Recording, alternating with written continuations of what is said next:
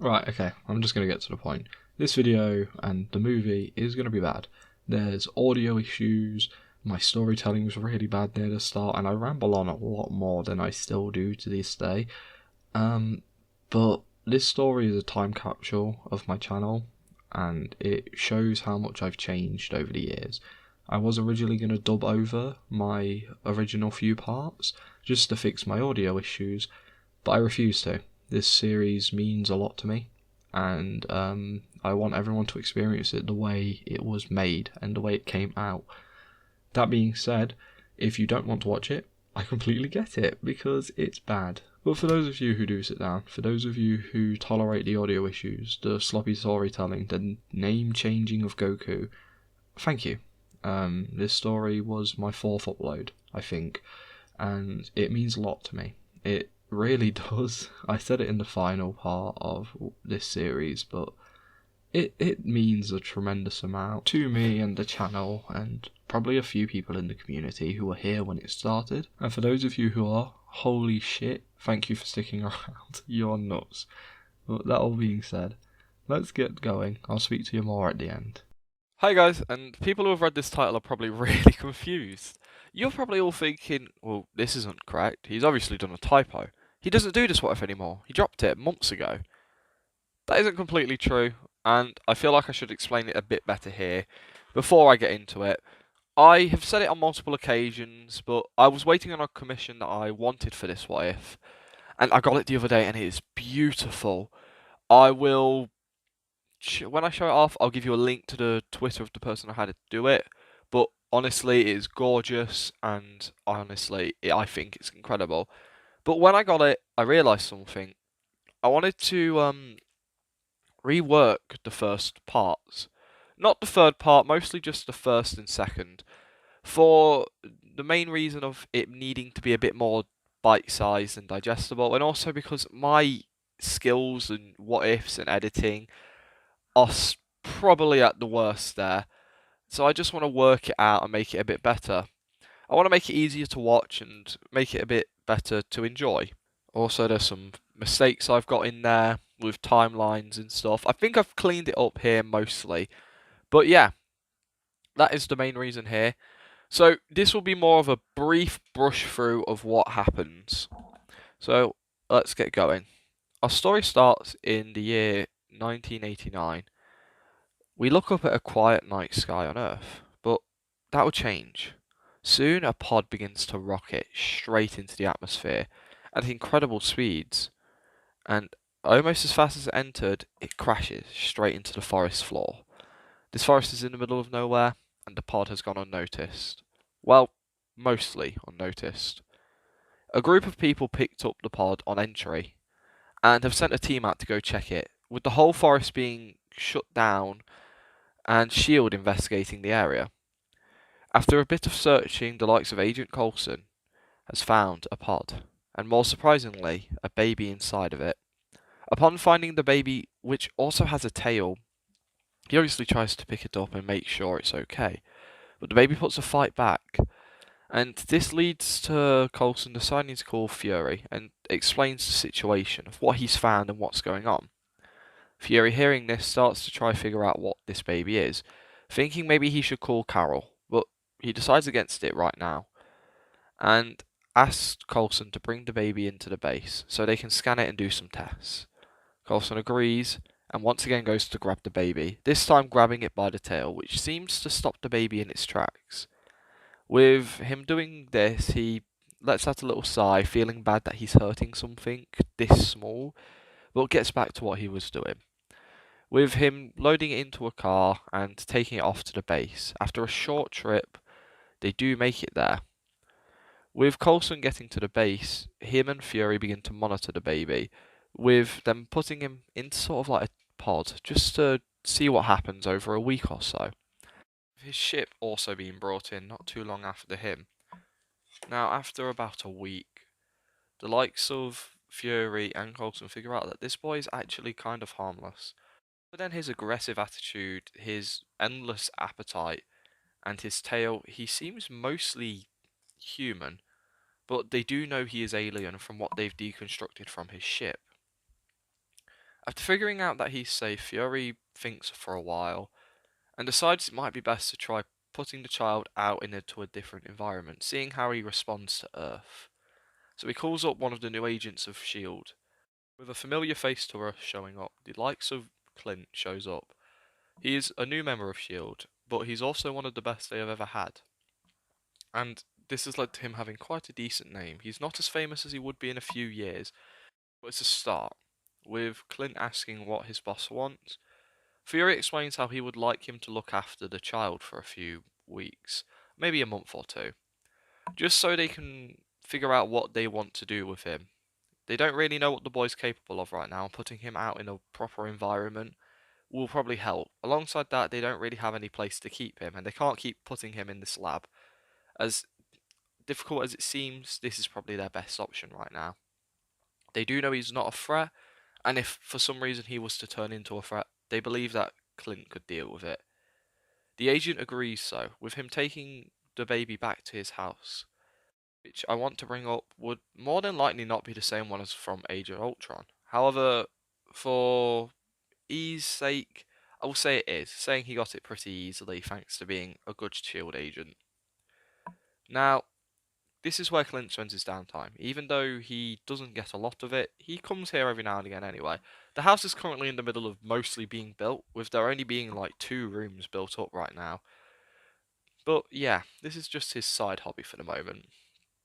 And Clint soon realizes he isn't really sure what to do with the child. He's not the best with this. However, luckily for him, his girlfriend Laura is very good with the young child, which leads to Clint asking for her help. Looking after the child. After all, he really doesn't know what he's doing. With the girl confused at where he got the kid from, Clint spends a while trying to figure out if he should tell her about S.H.I.E.L.D. or if he should lie, and eventually decides that telling her the truth is probably for the best. They don't know if this kid could be dangerous. With him explaining the whole situation to her, and just explaining why he'll be looking after the baby for a while. Now, hearing this, Laura understands and offers to look after the baby when Clint's away on missions, and she will try to help him when he isn't on a mission. With Clint being very thankful for this, the two start spending time looking after the baby, and it doesn't take long for them to become quite connected to him. Clint at first tries to not be, trying to make sure he stays professional.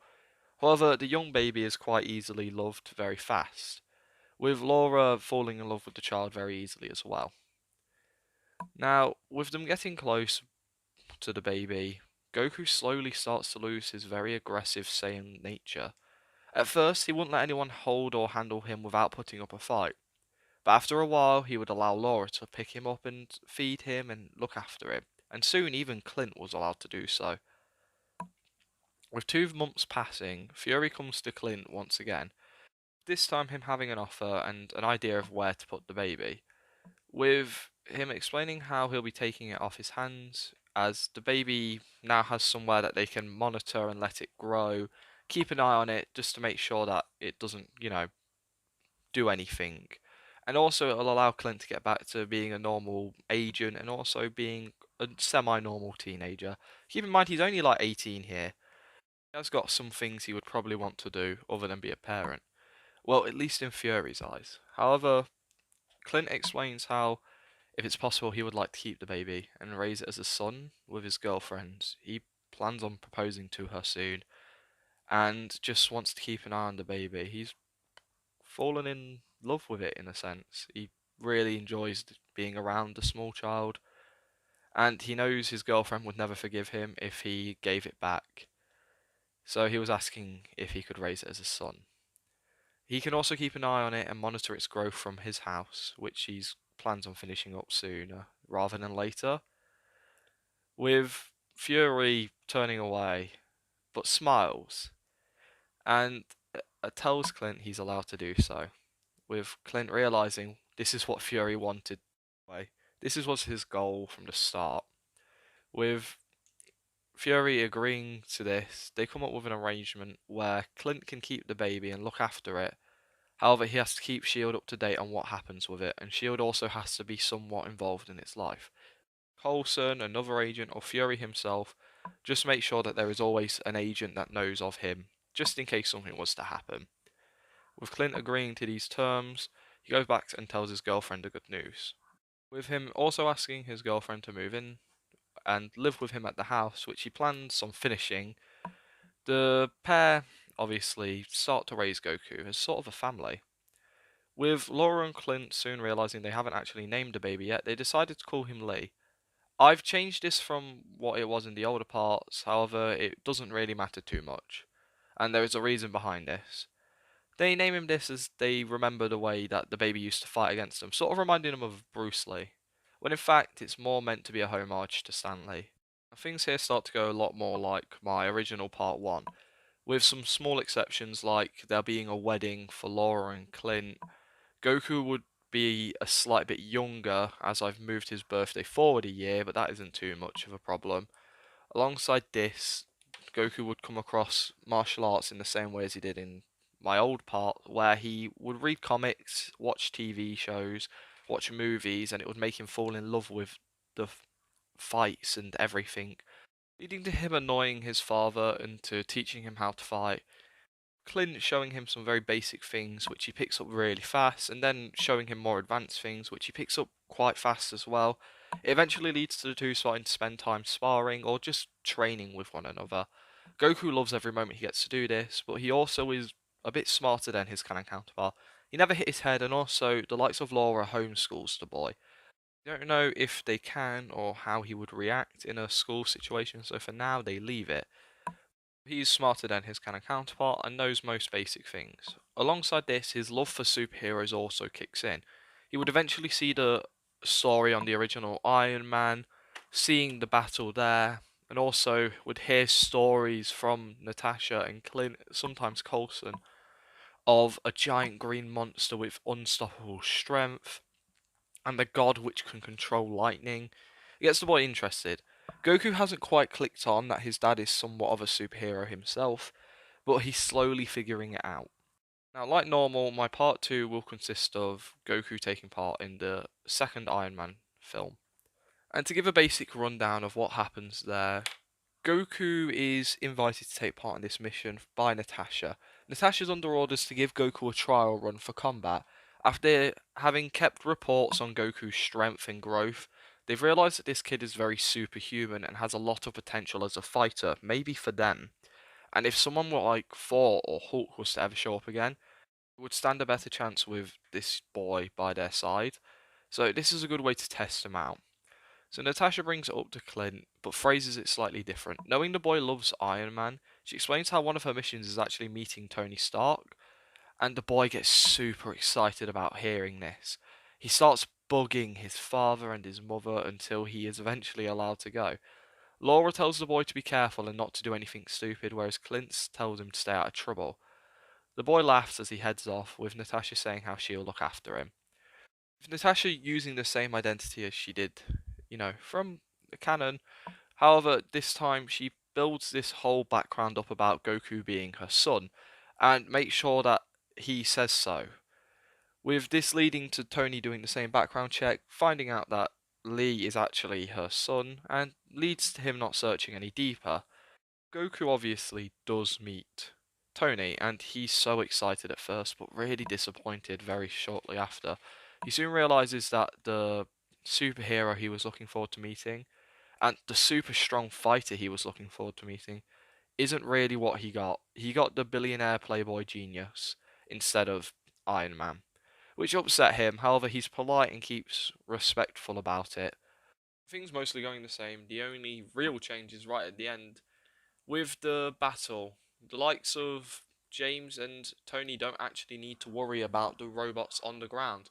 You see, with Goku being there and being someone who wants to be a superhero and wants to defend people, and also looking for a really good fight, and sees robots as a really good fight, he takes the initiative and starts fighting off the ground troops, leading to him defending a few civilians. Of course, soon Natasha would help out, and War Machine and Iron Man would help out, which leads to everything going a bit easier. Likes of Natasha still goes and tries to deactivate all the droids, but doesn't. Tony and Rhodes have that massive battle at the end, but there is a lot less robots than there originally was, so they have a bit of an easier time. So Lee slash Goku tries to defend Pepper from an exploding robot. This earns him the respects of Tony, Pepper, and Rhodey. Now, Nick Fury knows about his actions from the last part, mostly by Natasha telling him, and also from cameras footage they've pulled from the site. You know, nearby cameras on the street, and also the robots had cameras in them. So pulling some info out like that isn't too hard to believe. Now, we'll cut back to where Clint and Fury are on the phone, and Fury has made the suggestion that he wants Michael to be part of the Avengers program. He knows Clint isn't too happy with this and knows he won't want his son in a place where his life might be on the line. However, he suggests to Clint that he watches the footage he's seen just for his own opinion, as he's only 12 and he managed to punch through a chunk of metal, and on top of that, he's learnt multiple forms of martial arts from himself and Romanoff. That's incredible for a boy his age. Fury then goes on to talk about the fact that Michael's potential seems to be unending. As a small kid, they didn't really put him up for much, but he's now grown to the point where he's probably one of the strongest people on Earth at such a young age. And this is just from spending time training with Romanoff and Clint, and a little bit of training by himself, but not loads. He wants to move Michael into an environment where he can learn more about combat if the kid wants to, and if it's okay with Clint. He doesn't want the kid to waste time with other things where his potential might be wasted. But he understands that Clint wants Michael to live a normal life and is willing to let Michael enroll in school just to do some time there, just so he can have somewhat of a normal life. He thinks now that after seeing him interact with the outside world a tiny bit, he'll be safe to be around and the public doesn't have to worry. The only issue would be his tail. However, that's something with a little bit of practice he could get used to hiding under clothes and whatnot. So he sets this offer out for Clint to listen to. Now, Fury's intentions aren't all good. He doesn't just want to make sure this kid's potential isn't wasted. He's not going to say this to Clint, but if he doesn't do anything now, he won't be able to make an amazing hero or soldier out of Goku. And he knows if Clint hears him say that, he won't let him, train the kid. However, he wants Clint to review the footage, and he hangs up the call and sends Clint a message. Clint, seeing a message come through with no ID, assumes it's the footage. And after watching his son get put in harm's way, he panics a little bit when he steps up to confront the robots. However, after watching the video a few more times, he sees that his son's actually calm and he seems quite happy, trying to defend people.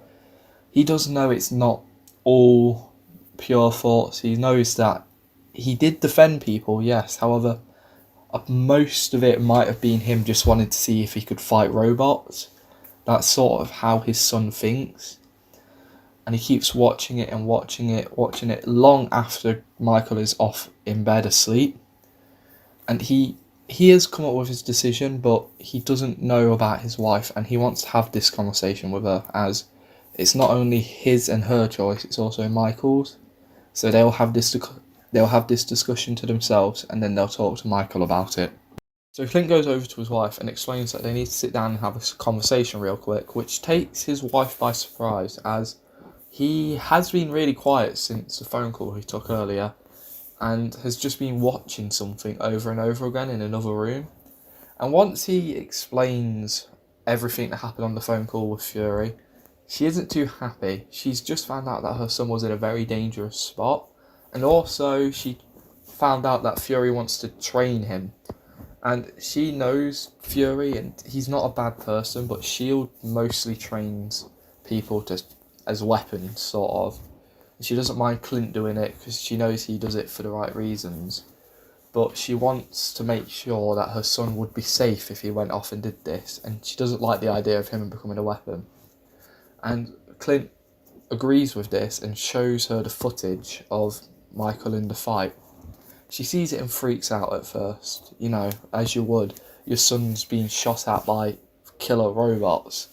But after she watches it a few more times, she can see that Michael's actually really happy and he looks super calm in the situation he's in.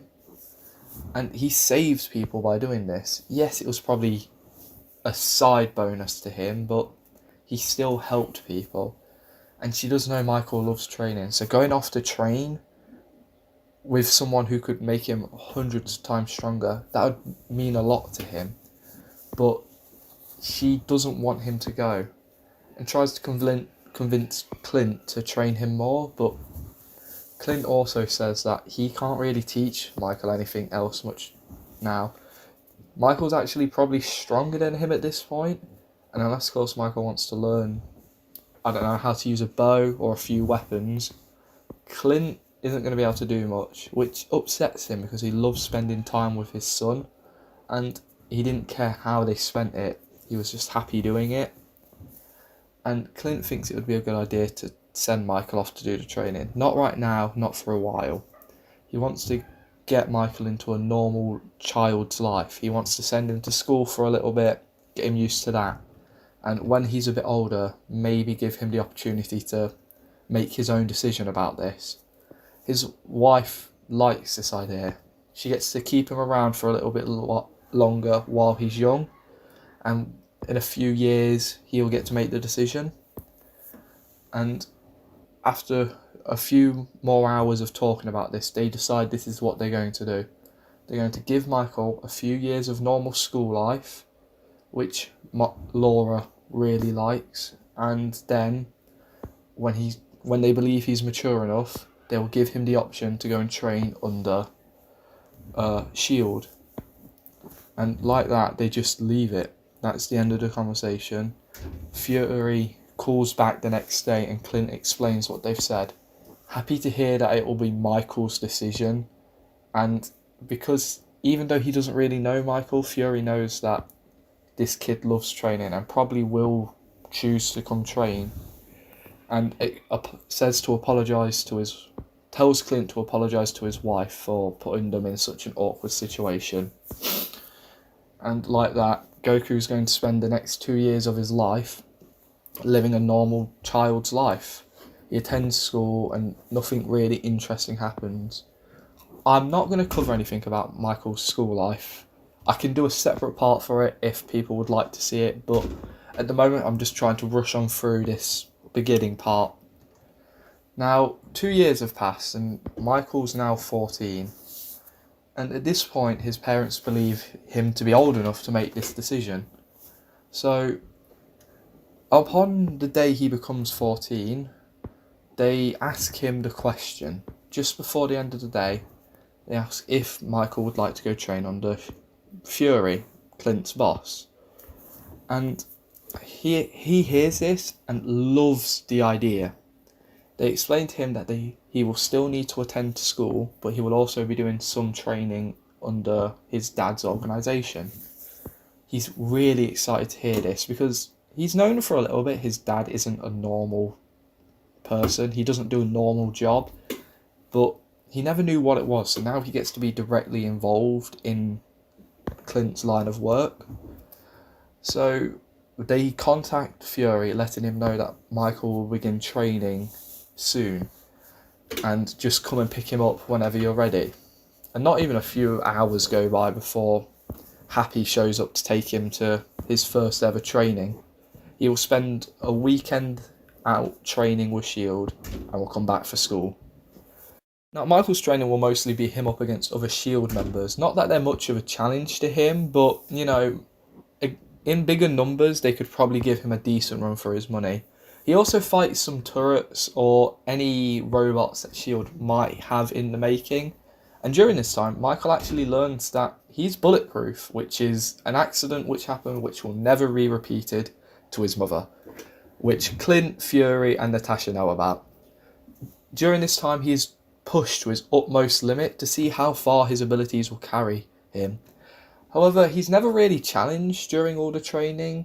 He does learn some valuable lessons about combat and strategizing and a little bit of medical knowledge now, just in case he's in battle and needs to know. Michael doesn't care much about that, however he knows it's useful, and for a lot of the time SHIELD does try to convince Michael to, pick up a weapon, but the most they could do was show him some basic Bowie staff tricks. Michael likes sticking to a good old fist fight in combat, and in all respects to Michael, He's not only probably the best martial artist S.H.I.E.L.D. has ever met, he's also some of the greatest strength S.H.I.E.L.D. has ever seen. There's only a few people that S.H.I.E.L.D. know of at this point in time which could outpunch Michael.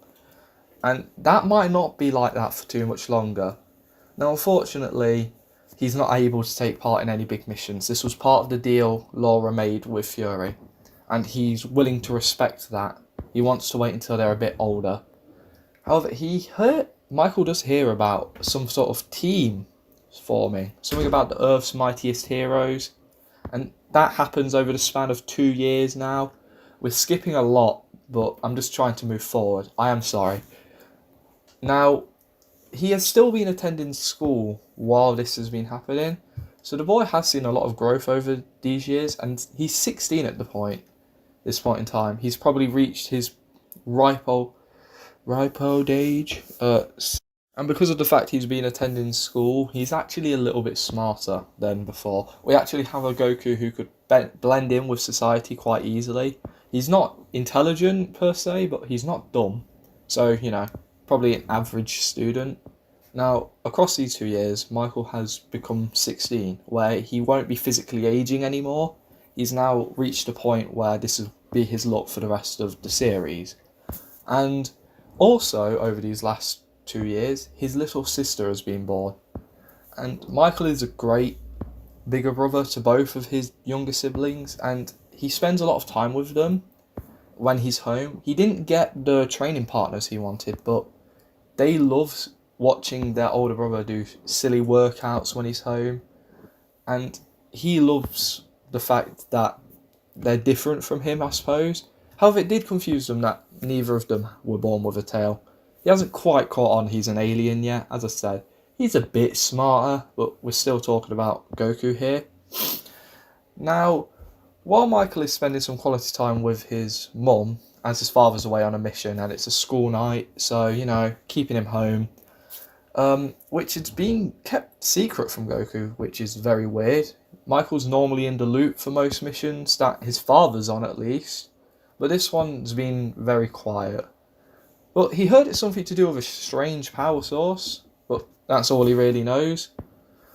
Now, we're beginning the first part of the Avengers film, and for the most part, beginning plays out the same. Nothing's changed or anything. Hawkeye still becomes mind controlled by Loki. However, arguably Hawkeye did a little bit something. He didn't really damage Loki. He didn't change anything at all, really.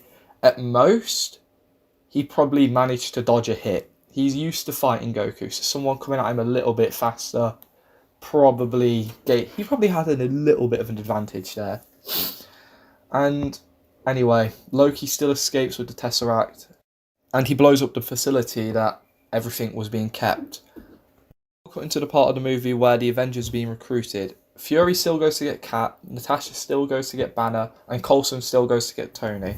The only real change is when Tony goes through the Avengers program and everyone who's on there, he also notices Michael happens to be there, which it takes him by surprise, as he's still quite a young kid, but he has a nice memory of the child and remembers how strong he was at such a young age, and is looking forward to seeing how he's grown over 4 years. So, after Fury had recruited Cap, he heads over to Clint's house to go get Michael. And when Michael notices a car, which looks familiar to him, start pulling up to his house, he's worried when he realises Fury's in there.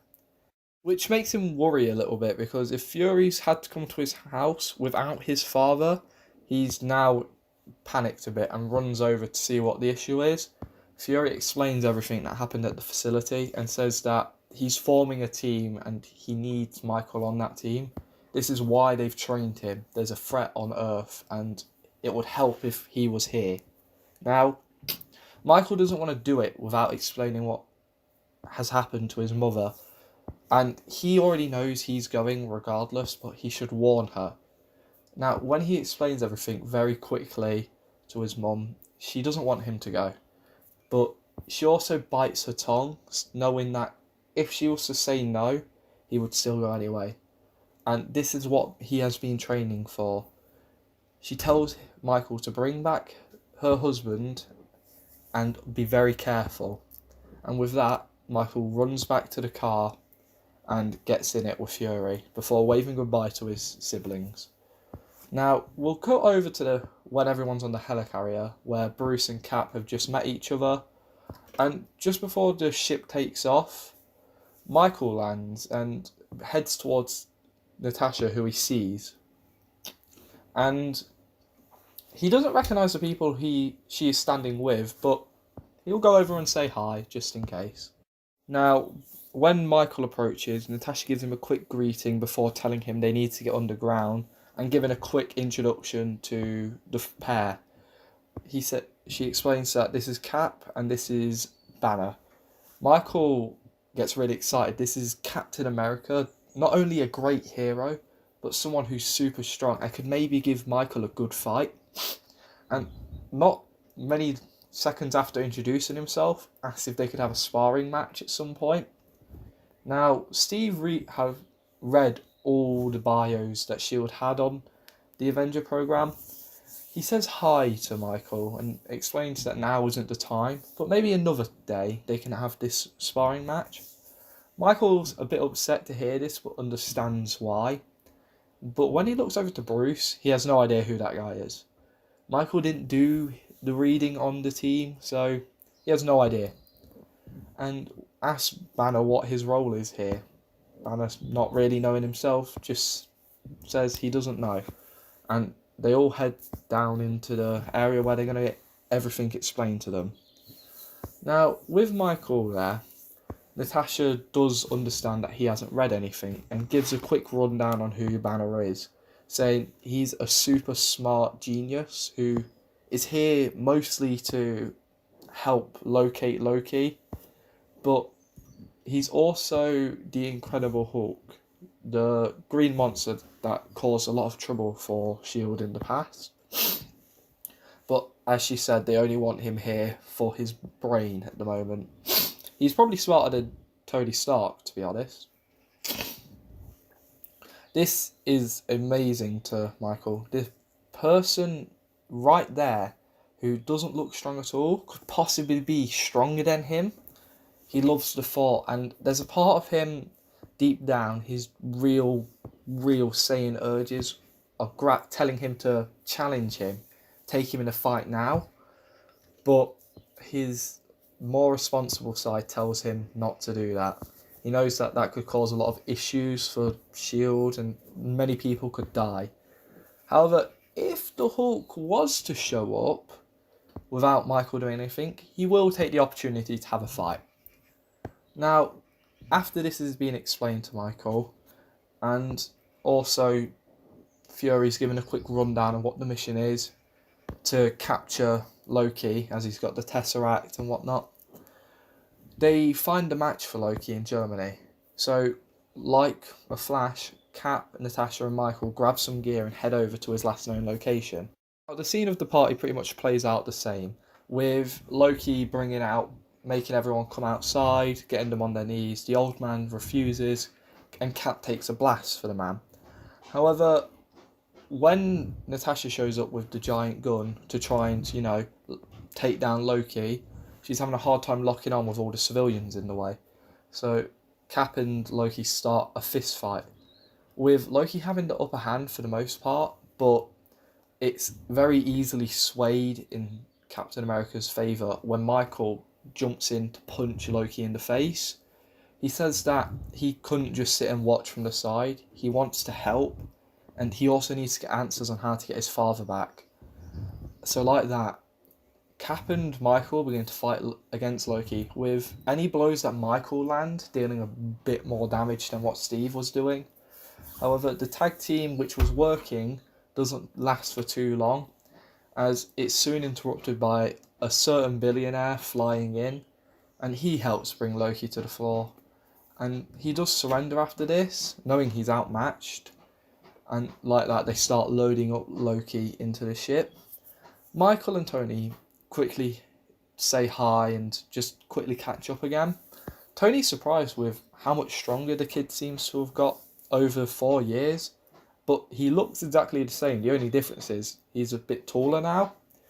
And Michael says that it's nice to see Tony again, and hopefully this time they can have a sparring match once they've dealt with Loki, obviously. Now joined the group in the jet on the way back to the helicarrier, and on the journey back, Cap and Michael have been talking, with Captain America saying how impressed he is with the skills Michael showed.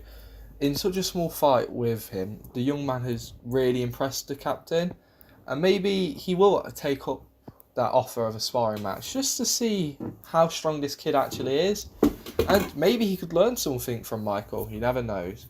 And at hearing that, Michael shines with excitement.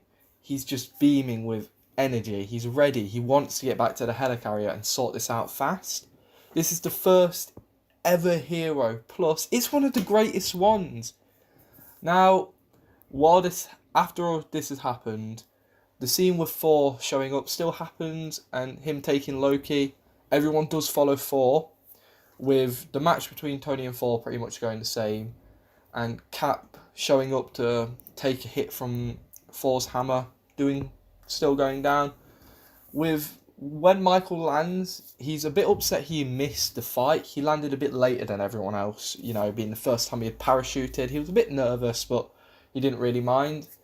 And he was excited to see how much damage had been done during this fight.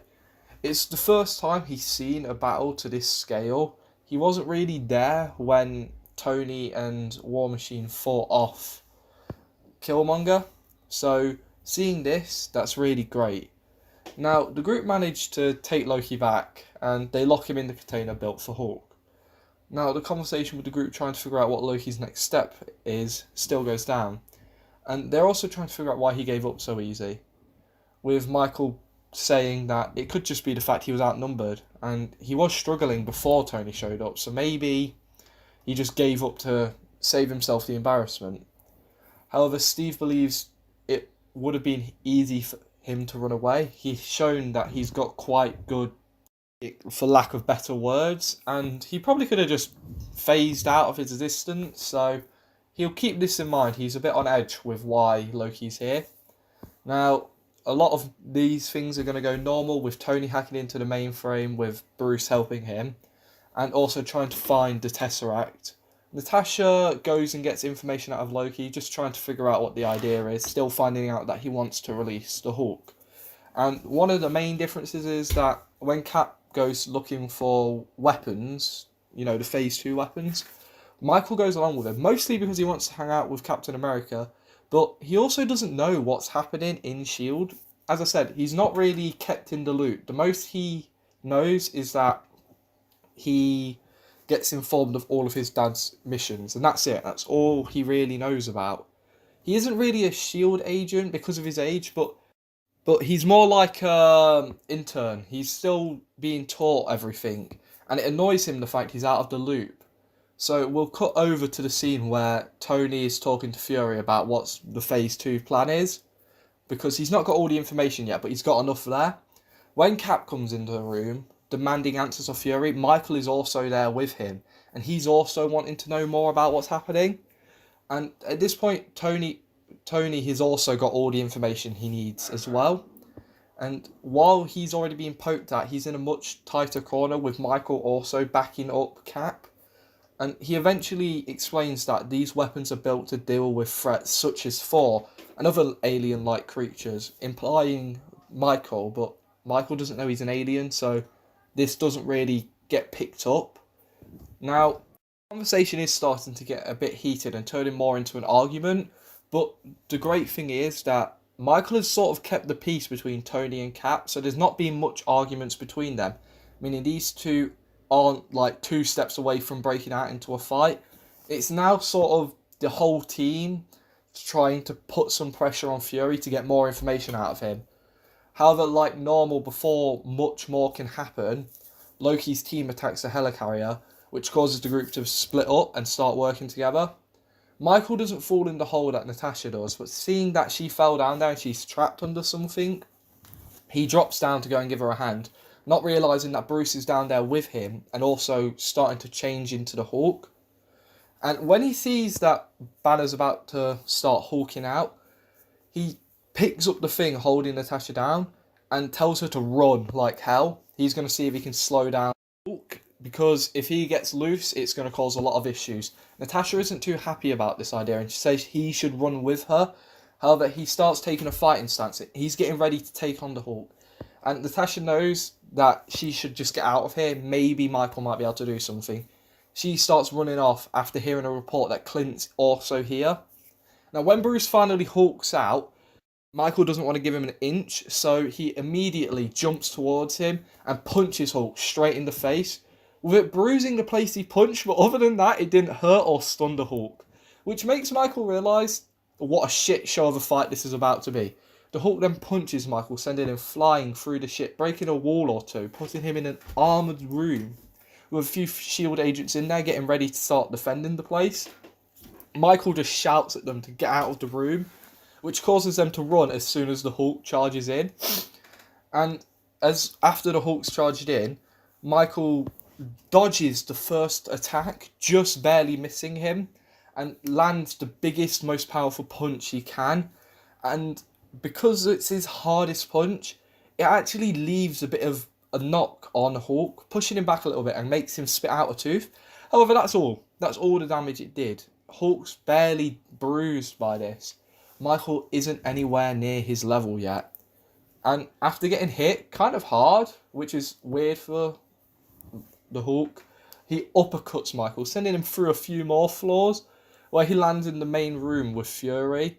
Michael manages to pull himself off the floor, and when he looks back down into the hole, he sees Thor's taking up the fight with Hulk. And he quickly gets up to see where he is, noticing he is in the main control room, where there's currently a gunfight happening between a few S.H.I.E.L.D. agents, Fury, and Loki's team. So he quickly rushes over to start taking some bullets for people and taking down some enemies. And before he's taken down all of them, he notices his dad move away from the main room. He shouts over to Fury that he's going to chase him down, with Fury responding saying that'll be fine, and Michael running off to chase after his dad.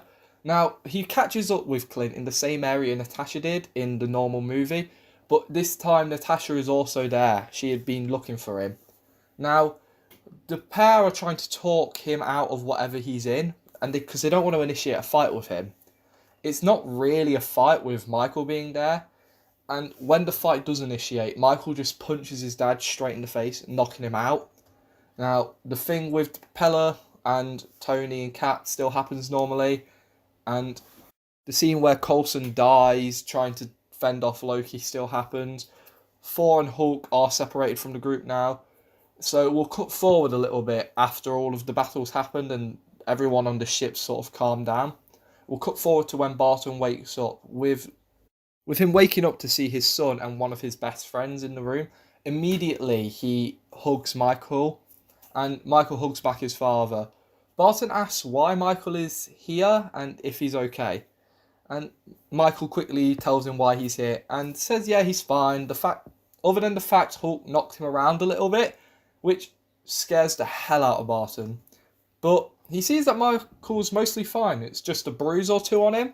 And Michael then asks his father if he is okay. And Clint rubs his nose, just trying to figure out what happened, with Natasha explaining that he got mind controlled and gives a quick rundown of everything that happened, saying that, oh yeah, Michael saved her from the Hulk and also knocked him out, but it also seems to have got rid of the mind control, so not everything's bad.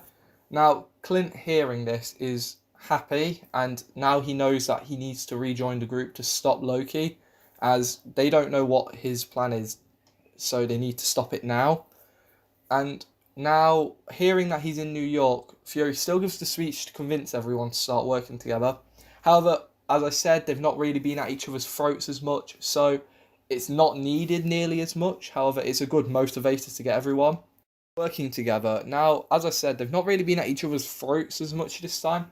That's because Tony's trying to play a cool, smarter hero than he was last time Michael met him. So he hasn't really been aggravating everyone as much. He hardly even bothered Banner. He didn't really poke at him or anything.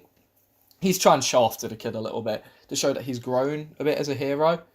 Now, anyway, there are now 5 Avengers present, and everyone begins suiting up to fight Loki. While Michael doesn't really need to grab anything, he doesn't have a suit yet. He wasn't supposed to be out on field duty for another 2-3 years. However, Fury did have something made. It's just a suit which is a bit more, durable than what he currently has. It will be a bit more flame-proof, blast-proof. It'll just keep a bit cleaner. And also, he can keep his tail out in this one. It's got a tail hole for him. Now, everyone begins boarding a Quinjet other than Tony, who heads off ahead of the group to get a new armour. Now, the interaction with Loki goes the same. However, Tony does bring up Michael. And, Loki, for the most part, goes on about the same thing. Now, most of this part is going to be pretty much the same, with everyone crash landing in the city and their first initial fights with the Chitauri going the same. However, Michael does make the fight a lot more even, and he's probably dealing with more than anyone else. Now, the first change will be when Cap runs off to talk to the police line about what to do and how to help civilians. Now, instead of going by himself, Michael actually follows him to help any civilians that Cap might not be able to help quickly and just get them to a bit of cover. When Cap gets to the police line, he informs them of what to do, and Michael's there just to sort of encourage them to follow him. When the cop asks why Cap shouldn't listen to him, and Cap then just kills the fuck out of those 2 aliens, Michael says that's why you need to follow him.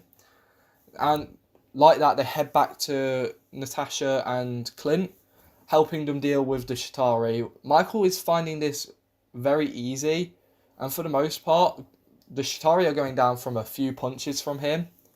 We're going to cut forward to the part where Banner has showed up, and Tony's bringing the Chitauri Leviathan towards the group, with Banner still going Hulk to stop it, and Michael realising that Hulk and himself are not in the same ballpark, and how much strength the Hulk actually owns. Now Michael's excited. He wants to manage to survive the invasion, and then his goal is to beat the Hulk one day. Cap still gives out orders to everyone and explains to him what they'll be doing, with him telling Michael that he will be helping out himself and Natasha deal with the ground troops, with Michael mostly being happy with this, and he wishes his father good luck before he leaves to get ready.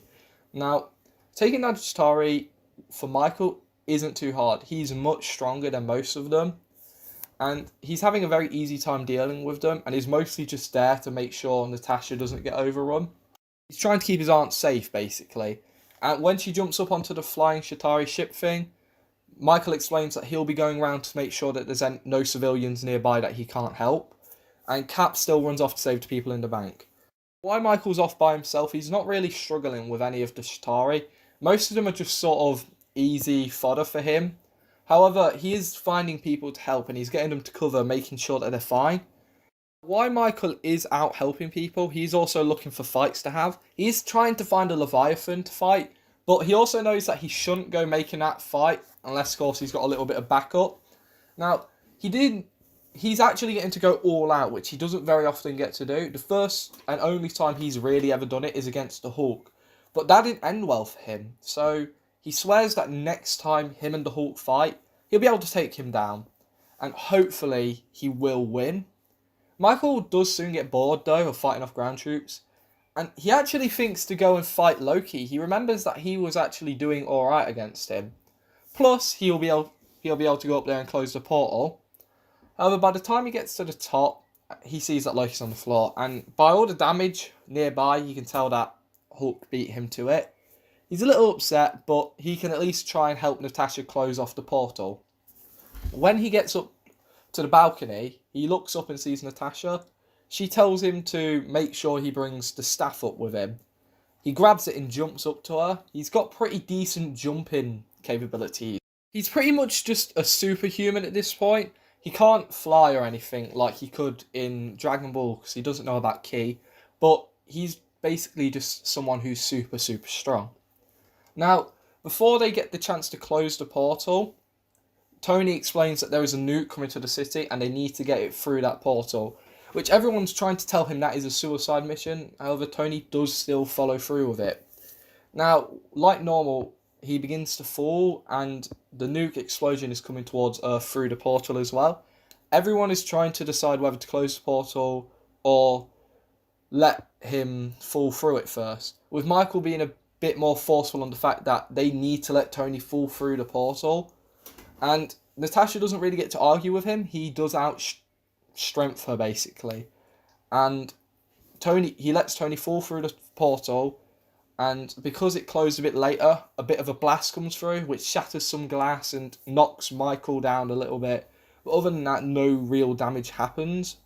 Now, while Tony's falling, it pushes him down faster to the earth as well. And like in canon, Hulk does go for him. However, someone makes the jump first, and that's Michael. Michael has jumped up to try and save Tony. He hadn't really thought about landing, but he jumped up to save him.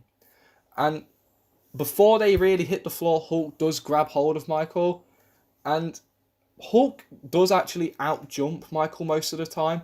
However, because he was on a roof, and that gave him the head start on Hulk, meaning he made it first. Now, they still land, and they revive Tony. He didn't die. He's probably got a little bit of a burn from the explosion, but other than that, that's it. Now, they've captured Loki. They have him at bow point, I suppose. And this is sort of where everything starts to click back into normal. With everyone, saying goodbye to each other, knowing that they'll team up again.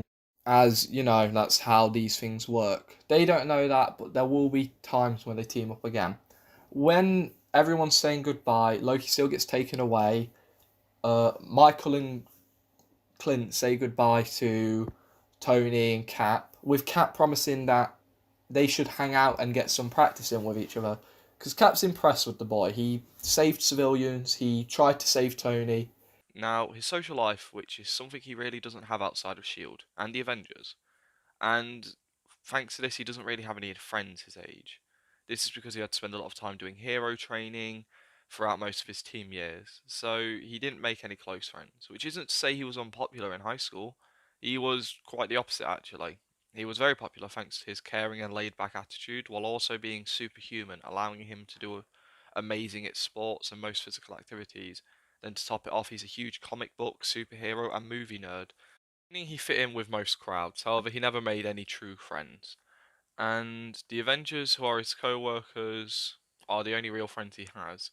Outside of his hero life, well, he doesn't really have anything except for his family, and even then, he doesn't see them too much anymore.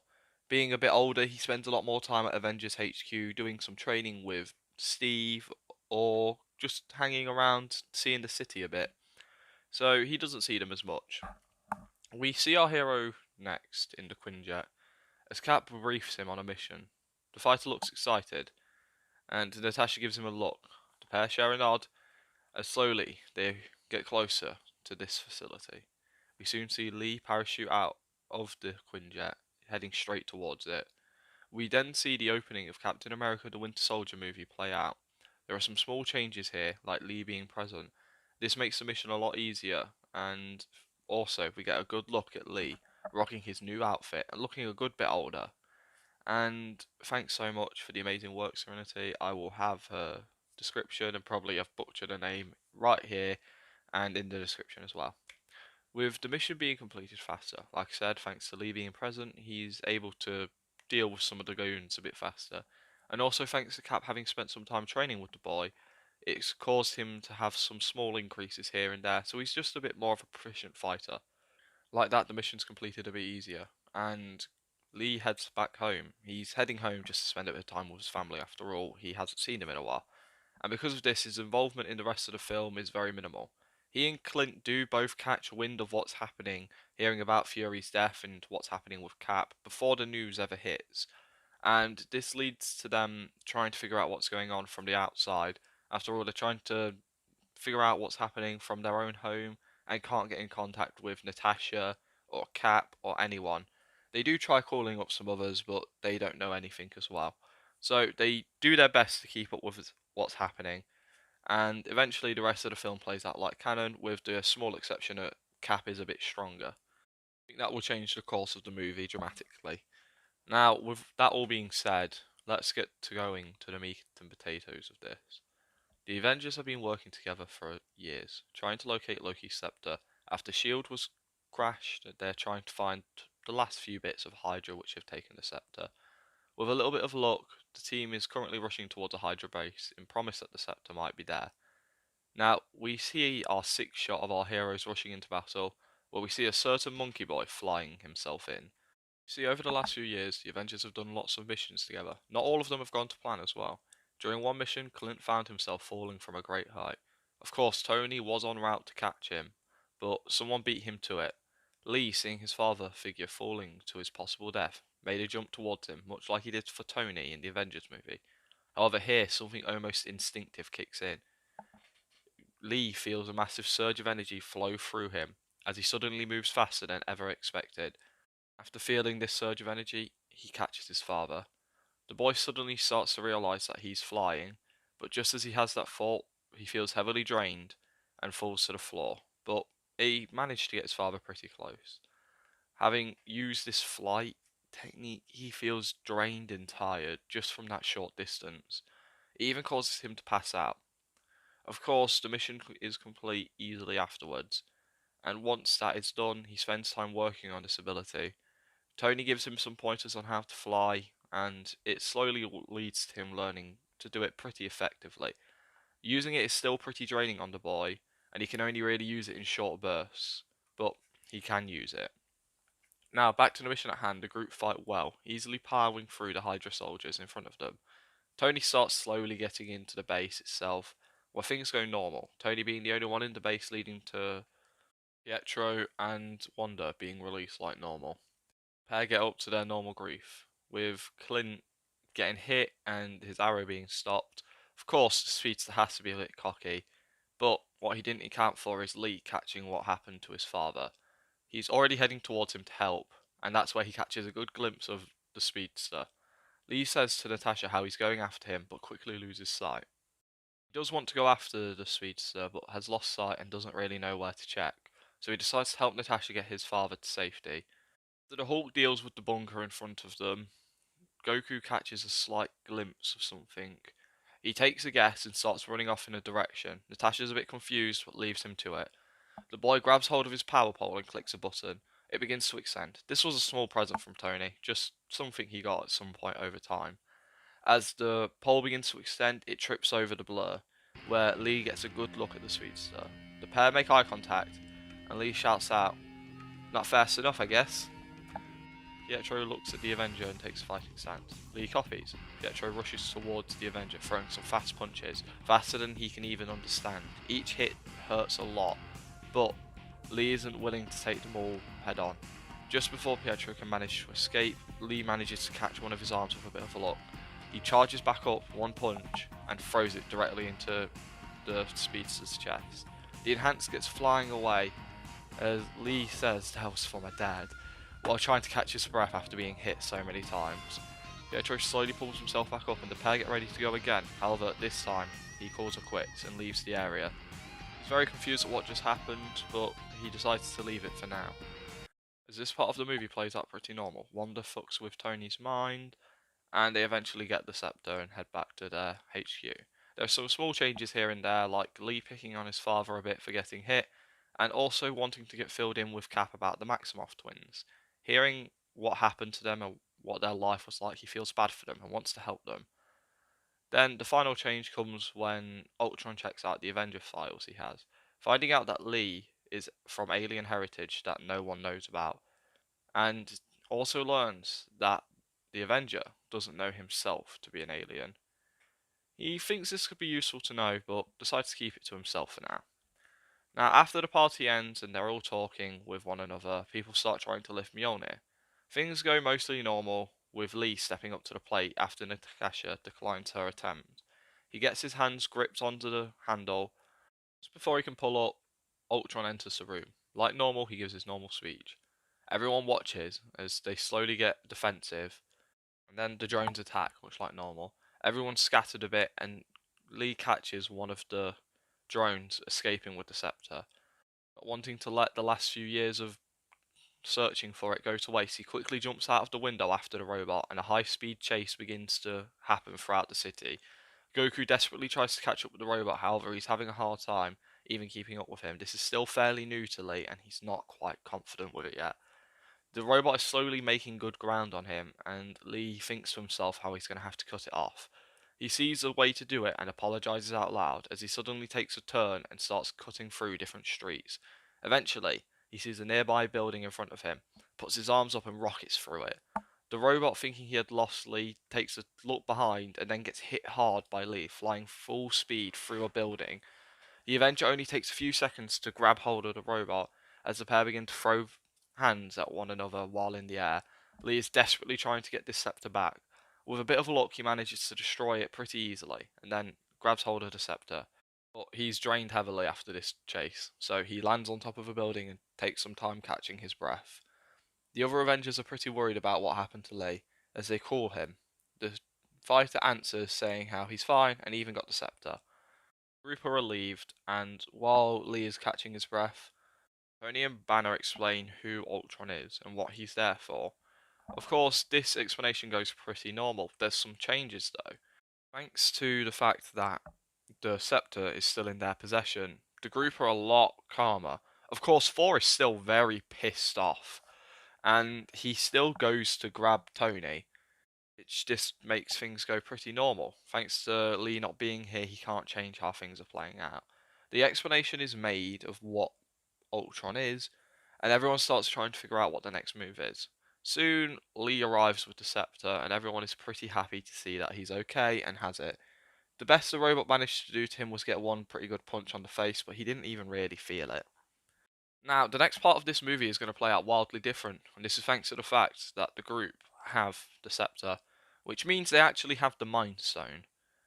Now, with Ultron still thinking that he needs to make his upgrade, but he also now has to come up with a plan on how to get the scepter. He knows that he will need it, and then he decides that he will also need the help from Wanda and Pedro. So their recruitment goes like normal. Now, things start to play out pretty similar, but there's some changes with the Avengers. First of all, Lee is making sure that the peace is kept. He's always played the role of making sure everyone doesn't kill each other. After all, they're all his heroes and looks up to all of them, so he doesn't want any of them to fall out and wants to try and keep the team's chemistry as best as he can. Thanks to everyone liking Lee, it tends to lead to him being able to keep everything calm, and this tends to make him have sort of a pseudo leader role. Of course, Cap is still the leader and Tony still pays for everything, but Lee is the peacekeeper, so it helps a lot. And while this is also happening, they're trying to figure out what to do with the scepter. It's pretty difficult to figure out. Thor wants to take it back to Asgard, but Tony thinks that they might need to study it to get a better idea of where Ultron will be and how to find him. Also, Tony still wants to have another attempt at Ultron, but he doesn't vocalize this right now, knowing that the only person he should really talk to it about is Banner. He also wants to get a better idea of what this energy source is coming from, but for now can't think too much into it. Soon they figure out where Ultron's going, knowing it to be South Africa, knowing he wants vibranium. So they start heading that way, but leave the scepter back at Avengers Tower, hiding it somewhere in the building and telling Maria Hill to be on guard and maybe even calling Rhodey and Sam if she needs some backup. She doesn't mind doing so, and soon the group arrive in South Africa. The initial part of this doesn't change up too much, keep in mind that Ultron has still recruited Wanda and Pietro, so that hasn't changed too much there. Big change comes from is when the fight breaks out. In this bit here, Lee calls dibs on fighting the speedster. However, he isn't really out to fight him. Lee chases off after Pietro, looking for him desperately, while Wanda starts sneaking around and causing some problems. Eventually, Lee manages to catch up with Pedro. The pair lock eyes, getting ready to fight, when Lee asks why he's doing this. To believe, Pedro says he wants to destroy the Avengers, and more importantly, Tony Stark. Lee sighs a bit and explains that Tony isn't the same person he used to be. He understands what happened to them is dreadful, but he wants to help. Pedro's annoyed and says how he doesn't care how much he's changed. He's still the reason their family is dead. Lee says how he understands that, and he can never understand the pain that they must feel. He was lucky enough to have never lost any family, and all the people close to him are pretty strong and can defend themselves, and he comes from a safe place. But he wants to help them. Destroying, killing, it won't bring them back, and eventually will just leave them feeling empty. And it wouldn't be what their parents wanted. The parents just would have wanted them to live on and have a good life. He wants to offer them a chance to put everything they've done in the past. He wants to offer them a chance to leave this life they're setting themselves up into with Ultron. Explains how Ultron is probably only using them now while he needs them, and might not have a purpose for them much longer. He's seen bad guys do things like this before, and he knows how it ends for the sidekicks. Pedro's generally caught off guard, as Lee has taken everything down. He's no longer got his hands ready to fight, his stance is very passive, and his just atmosphere feels different. There's still a fight going on around them, but for this second, everything seems pretty peaceful from Lee's perspective. Pedro thinks on what he had just been offered, sits on it for a few seconds, catching the sight of his sister in the background. Not thinking too much of it, soon he sees Wanda. He gives her a signal to enter his mind. Wanda does so, and she starts to feel what Goku feels. He's relatively shocked to feel that he's being genuine, having caught some of the conversation, but she then is very scared. She finds something deep within him, and she doesn't want to see it anymore. Doing something, putting Goku in a trace in his own mind, much like she had done to the others, she warns Pedro of what just happened, as the battle from here continues pretty normal. But what Goku experiences is nothing like what the others experience. Goku starts seeing somewhere he's never seen before, and he's seen a lot of the Earth over the last few years, but this is nothing like it. In fact, it's so different, he's convinced it might not even be on the planet. He can't figure out what's going on. He hears people screaming and people running around, and catches sight of people wearing armour, and what looks to be Atari, and he even sees a Leviathan. He's now completely confused and doesn't know what's going on. Soon, two people run into the building he's in, pick him up, and then rush off, screaming out of a female's heard saying, "We need to get Kakarot off the planet." Male responds, shouting out that he knows. They just need to get him to the pod they've already got prepared. Hopefully, they don't run into any trouble. The pair run for a few seconds before jumping up and flying off. Goku can feel a speed he's never felt before, and is so confused at what's happening. As he looks around, he catches a Leviathan chasing after them. The male shouts out to the female to take Kakarot quickly, as Lee feels him get moved from one person to another, and he catches sight of the person who was just carrying him. They have very similar hair, and he has a tail. He's never been so confused. The person who just released him puts his hands together and fires off what looks to be a massive beam. It completely cuts through the Shatare as Lee watches on, even more confused. He really doesn't know what's happening anymore. Seeing this happen, he watches as the man catches back up with them, and they soon arrive at what looks to be some sort of orb. There he feels himself be placed. But instead of sitting from the inside of the pod, Lee gets his own physical body back and watches from the outside. He sees that the person he's just watching from was himself as a baby. He doesn't understand what's happening anymore, and is just kind of in a state of shock. The people who were just carrying him look on through the pod door, but before else can happen, feels himself wake up, and he's back inside the ship. Asks if he's alright, trying to figure out what happened, as Lee grabs his head, starting to feel some sort of massive headache. Barton runs over checking on his son, who upon being touched, jumps back away from Barton, just staring at him. This shocks everyone, but Lee just sits there for a few seconds, and slowly everyone is loaded into the Quinjet. This is after Hulk's battle with Veronica, and the fight is mostly the same.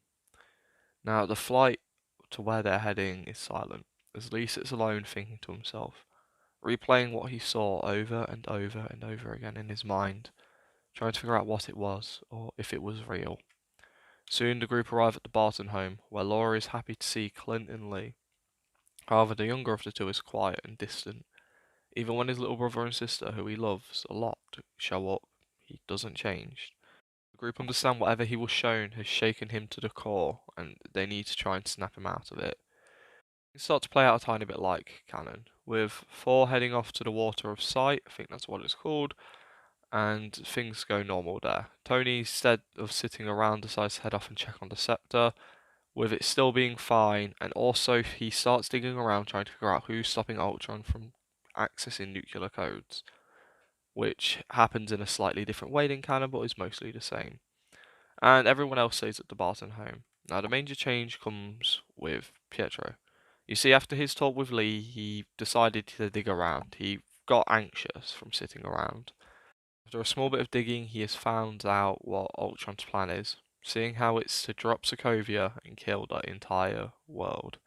He obviously doesn't want to allow this to happen, and soon he fills in his sister.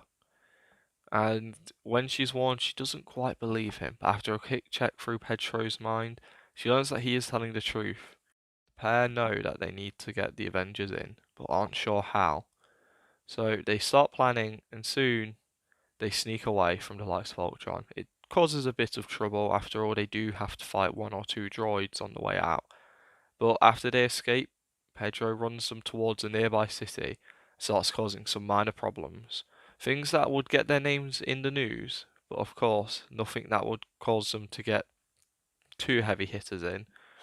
With the group catching wind of what's happening, all of them respond. Even Lee, who has been in a slump for a while now, gets up to answer the call.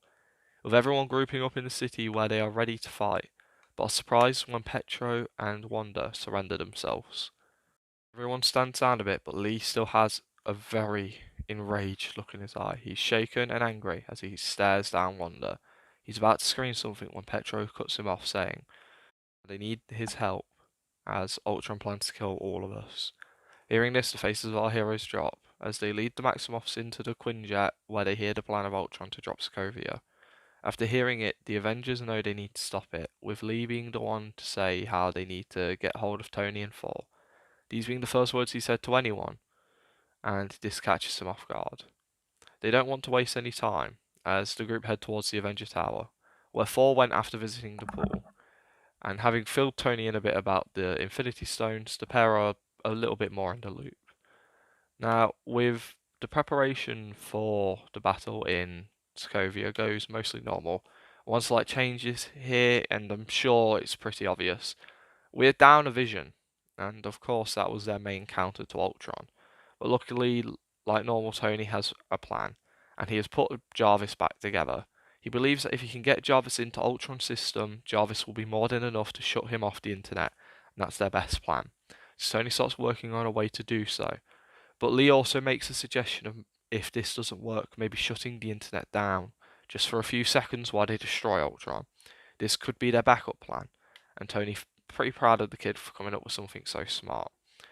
Now, after getting everything ready, Tony shows off the pair of gloves he made, explaining how Jarvis is inside of these, and what everyone needs to do, whoever's wearing them, needs to grab onto Ultron and hold on as long as possible.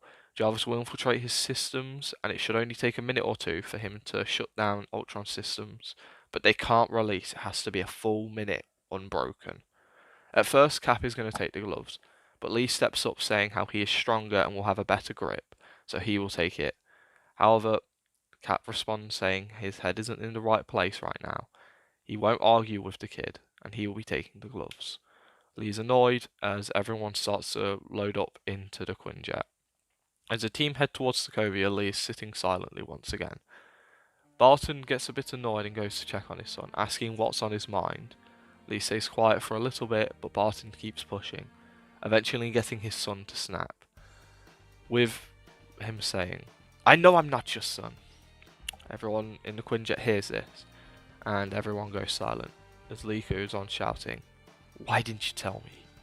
Barton responds saying how he never found the right time and didn't think it mattered, but Lee looks unamused by this answer, as he responds with, "Then why not tell me about the fact I'm not human? Or was there not a good time for that either?"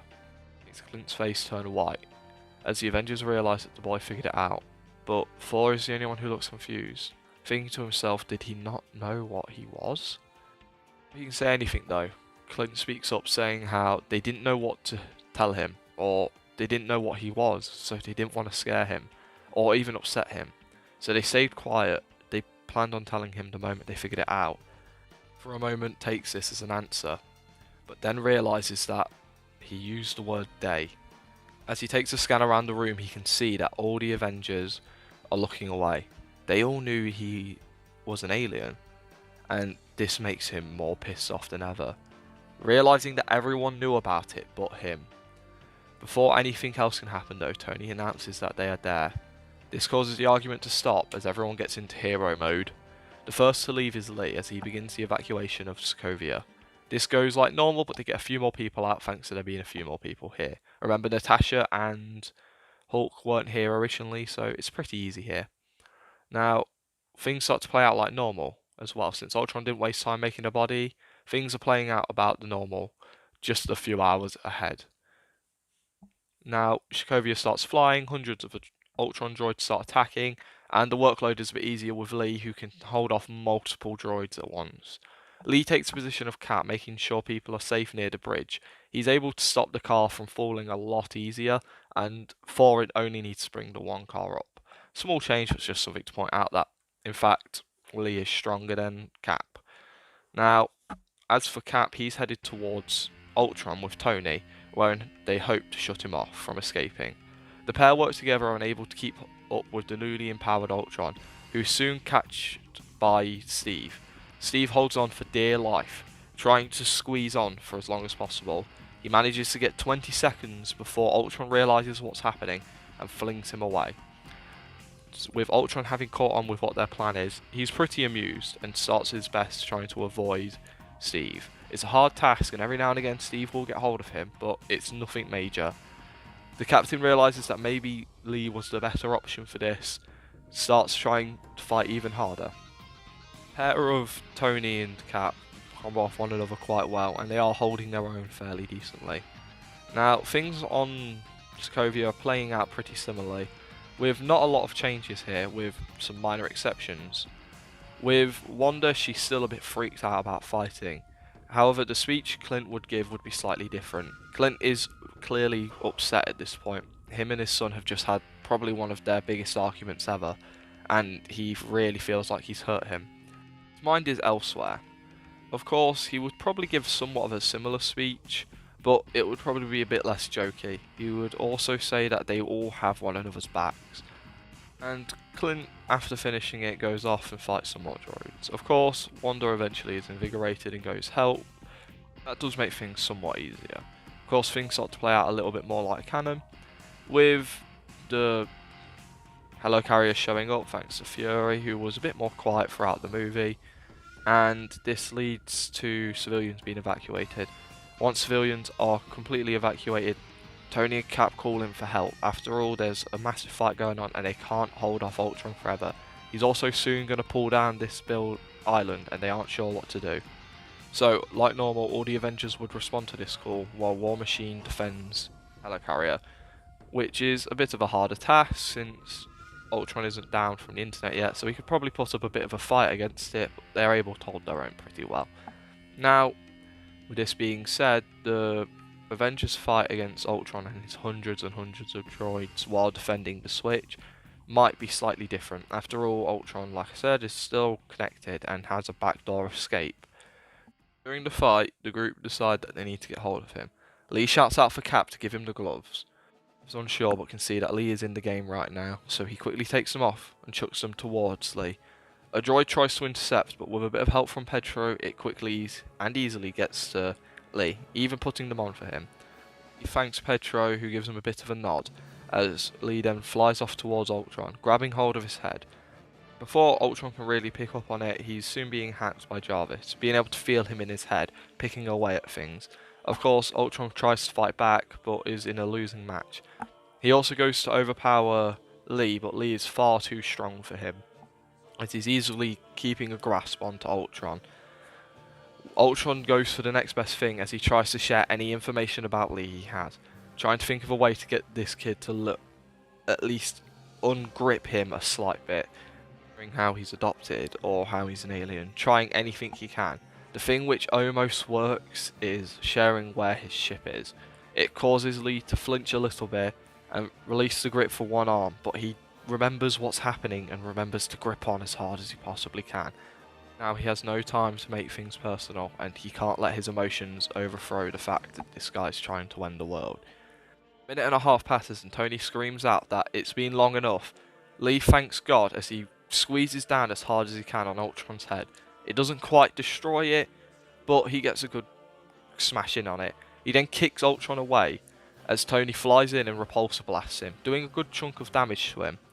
The robot is sent flying away and presumably destroyed. Well, presumably. The group continue their fight against the droids, and eventually Wanda offers to stay and guard the switch until the island is completely evacuated. Of course, things here play out slightly normal, but there's a change with Petro. You see, after seeing everything that's happening with Lee and Clint, he decides he's going to step in a little bit. He explains to the Avenger, who isn't really up for talking right now, saying how Lee is lucky to have a family who care about him, that are even blood related. Petro has no one but his sister, and he can tell that Clint genuinely cares for him. Maybe he was in the wrong for not telling him, and maybe he should have known since he was a kid. But it doesn't matter if he's alien or not. The guy still genuinely loves him. And if he needs to learn more about his heritage, he's more than willing to convince Wanda to show him as much as she can. It won't be an easy process, but willing to help Lee, because Lee was one of the few people to offer a hand to help him. Lee thanks Petro and decides that he'll sit on it, but for now they need to evacuate everyone up here. So, with that being said, things start to play out like normal. Ultron, having luckily survived, manages to get into a Quinjet, where he starts unloading cannon fire. Of course, this leads to Clint almost being shot at, Petro getting in the way and moving Clint and the child out of the way, sort of coming to terms with death. But he just hears tink tink tink tink, and the sound of bullets hitting the floor. As he looks up, he sees Lee standing in front of him. The kid holds a cocky smile as he says, "Are you not bulletproof?" Lee chuckles to himself a tiny bit, and Pedro looks kind of annoyed but laughs himself. Clint runs over to his son, checking he's alright, and at first Lee's a bit reluctant, but he asks his father if he's alright. They share a bit of a nod, and knowing that there's going to be a bit of an awkward road coming up, but they decide to get through it together. With that said, Clint gets off the island, and Natasha's dropped off by the Hulk like normal, who quickly deals with Ultron's main body. Luckily, with Quicksilver surviving, thank fuck, you know, the guy who could dodge bullets earlier in the movie, he leads to Wanda not going into that rage and leaving her post, meaning she stands by her post. Instead of her wandering off to find Ultron, Lee actually goes off to finish the job for them. Hulk still flies off into the sunset magically, and the group quickly finish off the rest of the droids. Tony comes up with a way to destroy the island, and it's a lot like normal. This time he plans to do it from a higher height, where he and Thor have a higher chance of escaping. Of course, Thor's happily to do so. After a quick perimeter sweep of the whole island by Petro, pretty sure that no Ultron drones are working or operational, so they decide to evacuate completely. With Quicksilver doing one last sweep to check for civilians, Lee offers to go grab his sister. Petro's more than happy to allow this to happen, as Lee saves Wanda away from the drop point. Quickly putting her in the ship, he goes back off to see what he can do to help. After all, he doesn't want to just sit around and do nothing. What the group failed to realise is that one droid was playing dead, right near the switch. Much like normal, it makes a slow crawl towards it, eventually leading to Sokovia being dropped. Of course, everyone begins to panic. There's only 3 people there, and Clint is already worried about Lee. Everyone watches as the group who are on the island start trying to think what to do. Tony tries to rush, but the island falling on him is slowing him down. But thanks to a bit of help from a third member, Lee flies down underneath the island and, kind of stupidly, grabs hold of it, trying to push it up, putting all of his strength into holding this island up. He shouts out for Tony to hurry this whole process up, as Tony thanks the kid, who's slowing the descent a fair bit, but nothing dramatic, as Tony shoots into the core and soon shouts for Thor to blow it, which happens, and things happen here pretty normally. Lee's exhausted after exerting so much energy though, and gets a quick save from Tony or Thor, take your pick. Things would play out pretty normal, with a small change. Clint and Laura would have a sit down with Lee, where they explain everything they know about him, which isn't a lot. They explain how it seems whenever he takes a very serious injury, he seems to get stronger. He has these really weird attitudes on a full moon, and they don't really know what else to tell him. They don't know his race, and they feel bad for not telling him sooner. Of course, Lee's still very salty about this, and isn't quite ready to talk to them fully about it, but explains that maybe in a while, when you've settled down and done some of that mind practice thing with Wanda, you'll feel better and they can talk then. He still loves them and still wants to be a part of their family, but for now he just needs some time away. They understand and they tell him to visit whenever he's feeling ready. Clint feels the worst about this, but he knows that his son's only going to go be with the Avengers. Now, some things do play slightly different on the final day. With Thor walking out and Tony and Cap having the conversation, we do lose the conversation about, well, the really funny, would the elevator go up or down with Mjolnir? Of course, that doesn't happen here with no vision. Something different does happen with Thor. On his way out, Thor says, it's kind of funny, isn't it, that you, a Saiyan, just defended a planet. Lee looks really confused, as do Tony and Cap, with them asking, a what? Thor explains a Saiyan. He soon goes on to say, that's what you are, Lee, a Saiyan. A pretty different one at that. Everyone is gobsmacked as they realise Thor knows what he is. Thor goes on to explain what a Saiyan is, explaining how it's a warrior race and they're actually pretty powerful. It's pretty weird to see one on Earth, actually. And Lee might be one of the weaker ones he's met. Thor goes on to give a bit of detail, explaining that the Saiyans were planet destroyers. Well, they were for a while. And then they met the Asgardians, and the Asgardians and the Saiyans loved one another. They enjoyed every moment they got to fight against one another. After all, an Asgardian was pretty much the best fight a Saiyan could get, and a Saiyan that beat an Asgardian was impressive enough. Not that it often happens, but there was this one guy in Legend, something about being super or something. Thor doesn't really care for the history of it. He's only ever fought one Saiyan, and he wasn't that interesting. And thinking about it, he realizes that he hasn't visited the planet in a while. Plans on making a trip there soon. Lee thanks Thor for this small bit of information and asks that if, when he visits, maybe he could be taken as well. Thor is more than happy to do so, saying how he'll stop by before he visits. And with that, Thor goes, with the still intent trying to figure out why all the Infinity Stones are showing up, but also now planning on visiting planet Vegeta.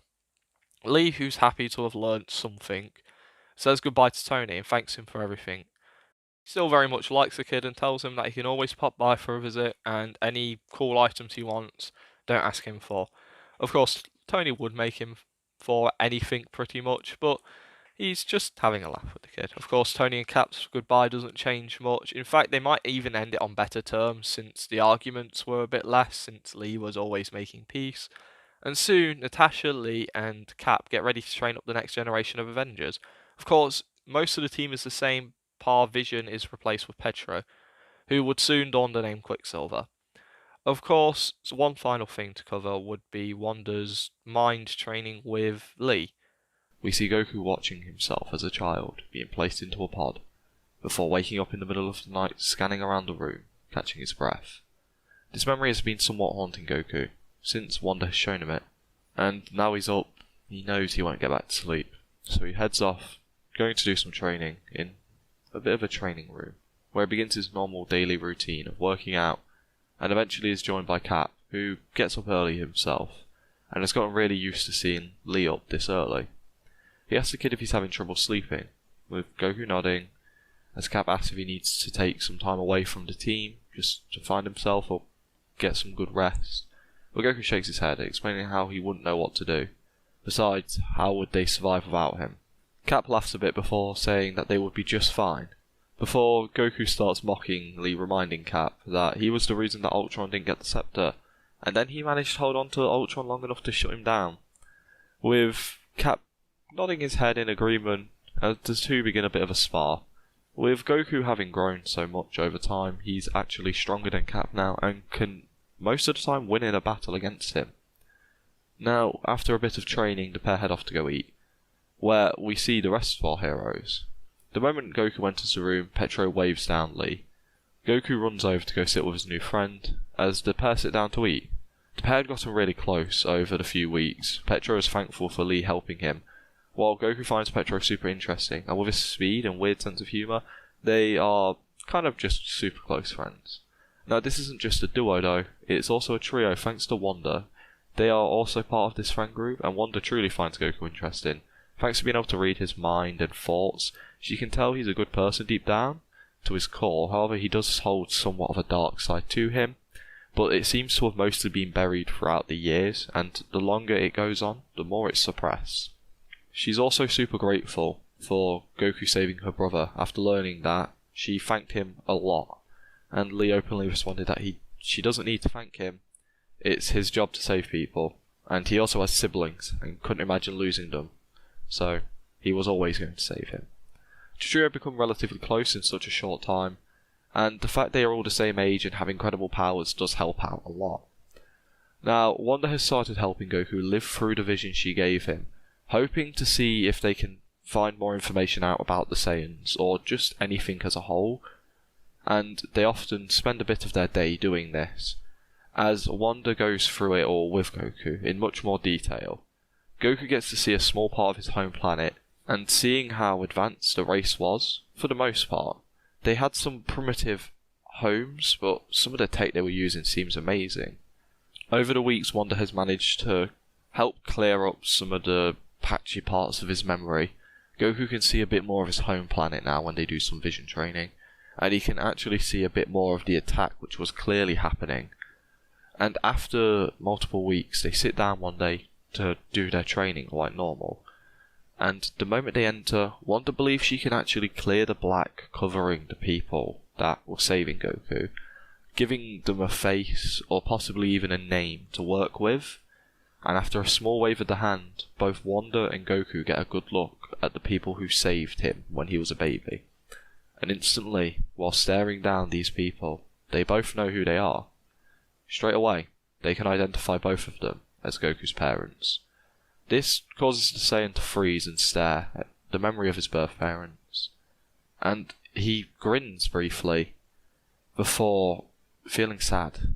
He sits there thinking about Laura and Clint, and this leaves Goku feeling very confused. Wanda can feel this, and almost instantly stops their training. With the pair coming to in the room, Petro is sat down and sees them come too, wondering why they finished so fast. As Wanda doesn't respond, asking Lee if he's alright. Lee says he's fine, as Petro catches on. He can tell Goku is lying and tells him there's no point in doing so. She can read his mind and his thoughts, so you might as well tell the truth. Goku laughs slightly at his friend as he explains that he doesn't know how to feel.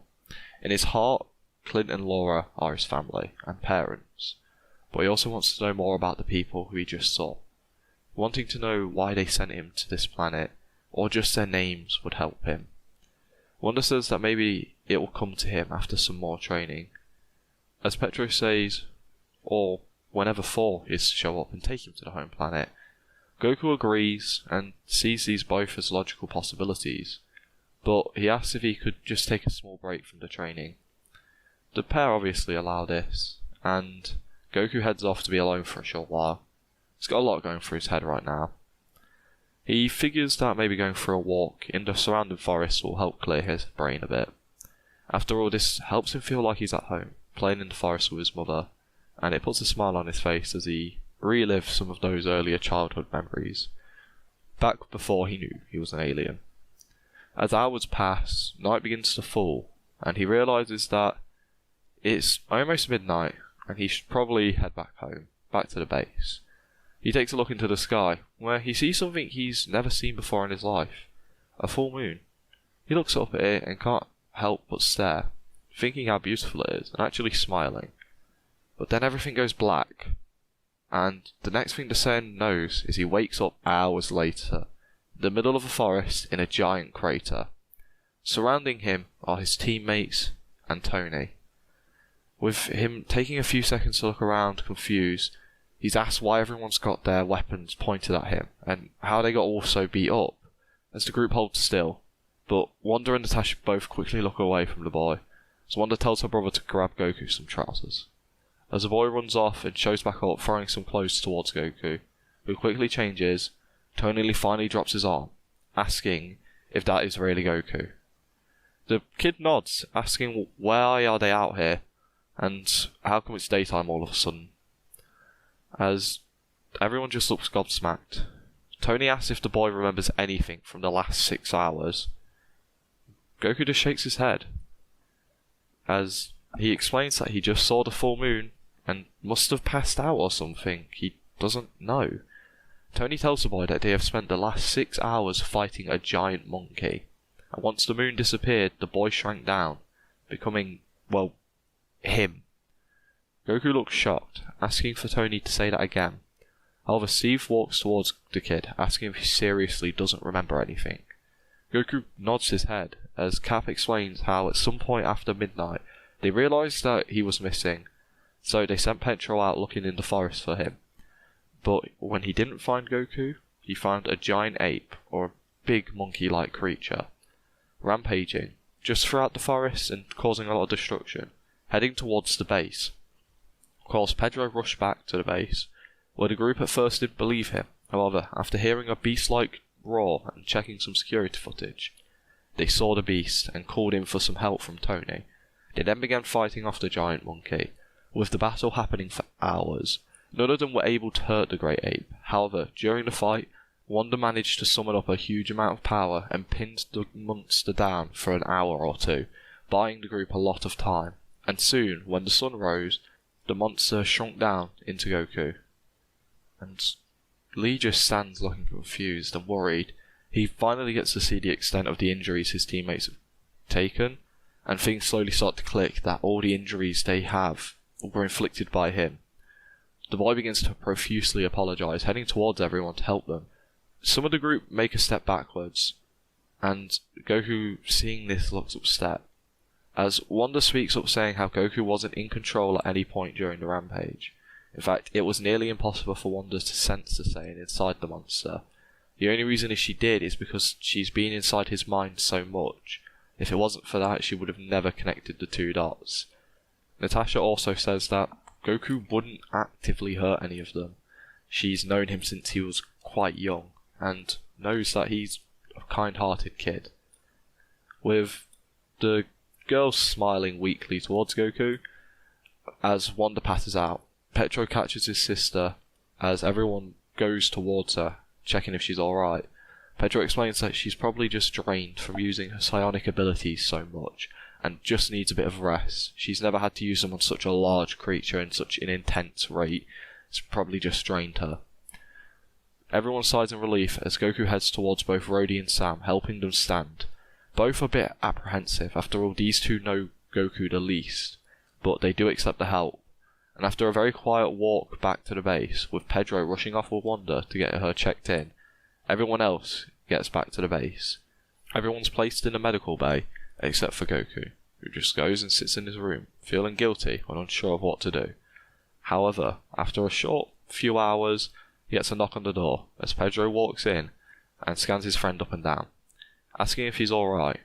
Goku doesn't respond, so Pedro walks over, saying how he shouldn't worry. Neither he or Wanda blame him for his injuries, and he's pretty sure the rest of the team don't either. They were just scared. Goku speaks up, saying that he isn't in the mood to talk.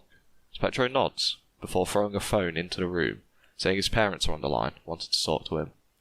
Goku looks at Pedro, who's already left his room and shut the door. Goku picks up the phone, saying hello, and begins to hear his siblings shout back hello, catching him off guard. Goku can't help but smile hearing all of them, as they begin to argue at who should get to talk to Goku first, before then hearing Clint and Laura tell his siblings they can speak to Goku briefly. As Laura starts to pick up the phone, she checks in on her son, asking if he's well, he's been eating right, bathing enough, and what's this she hears about a giant monkey. Hearing his mother's voice, Goku couldn't help but smile, but after getting asked about the incident last night, his smile fades. He explains how he doesn't know why or how, but he hurt his friends and doesn't have any explanation for what happened. Laura doesn't waste a minute. She knows her son, saying that he's a good kid and wouldn't hurt someone who he cares for, hence why she believes him to be an amazing hero. Goku takes this in but doesn't feel much better, and Laura can tell as she speaks up, saying that Goku, if he truly feels bad and truly feels like he hurt everyone, that the best way to make himself feel better and gain his confidence back and his friends' trust is to go help all of them get better, showing them that he is still himself and that he is still an amazing hero. With Goku thinking about this, he sees it to be a good idea, telling his mother he might give it a try. Laura tells her son that she's proud of him, and whenever he feels up for it, to call up again. There's clearly something else he wants to ask. She knows when he wants to say something. As Goku begins to pick himself up, he hears his siblings shouting towards him as he walks around his room talking to his younger siblings, and even a little bit to Clint, before heading off after hanging up and heading towards the medical bay, where he spends the rest of his day helping out around the bay, trying to keep people's spirits up, making jokes, helping with any medical care that needs to be done. And at first the group are a bit wary. However, thanks to Goku's persistence and his push, he does start helping out. At first it's only Petro, Wanda and Widow. However, Cap and Tony soon take the boys' help. And at the very end, Rhodey and Sam do. The pair don't know Goku all that well, but they've seen that he's a pretty good kid and will accept the help. This starts to rebuild the two's trust in him, and the others already had a decent amount of trust in him themselves, and they clearly can understand that he truly didn't want to hurt them. 2 days after the attack, and most of the group are back up to full health. Wanda is the only one still recovering. After all, she used a lot of strength and actually took a few injuries from the battle. Goku, feeling guilty about everything, still sits in the medbay with her, spending his full day there, only ever leaving to train for a small period of time, with Petro also spending most of his time in the medbay with them. All three eat in there, hang out in there, and of course Petro and Goku briefly leave to train, but they come back very shortly. The group are having a pretty good time, to be fair, and when a mission shows up, the team starts to get ready to assemble. The likes of Wanda is still ill and can't really go on the mission, still not back to 100%. Alongside this, both Natasha and Steve think it's for the best that Goku sits this fight out. It's only a short mission and they should only be gone for 2 days most. After all, he has got some powers they don't understand at the moment, and Tony will be here in a few days to do some exams to try and figure out what caused it. They do have some theories already, but they do just want to test and make sure everything is okay. So Goku is told he has to stay off this mission, which he's mostly fine with. After all, he understands that at the moment he is essentially a time bomb. If that was to happen again, there's no knowing what could happen. And he is upset he's going to miss out on a possibly good fight, but he understands why. So the moment the other team leave, Goku heads over to the medical bay. He wants to apologise one-on-one to Wanda. After all, she got the most hurt from it, and he wants to make sure that she understands he truly is sorry. And just before he can even get the words out, Wanda tells him to shut up. She's not sad, she's not angry, she doesn't distrust him, and she's just getting annoyed at him for keeping to apologise. She tells him to stop, and she understands he didn't want to hurt her. And she's only as damaged as she is because she held him down for 2 hours, which she was fairly impressed in herself for doing. Goku thanks Wanda for having his back, as the pair spend the rest of their time together, just hanging out, with Wanda being allowed to leave the medbay the day after the group had left.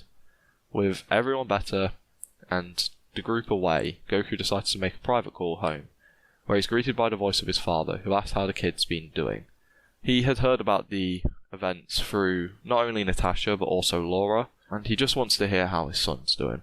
Goku says how he's doing a lot better, he just can't shake the feeling like he's dangerous. Clint tells him that he's a good kid and wouldn't hurt anyone, so don't worry too much. Now, why is it he called? Goku explains that he wants to speak to him and his mother, Clint confused but agreeing, seeing no harm, as Laura comes to listen as Goku is put on speakerphone. None of the other kids are left in the room after Goku asks for them to just have a private conversation. With Goku explaining how he's been doing training with Wanda and had been going through a lot over the last few weeks, and recently he's learned a bit about his race, a bit about the planet he was born on, but more importantly, learnt the name and the faces of his birth parents. This causes the pair to go quiet as Goku goes on to say that he knows a little bit but wants to know more, but he feels as if he's rejecting everything they have done for him, which isn't true. Clint and Laura will always be his parents. They are the people who raised him, made him who he is today. But he finds wanting to learn more about his race, his family, and his people really important to him. And he just wanted to explain this to them so they didn't feel like he was rejecting them. Clint and Laura stay quiet for a few moments before Clint speaks up, saying that they have no issue with him learning more about his family. It's his right, after all, to learn as much as he wants, and explains that if things don't go how he wants them to, if the family aren't what he needs them to be, they'll always be here for him. Laura repeats this, telling him to do his best, but to visit home soon. Goku smiles, thanking both of his parents, before telling them that he will stop by soon, and hangs up. It puts a smile on Goku's face knowing that both Clint and Laura have got his back, and are allowing him to learn more about himself. After hanging up, he heads off to spend his day with Wanda. The two just mess around in the base, and soon the rest of the team arrive back at the base. After a successful mission, everyone is unharmed, and they are happy to see the two kids again, with things going back to somewhat normality. With one small change. For the next month, Goku finds himself being experimented on slightly by Tony. The scientist tries to figure out what caused the change, and after a month of testing, prodding, and some experiments, he figures out that the thing that caused the change was the full moon. It seems to turn the boy into some giant creature, and it must be something that his race can do, maybe a survival tactic. Tony finds it interesting, but can't see the logic in it. Maybe his race can control it, and because he's not been trained by them, he can't. There's a lot of different factors which go into it. However, the one good thing to come out of this is the fact that Goku is now mission ready again. They have no issues with sending him out, thanks to them now knowing what causes his transformation. But the Saiyan is now wanting to learn more about his race, so Goku begins to count down the days until Thor's arrival. After all, he did promise to show him his home planet, and he doesn't mind how much time it takes for Thor to show up. A lot of time passes, and the group are gearing up to head out on another mission. But that's when the base announces something. The arrival of Thor, who lands down back where he first left a couple months back, almost a year. Thor seems different. As the group approach, they all greet him, asking how he's been doing. Thor doesn't respond, keeping a good look on the ground below him, asking Goku if he wants to be taken to his home planet. Goku, of course, nods his head, saying yes, he does. He's been waiting for Thor to show up. As Thor then asks if he's truly sure. Goku's confused, but tells Thor he does want to go. Thor tells him to grab hold of his shoulder then. As Goku goes to do it, Cap tells the kid to go on, as they can handle the mission, and wishes him good luck. Goku thanks Cap, and then turns to Thor, grabbing a good grip of his shoulder, saying he's ready, as Thor says sorry. Before Goku can ask anything though, the Bifrost opens as they begin to travel. Goku is confused, however after a moment has passed, they arrive on a planet. Goku's face lights up briefly as he looks around, and it begins to change into fear. All around him is a ruined city and skeletons lining the streets. Goku asks where they are, as Thor explains that they are on planet Vegeta, the home of the Saiyans. Or at least, it was the home of the Saiyans. Something killed them all off. Thor spent a week searching the planet, didn't find anyone. He doesn't know what happened, or who showed up, but they must have been strong to take out the Saiyans. Goku looks around, kind of panicking, and soon he begins to fly off. Thor is unsure of where the kid is going, but follows. After he asks Goku where he's going, as Goku explains he's searching for survivors, there's got to be one that Thor missed. But Thor tells the kid that he's already looked, and there's no one. But this doesn't matter. Goku just begins to fly faster, as Thor chases after him. The pair spend the better part of a day searching this planet. Luckily, there's still food, and things do work, so they can eat. But they didn't ever stop. After searching for a full day, Goku lands, tired, and somewhat scared. Thor goes to comfort the kid, but Goku is in his own mind. He's trying to figure out what killed them, and when it happened. As he remembers back to his vision, he sees something familiar. The house he is pulled out of when he's a baby. Goku sits there, reliving that moment, then standing up and rushing off in the direction he was taken as a kid, using all the training he and Wanda had gone through to retrace his steps, and it's working.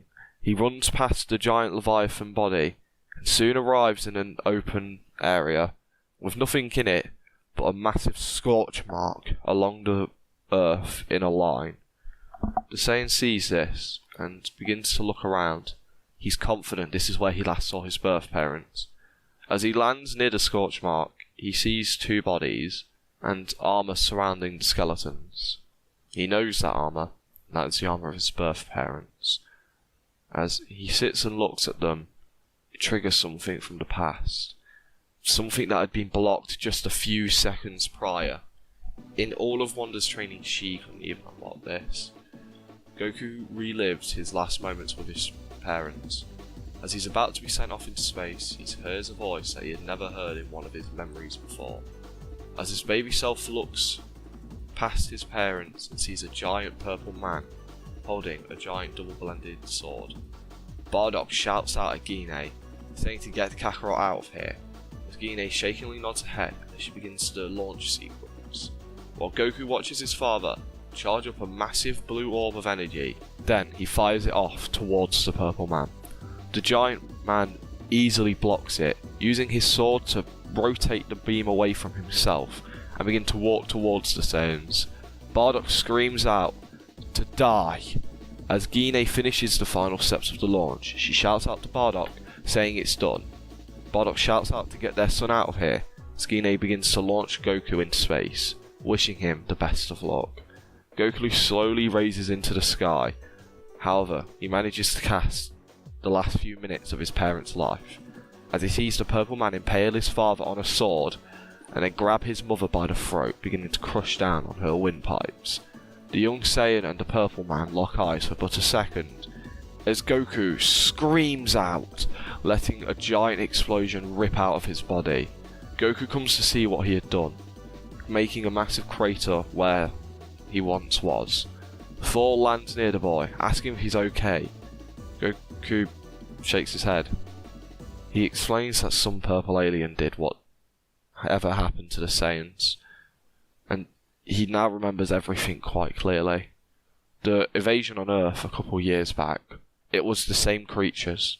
There was a much bigger amount of them, but it was definitely the same army, or at least a very similar one. Thor had kind of figured this out after seeing the Leviathan, but if Goku knows for sure, that helps try to figure out who it was. Thor tries his best to comfort the boy, but the pair stay silent for a while. After a few moments have passed, Goku asks Thor to share everything he can about the Saiyans. The God of Thunder is shocked, but he tries his best to give any information he can. He explains how they were a warrior race who lived for the thrill of combat. They were conquerors for many years, going planet in planet in search of a good fight and destroying the inhabitants of the planet. However, a couple hundred years ago, the Asgardian gods found the Saiyans. Both sides had finally found somewhat of a match. The Saiyans and the gods became allies in a way. They lived to fight one another. For an Asgardian, beating Saiyans were pretty trivial, but for a Saiyan that could defeat a god was almost unheard of, and was actually almost a coming of right story, being able to survive a battle against a god. meant you were ready for combat. There was only ever one Saiyan who managed to stand up and beat a god.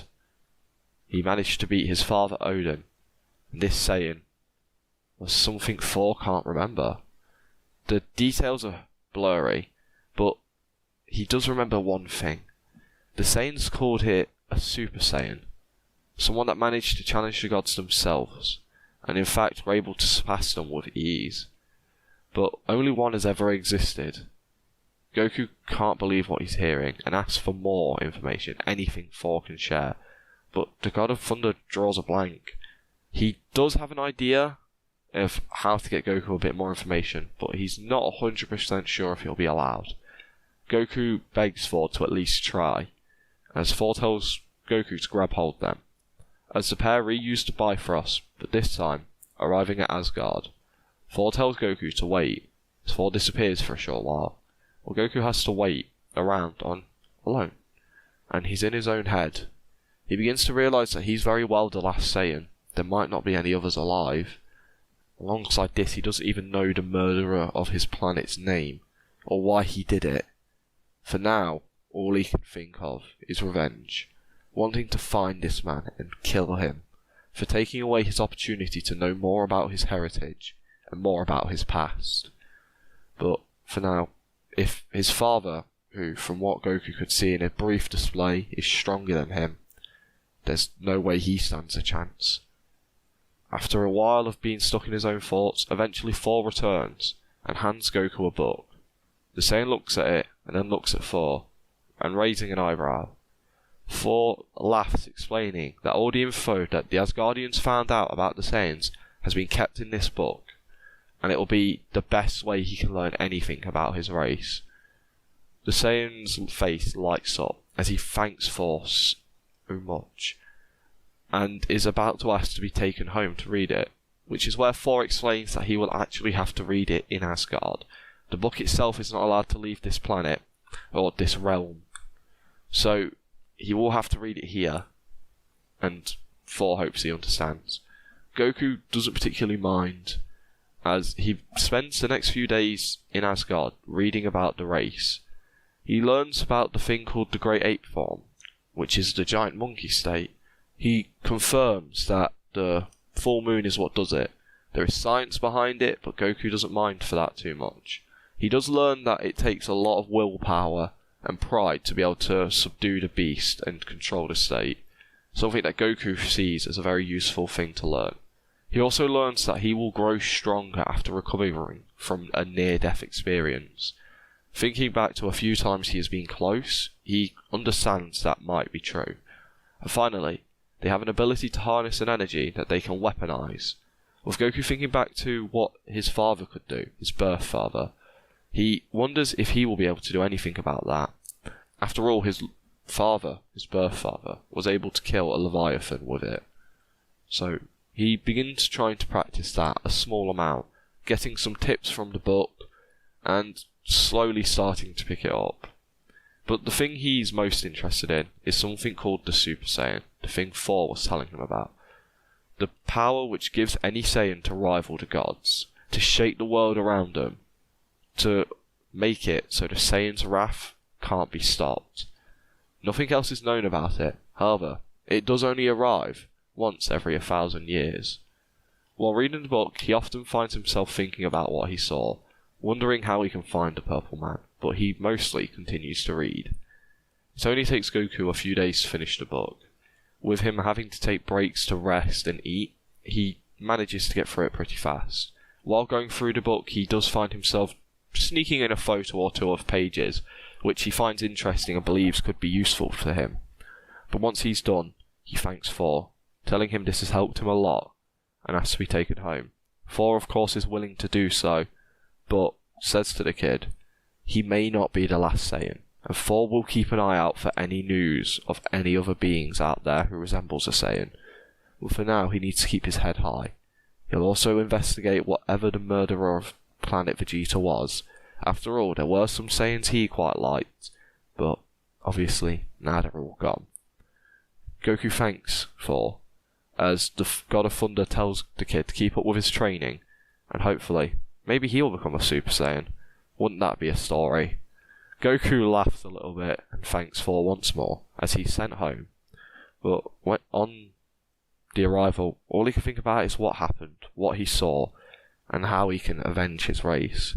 But this thought can't be kept for too long, as it's interrupted as Goku looks over to see Wanda, Petro, and his father walking out of the Avengers base. Goku looks confused as they do this.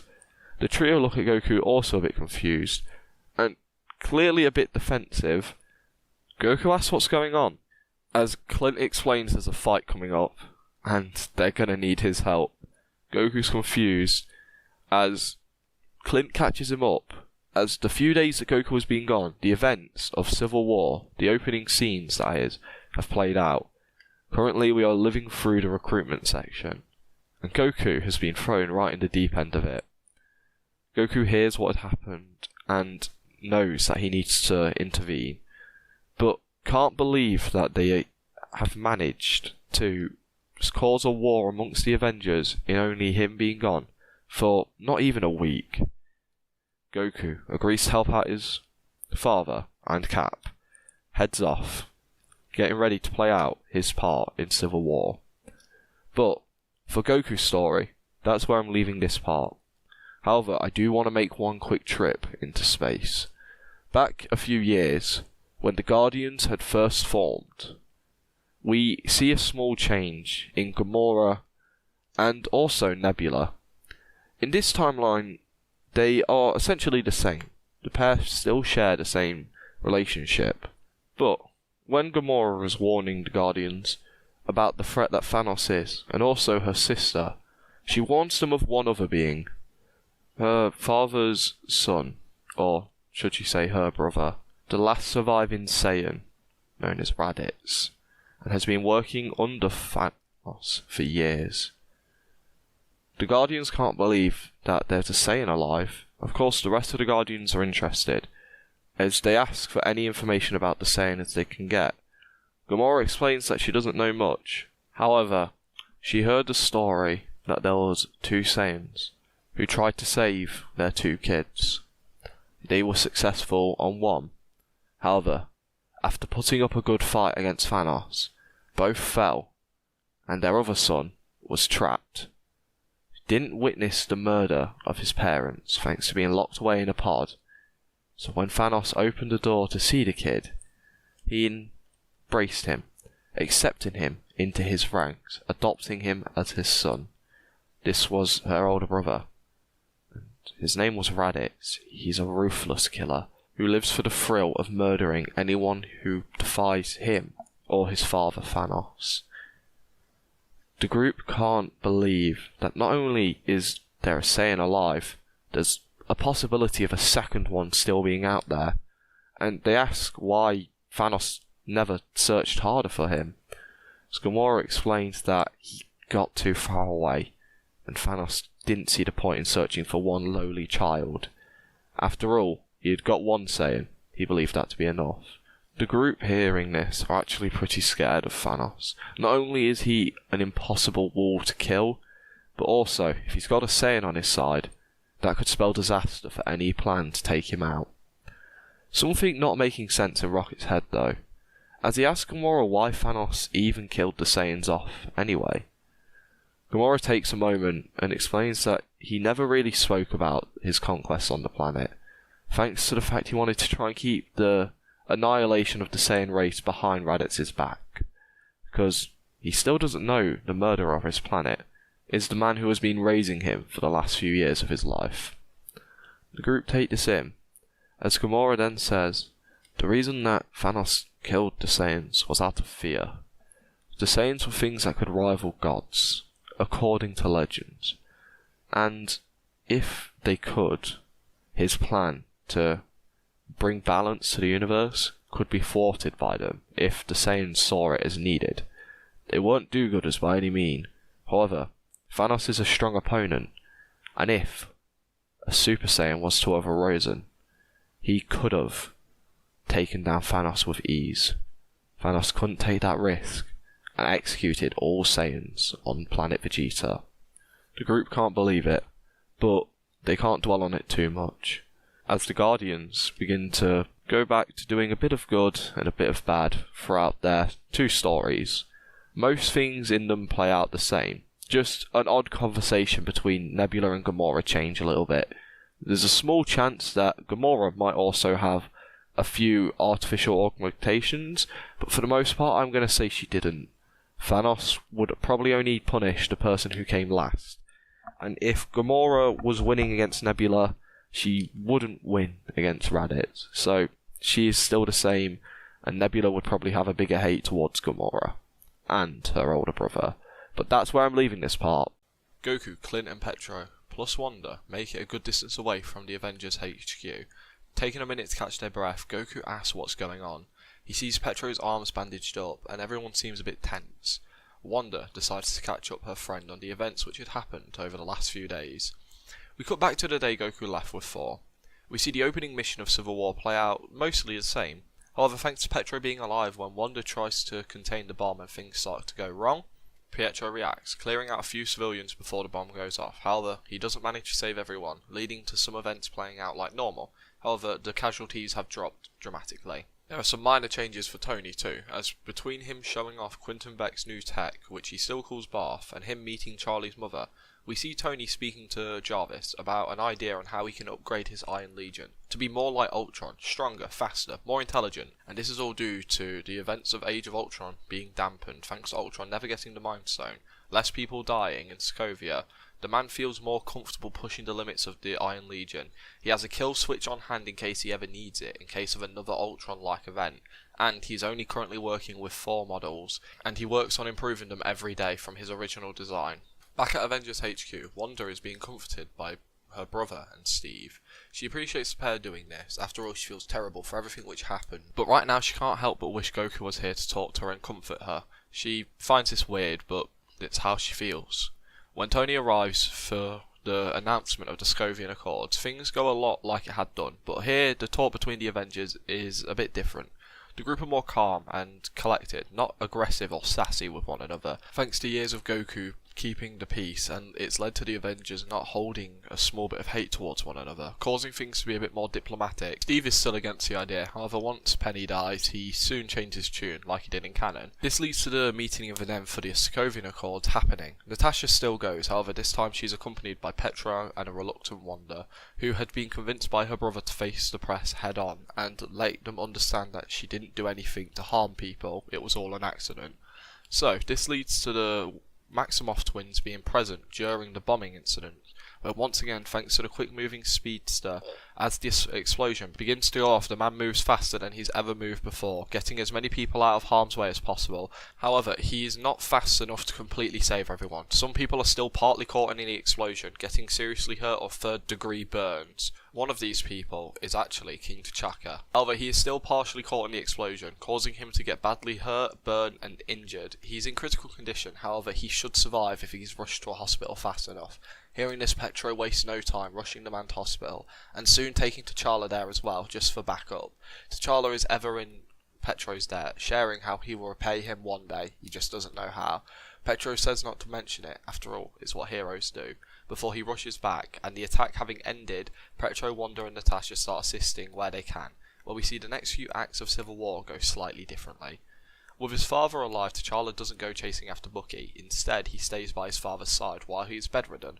However, T'Challa is still enraged at what has happened to his father, and plans to hunt down the man responsible. This would later change the chase scene, where we would see Bucky manage to make it a bit further thanks to not being slowed down by T'Challa, to then only be stopped a little further along by Rhodey once again. We then see the next few bits play out relatively similarly. With Bucky captured, T'Challa leaves the hospital to learn of the fate of the man who almost killed his father, causing him to be present in the Berlin Secret Service building. Zemo still infiltrates using the secret password and, using the Hydra keyword, learns the location of the super soldiers before setting Barnes free to distract the Avengers while he escapes. With the events going mostly the same, Cap learns of the other super soldiers and Zemo's plan as we see the two leaders of the Avengers start to collect their two teams, with some minor changes which we'll show off later. As we jump back to current time, Goku has a confused look on his face, not really sure what's going on, asking if Cap and Tony have tried talking it out again, but Wanda shakes her head, saying that the two seem pretty adamant that this might be a fight. Goku, hearing this, is frustrated. Once again, he can't believe how things have played out so stupidly. They haven't even tried to talk things out, and he plans to change that. However, for now, he needs to follow along with his father and friends. As they collect themselves in a van and start heading off, Hawkeye shares how they're going to pick up one more person, so that everyone should get comfortable. Goku, hearing this, takes his time to catch up with his friends, and Wanda shares the story of what happened during the mission while he was absent. With her telling the story in great detail, Goku can see that the woman has a scared and almost mortified look on her face. Goku grabs her by the arm, comforting her, explaining that she never meant to do any of this stuff. It was out of her control. If she needs more help learning how to control her powers, he will always be here to help her. He owes her an awful lot after helping him learn about his heritage, and he can never repay her, so he'll always be here to help her. Wanda thanks Goku, asking about the trip he and Thor went on. Intentionally avoiding the question, he explains how since he had been to his home planet, he has been developing new powers. He has this strange feeling flowing throughout his entire body. It's like a newfound burst of energy is now part of him. Alongside this, he can now feel the life forces of creatures around him, and he's even able to pick apart which ones are people he knows, people who are supers, all of this. It's really weird to him, and it's going to take him some time to learn how to control and develop it, and he hopes he can do it sooner rather than later. However, he intentionally never shares the fate of his race. Petro thanks Goku in private for helping out his sister during the travel to Berlin, and once arriving at the airport, having picked up Scott or Ant-Man along the way, they all start piling out of the van, where Cap is amazed to see Goku is back on the planet. Thanking him for coming, he gives a bit of a hug, as Goku shares one back, having grown pretty close to Cap over the last few years. However, the boy is quick to tell Cap that he's not here to fight, he wants to solve things in a diplomatic way, something Steve supports, but asks Goku if things were to go sideways, if a fight was to break out, who will he be backing up? Goku answers that as much as he wants to avoid a fight as much as possible, if it's unavoidable, he sits in quiet for a minute, sits murmuring to himself, thinking over his options, causing the group around him to be a bit concerned, before Goku laughs slightly, saying how he's on Cap's side always. After gathering their thoughts and coming up with a backup plan in case things go south, they head out to confront Tony. As they start to head out though, Goku can feel the life force of a few people. Weirdly, some of them feel familiar, one of which he's able to recognise as Aunt Natasha, and one that might be Tony. Thinking ahead, he warns Cap about the threats not too far away. Steve is confused, so Goku gives him a quick rundown of how he has developed somewhat of a sixth sense. It allows him to feel the life force of people around him, and it's a very small radius, but he can definitely feel a few people nearby who stand out differently from normal civilian. Cap, finding this interesting, asks how many are there. Goku takes a second to count it, and then announces how there's 5 people, but some of them feel very different, 2 of which might be supers. Cap, hearing this, thanks Goku for the warning as they push forward. Once arriving outside, Tony shows himself. Seeing Goku, Tony is less hostile from the start, as the trio stand in silence for a few seconds before Tony breaks the ice, asking Goku how his trip off-world was. Having heard about it from Natasha, the boy doesn't respond, hanging his head a bit low before forcing a smile, explaining that he learnt a lot, then cuts to the point, trying to avoid the subject of his homeworld, asking Tony why he brought people here for a fight, catching Tony off guard a little bit, but decides that it must have just been a good guess from Goku. The boy's pretty smart after all. Tony says that he brought them in case things had to get physical, but Goku reminds Tony that they are a team, no, a family, and they should work things out diplomatically. However, internally, Goku can feel his own blood boiling at the idea of fighting that many powerful people, but he suppresses this urge with all of his will. Tony tells Goku that he tried to solve things diplomatic, and Steve wouldn't play ball, so he is left with no other option. This causes Cap to share the threat of Zemo and the other super soldiers, while sharing how Zemo was the attempted assassin of King T'Chaka, and he's planning to get control over these soldiers and could do much more damage with them. Goku seconds this by saying that once they stop Zemo, they can solve this entire thing out. He'll happily sit down and talk out the Sokovian Accords with him, but for now Zemo needs to be stopped, so they should join forces, work together and stop him. Tony clearly is unsure, but Goku promises Tony that he will help make sure everything goes smoothly, preventing anyone else from getting hurt. He promises. Tony sits stewing for a few seconds, before reluctantly agreeing. Calling for his team to gather round as Cap does the same, An awkward moment breaks out as the two teams stare each other down for a few seconds before Goku breaks the silence by telling the two groups that there will not be a fight, and in fact they'll be working together to stop Zemo. Everyone seems happier with this outcome, as T'Challa, who was on Tony's side, walks over to Petro, thanking him once again, while Natasha and Clint spend a second catching up. Peter sits around looking awkward, geeking out about the fact all of his heroes are just sat around talking to one another, while over on the side we see Bucky, Cap, Tony and Goku all talking out their plan. Tony and Steve consider sending everyone back and just the four of them going. However, Goku breaks up this thought, reminding everyone that Zemo's got the upper hand on them currently and is far ahead of them, and he might already have released the super soldiers, so all the backup they need might be required. Bucky seconds this, saying that they might require everyone to take down the assassins. After all, he himself could not really go toe-to-toe with one of them. However, with Bucky sharing his opinion, Tony tells him to quiet down as the adults are talking, telling him to back off a little bit. Of course, Cap reminds him that Bucky knows best. However, Tony also brings up the idea how he's a wanted assassin, even if he didn't kill King T'Chaka. He's still got other crimes under his belt. He's looked into them, giving an angry glare towards Bucky. As Bucky backs off a little bit, Cap goes to retort, but Goku stops them from starting their argument, telling Tony that he is right, but they have no other option but to trust Bucky right now. The two bite their tongues after hearing this, and after a while of talking and learning of the location of the assassins, they all load into a jet heading towards Siberia. On the plane journey over, Goku takes the time to get to know the new people he's unfamiliar with, speaking with T'Challa, Peter and Scott, learning a few things about them. Goku finds him taking a liking to all of them, each having traits he finds interesting. T'Challa is a noble warrior and a fighter. Peter has a pure heart and wants to be an amazing hero, something Goku can relate to from when he was younger, and he just straight up finds Scott to be really funny. This helps the trio feel more welcome while allowing Goku to learn about their skills and abilities. Learning that Peter is still pretty young, he regrets not having sent the kid home. However, he's here now and refuses to send him back. For the rest of the journey, Goku sits in silence, taking a meditative pose while he tries to figure out this new feeling in his body.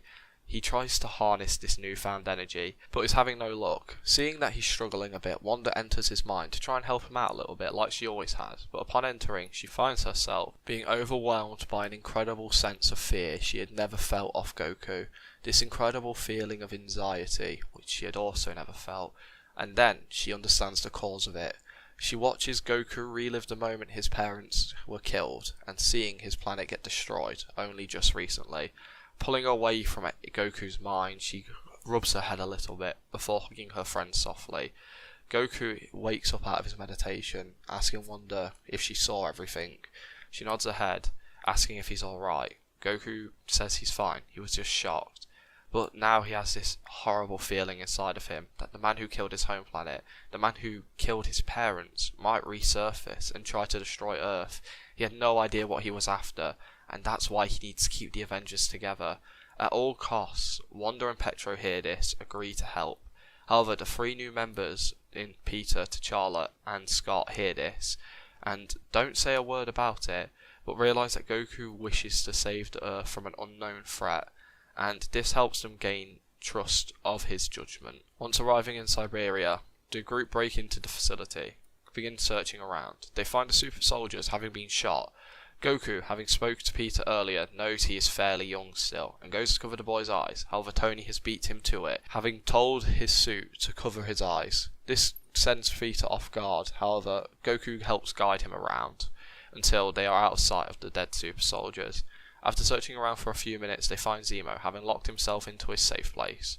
The group spend a minute trying to figure out how to get to Zemo, as Goku begins to think if he could punch through it, sizing up the wall and figuring out his strength. He is pretty sure he could, but he's not sure how well the facility will hold, so holds off from it for just this second.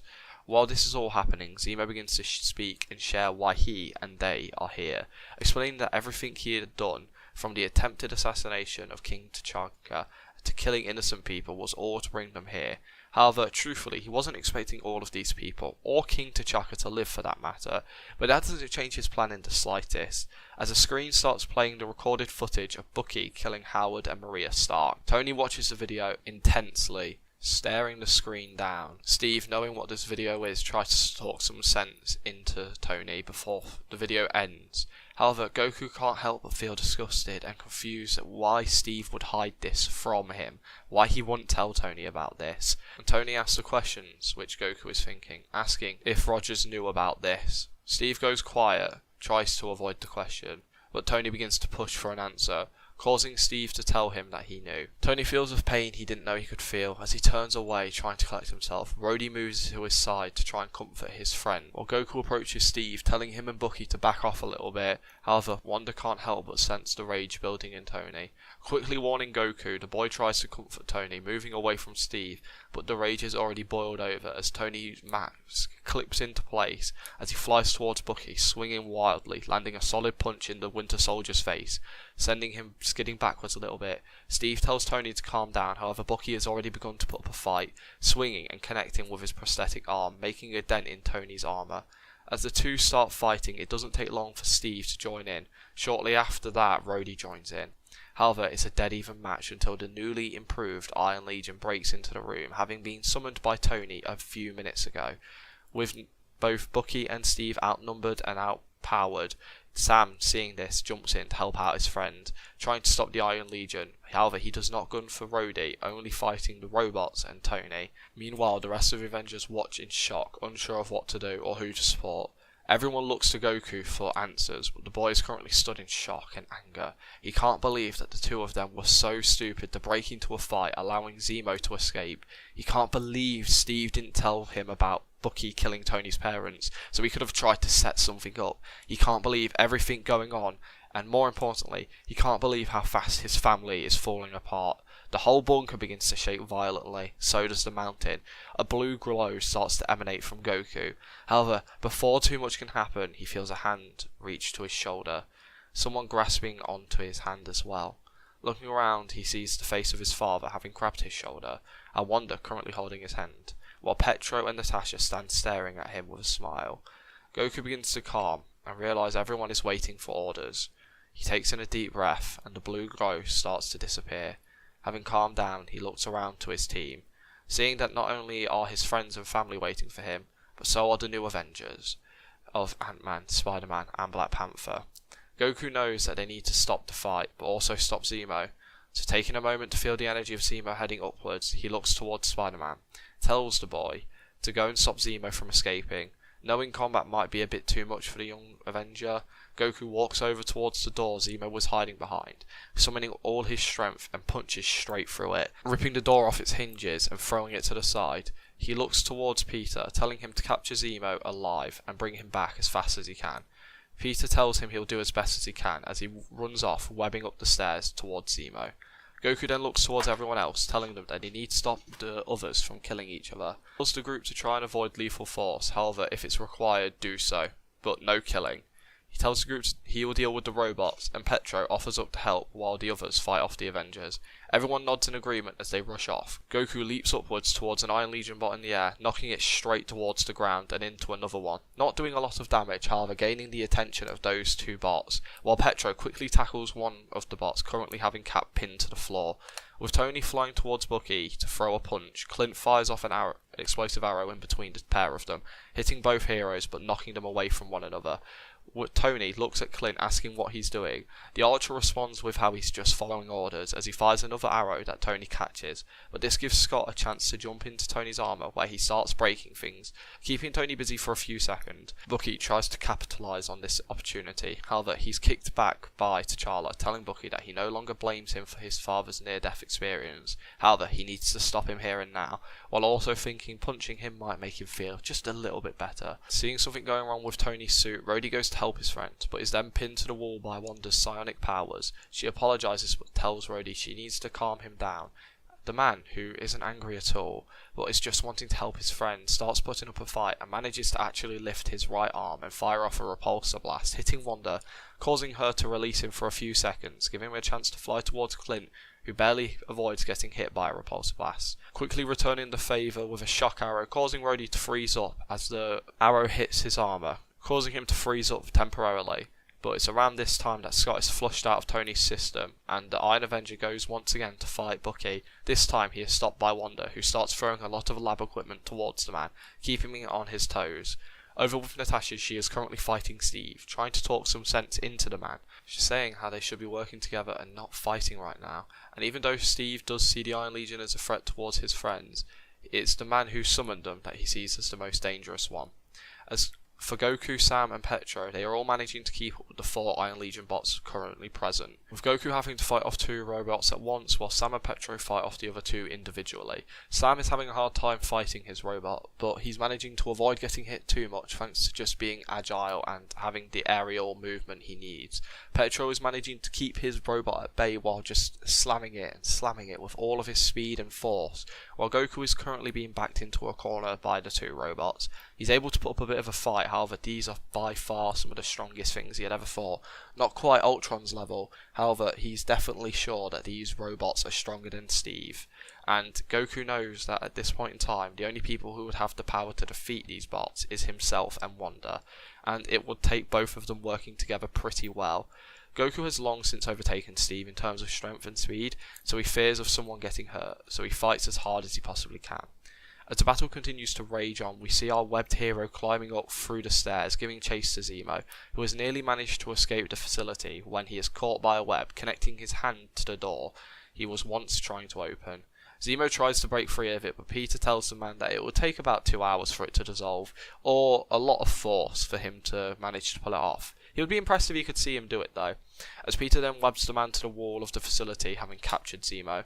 Letting out a small cheer before remembering the battle on the lower floor, he wants to go back and help, but remembers he needs to grab Zemo. So, pulling the door he is currently connected to off its hinges, Peter begins to drag the door Zemo's on, however he can tell it's going to take him a while. Back with the Avengers battle, the Iron Legion robots Goku is fighting are proving to be a bit too much for him to handle in a 2-on-1. Having him backed into a corner, he hasn't given up fighting yet, but he's getting hurt pretty badly as the battle goes on. Seeing this, the others try to help him, but are caught up in their own fights and not really having the opportunity to escape.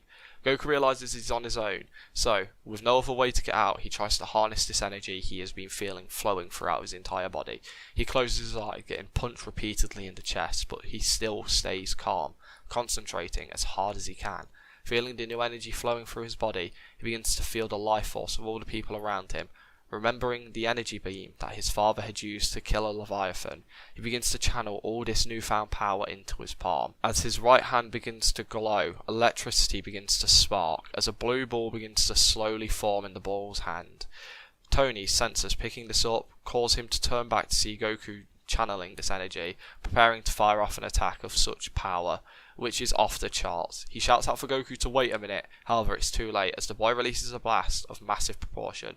The beam rips straight through the Iron Legion's chest, hitting the back wall of the facility and causing a giant explosion.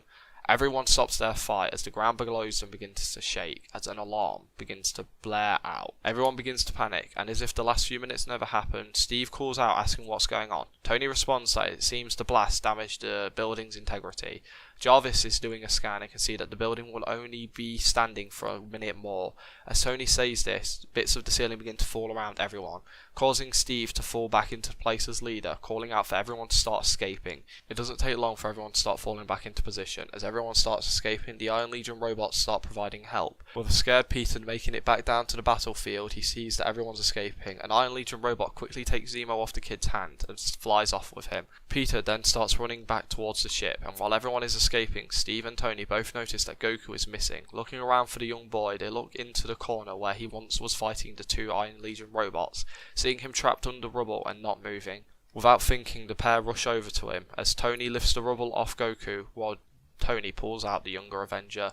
Having freed him, Tony gets a chance to feel that he has a pulse still, and the pair look at one another with a sigh of relief, before sharing a small nod, with no words exchanged. As they begin to escape with the unconscious Goku, rubble falls down all around them. Wanda, using her psionic abilities, prevents the plane from getting any form of damage happen to it. As Goku, Steve, and Tony all get onto the ship, Natasha starts getting them free of the building, the ship managing to escape completely unharmed. We cut forward an hour, only a mile away from the facility where the Avengers were once fighting. We now see everyone sat in silence, with Goku starting to slowly wake up. Petro excitedly alerts everyone to it, as everyone gathers around the boy as he begins to sit up, asking what happened, causing Tony to explain how he blew up the entire building. Goku jumps up asking if everyone's alright, everyone's safe, did they get Zemo, to which Steve responds with a nod. Looking around, Goku sees Spider-Man reapplying some web fluid to him, giving a small wave to Goku. A sigh of relief leaves Goku's mouth as he thanks Peter for doing what he asked. As the boy lets out an excited "it's alright," Goku tells him good job, getting the boy a bit giddy. With things having calmed down, Goku asks what happens with the team now. Is Tony going to send them to jail? Or is Tony going to be able to look past this for the greater good of the Earth? Everyone falls silent, but Goku can tell from the look on Tony's face and looking into his eyes, he won't ever be able to look past this. Goku gets ready to talk, but Tony turns away. He tells everyone that neither will be happening. He almost lets out a disappointed sigh as he explains the Avengers may never work again. As for taking everyone to prison, he supposes they are criminal, and it is the right thing to do. But if they were to have beat him up and steal his jet, he doesn't know how things might play out. It might be different, and they won't have to go to jail. A confused look comes across everyone's face before they realise what's going on. As Cap teams look at one another, Sam, Bucky and Steve start to walk away. Steve and Bucky approach Tony from behind. Bucky apologises, getting an angry response from Tony, telling him that if he ever hears of him doing anything to harm anyone ever else again, he will hunt him down and tear him apart. Bucky nods, agreeing, walking into the ship as Steve walks closer, thanking Tony for this chance. Tony says nothing as Steve, Sam and Bucky enter the ship. Seeing the chance to leave, knowing they are currently criminals, Petro and Wanda stand up, heading towards the ship, and encourage Goku to do the same. Goku feels weird about going rogue like this, as he tries to get his father to come along. However, Barton remains still, telling his son that he has to stay here with Tony. Goku is confused as Clint explains that if he's to go rogue, he won't ever be able to visit his family again, at least not for a while. Hearing this, Goku offers to stay as well, not wanting to go without seeing his family. However, Clint tells his adopted son that he has to leave. Goku is confused, but Clint tells him that thanks to Goku's alien heritage, if the government are to lock him away, he may never be let free again. At least he himself, only being a human with a bow and arrow, he might be allowed to leave and might even get to go home just having to wear a collar.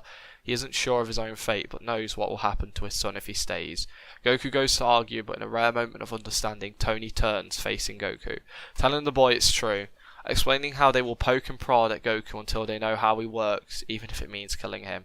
And truthfully, it's the only reason he's ever giving him this chance. After all, Tony owes him a favour after Goku had saved Pepper all of those years ago.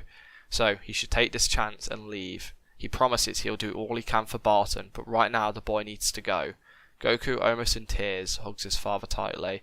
They sit there for a few minutes before Clint tells his son he needs to leave, and they finally say goodbye for what feels like forever. As the Saiyan is pulled onto the ship by his two friends, getting comforted by them, Scott, having heard he will get a chance to go on parole, he decides he will stay for his daughter's sake. Tony looks towards Natasha, who's clearly eyeing up the ship, and tells her to leave as well. The woman is shocked and says that she wasn't going to leave, but Tony cuts her off, saying that she wouldn't last 5 minutes under the light of the government, so she should go.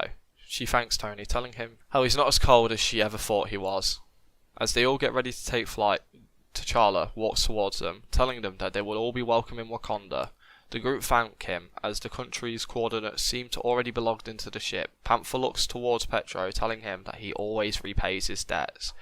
Petro mouths thank you, as the ship begins to take off and leave sight shortly after. Peter, now realising that they are stuck in the middle of nowhere, Tony tells him that he's already called for a plane, knowing that this was always going to be his outcome, telling the boy to calm down.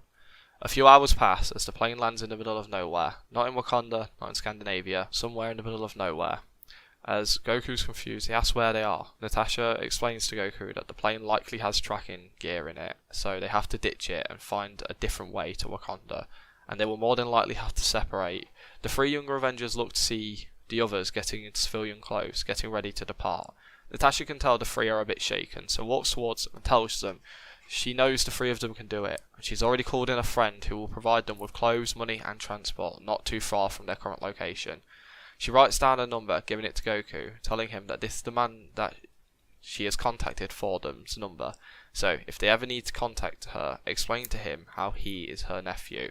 She will come and help out as soon as she can, but for now the trio need to do it alone. Hearing this helps calm them, as Natasha and Goku share a hug. The woman whispers into the boy's ear that the other two will be looking towards him to lead, so stay strong. I know everything's a bit over the bearing for you right now, and I know you're worried about your father and the fate of your family. I know they'll be fine. Tony is a man of his word at the end of the day, and Clint's not as weak as you think, so trust them. Goku gives a small nod, letting a tear roll down his face, before he pulls away and wishes his auntie the best. As we see Steve, Bucky and Sam soon leaving the ship, Natasha also heads off on her own. leaving the three young Avengers to do it alone. At first, they look unsure, no idea of what their fate holds, but Goku soon forces a smile towards his two best friends, telling them that they should really get going, since it isn't doing them much good standing here. The two agree, heading off towards the location Natasha gave them, talking as if nothing had happened, while all deep down hurting quite badly. Thor, Heimdall, Hulk, Loki. They all lay defeated. Thor blinded by the very ship he had used to escape the destruction of his homeworld, as he watches a long-haired warrior killing every Asgardian who hadn't escaped on the second ship and had survived his initial assault. The only positive Thor being able to think of is the fact that some of them had escaped and had headed to Earth, knowing the Avengers would defend them. As Thor struggles against his bindings, looking around towards a group of people the long-haired warrior had arrived with, not one had moved since getting here. The only one who had was a gauntlet-wearing man who had moved a few inches, but that was it. And it was only to mould the ship to become the chains that bound Thor, leaving his comrades defeated on the floor. With everyone on the ship, apart from Thor, Loki, Heimdall, Hulk, and these intruders dead, the long-haired man announces that the ship has been cleared. Hearing this, Thanos walks forward, into the light, revealing him to be missing his left eye and having a massive scar across his face. Thanos gets close to the long-haired warrior, saying that he's proud of his son, as he approaches Thor, asking for the god to hand over the Infinity Stones, saying how he will allow him and his allies to escape. But Thor says how they were both left and destroyed at the same time on Asgard during Ragnarok, causing Thanos to tighten the bindings on Thor, making him scream out in pain as he demands answers. Loki, who can hardly stand, speaks up saying that he has both, grabbing the attention of everyone present. Thor looks over to his brother as a feeling of betrayal washes over him. Loki begins to make a deal, offering the 2 Infinity Stones for everyone's life. His brothers, Hulk's, Heimdall's, and his self. Hearing this, Thanos agrees, making Loki reach down and grab 2 things. One being the Mind Stone, which had been taken to Asgard for safekeeping. He quickly hands it over to Thanos, who is thrilled to have collected another stone, adding it to his gauntlet straight away, and revealing something to Loki, something of interest. For a second, Thanos is stunned from the power the stone gives him, something that grabs his attention. So, as he begins to reach down towards the Tesseract, handing it over to Thanos, telling him that his life is in his hands, Thanos smiles, with his lifelong goal being one step closer as he crushes the Tesseract, finding the Space Stone and adding it to his gauntlet. Thor screams out to his brother, calling him a traitor, grabbing the attention of the entire Black Order. As the Space Stone is added, Thanos begins to grunt and is paralysed by the pain, allowing Loki a chance to strike. As a dagger apparates in his hand, the Mad Titan can only watch as he jabs it straight towards Thanos' throat, who is unable to move, only watch as the dagger grows closer and closer, only being mere inches away from his throat. But then, the sound of screaming cuts through the air. The Black Order, confused at what was going on, look away from Thor, seeing the source of the screaming, that being Loki. Having had his left arm completely removed from its shoulder, the god falls to the floor, gripping his shoulder in pain, as he fights back the growing drowsiness overtaking him, as blood pours out of his body. Everyone looks confused before the long-haired warrior reappears, with a blade of light covering his right hand. He looks towards his father, apologising for not noticing the attack sooner. Thanos, having recovered from the pain and shock, speaks only a thanks to his son, as he looks down to where Loki lays, to find the trickster god being in a pool of his own blood. Thor, enraged, watches his brother slowly dying, screams out to Thanos, saying that he gave over the stones, they had a deal, and this screaming awakens Heimdall, who looks over to see Loki dying. Seeing what has transpired, and gathering up every bit of strength he has, he opens the Bifrost one more time, this time not only to save Loki, but also Banner. As a bright rainbow light races through space, it takes both Hulk and the injured trickster to Earth, in hopes that it will save the universe. Having done this, Heimdall dies a slow and peaceful death, while Thanos watches unamused. He didn't care. He was a man of his word, and true to his word, he doesn't kill Thor, leaving him bound to the ship, floating through space, with no way of knowing if his brother will survive. If Earth has the power they need to stop Thanos, and having hoped Loki noticed the tail around the warrior's waist, hoping that they can warn them that Thanos' son is a Saiyan. As he drifts off into space, the only thing he can prey on hoping is that the distress beacon he had activated will save him. Meanwhile, on Thanos' ship, the man gives the order, sending all of the Black Order to Earth, being the location of one of the last 3 Infinity Stones. They follow his order and take another ship towards the planet, declaring how they will bring it back for him.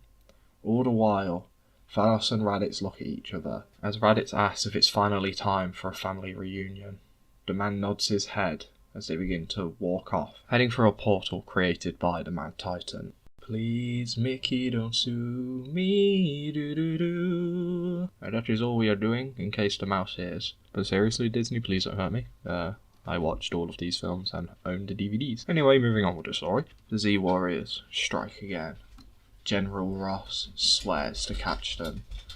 The hero group known as the Z Warriors strike once again, saving a sinking cruiser in the middle of the ocean, saving every passenger on board, preventing any casualties, and returning all on board the vessel to dry land before disappearing, before receiving any thanks. Narrowly avoiding the authorities, eyewitness reports claim to have seen Wukong, or the Monkey King, Scarlet Witch, and Quicksilver, confirming that all 3 members of the team were present on the scene of the incident. However, no witness can confirm the condition of any of our heroes, but having heroes around, still working hard after the disbanding of the Avengers, helps keep people's hope high, and leaves many wondering the state of the other missing members of the former Heroes of Earth. As Wanda finishes reading the short article on their team's most recent deployment, she looks over to her brother, who currently stands in the kitchen, making the trio some food in a rather small kitchen. Wanda emphasises how close the paper was to saying narrowly avoided, since they could see the army approaching, and if it wasn't for Petro's super speed, they would have never gotten away. Something Petro does nod his head to, saying he agrees, but they managed to save more than 200 lives with their last mission, so it was well worth the risk. Something Wanda has a hard time arguing with.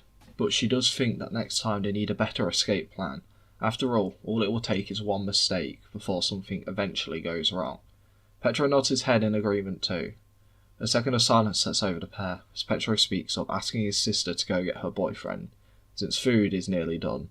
She nods her head, walking towards a door, and opening it to show a small caravan in the middle of a forest, located near a mountain. With Wanda already knowing where to find Goku, she looks up a mountain and starts floating up the edge of it. At the peak of the mountain we find Goku, meditating while floating off the ground. Rocks float around him as if caught in his orbit. The Saiyan does his normal checks of the planet, a habit he had got into in the 2 years of running from General Ross, as he scans the planet to make sure first of all they weren't followed by anyone, army, civilian, anything. Then, when he can confirm that they are in the clear, he checks in on his friends, Cap, Tony, the other Avengers, before finally checking in on his family.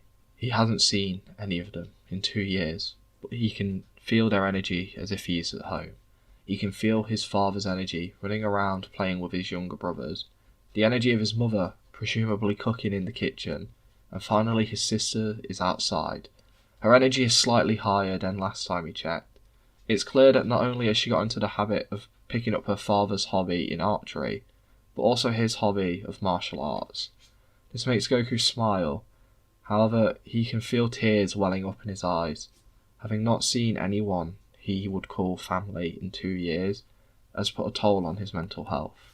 He sits imagining seeing them, the thought of just being able to hold them once, but before he can think about it too much more, he stops at the sound of Wanda asking if he's okay, causing the Saiyan to open his eyes and touch the ground, stopping his meditating, saying how he is fine, quickly wiping away his tears.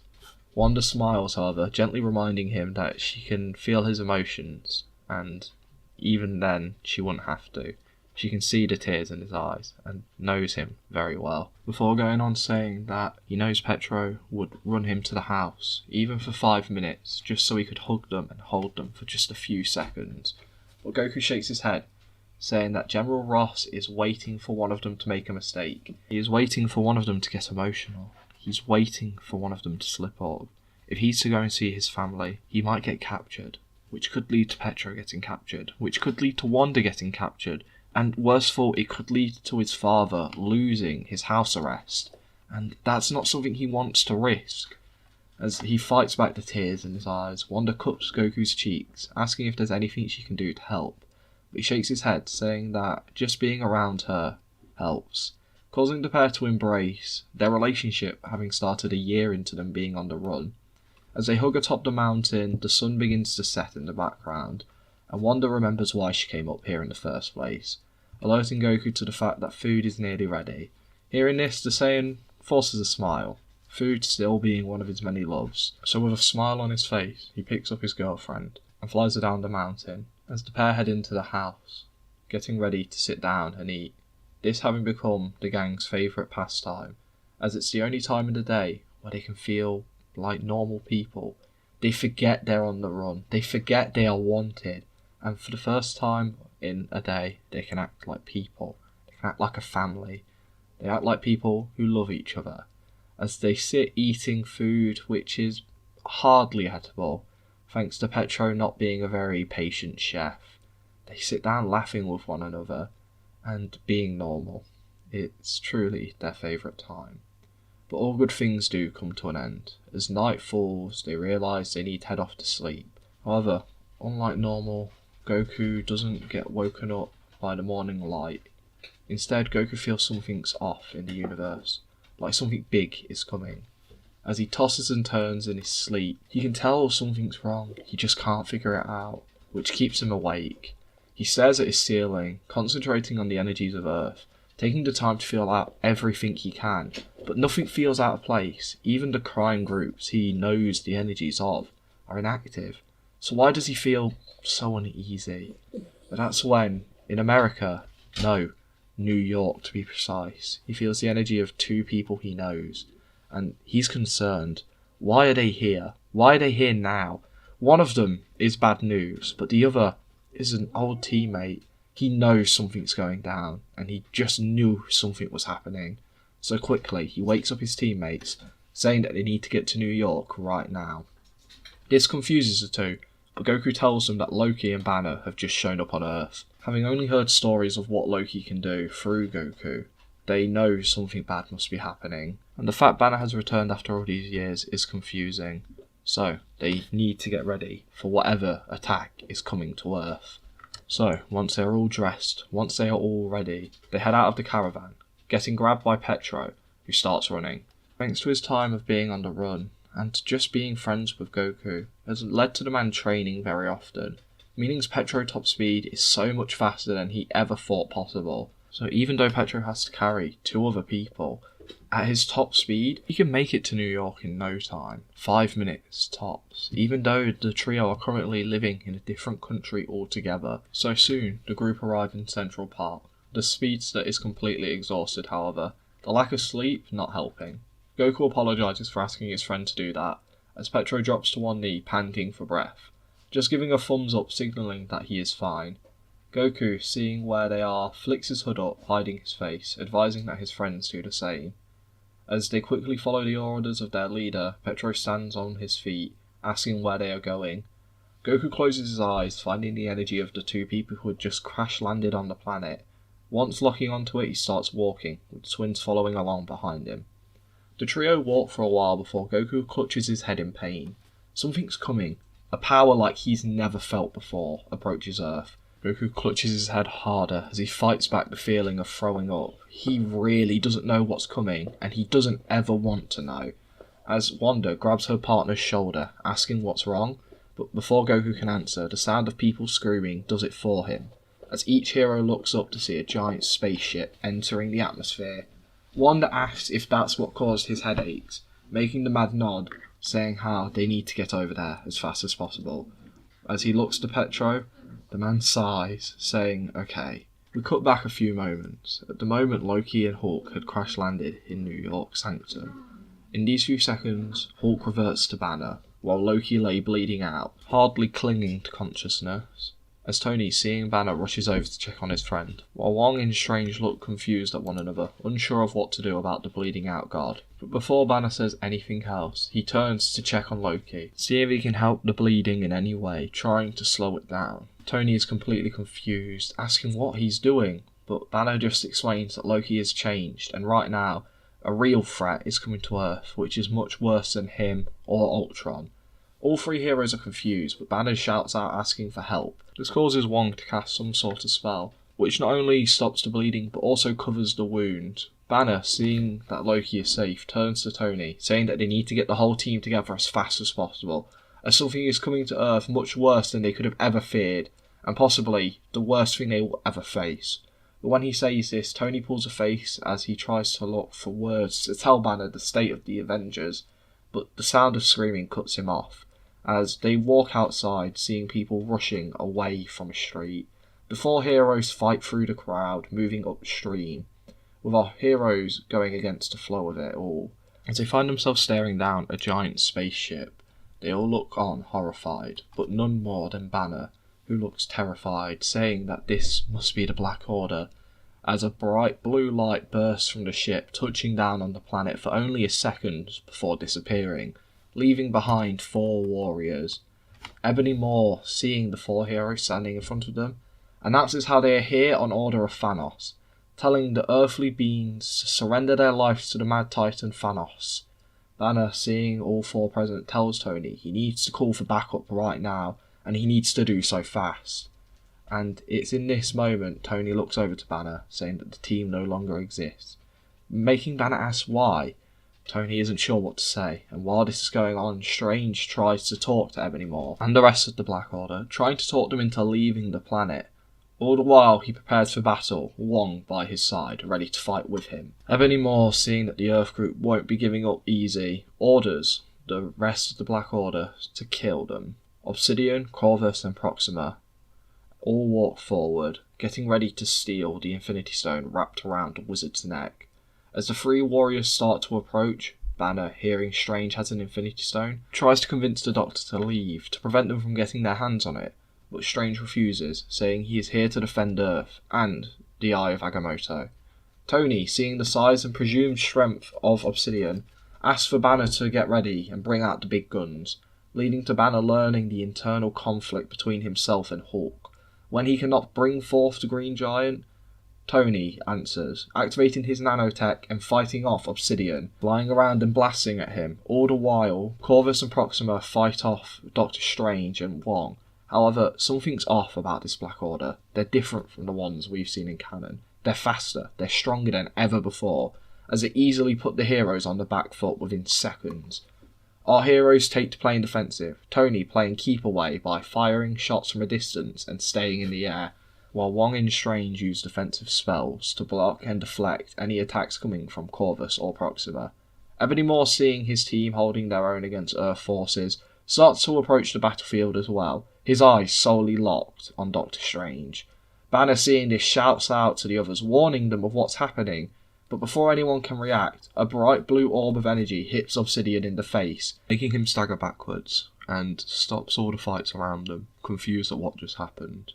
A few seconds go by before Strange and Wong feel a weird pulling sensation, which moves them back 10 feet, as a blur rushes between them, lariating Proxima and Corvus, knocking them both on their back, before the blur reappears in front of Strange, showing Quicksilver.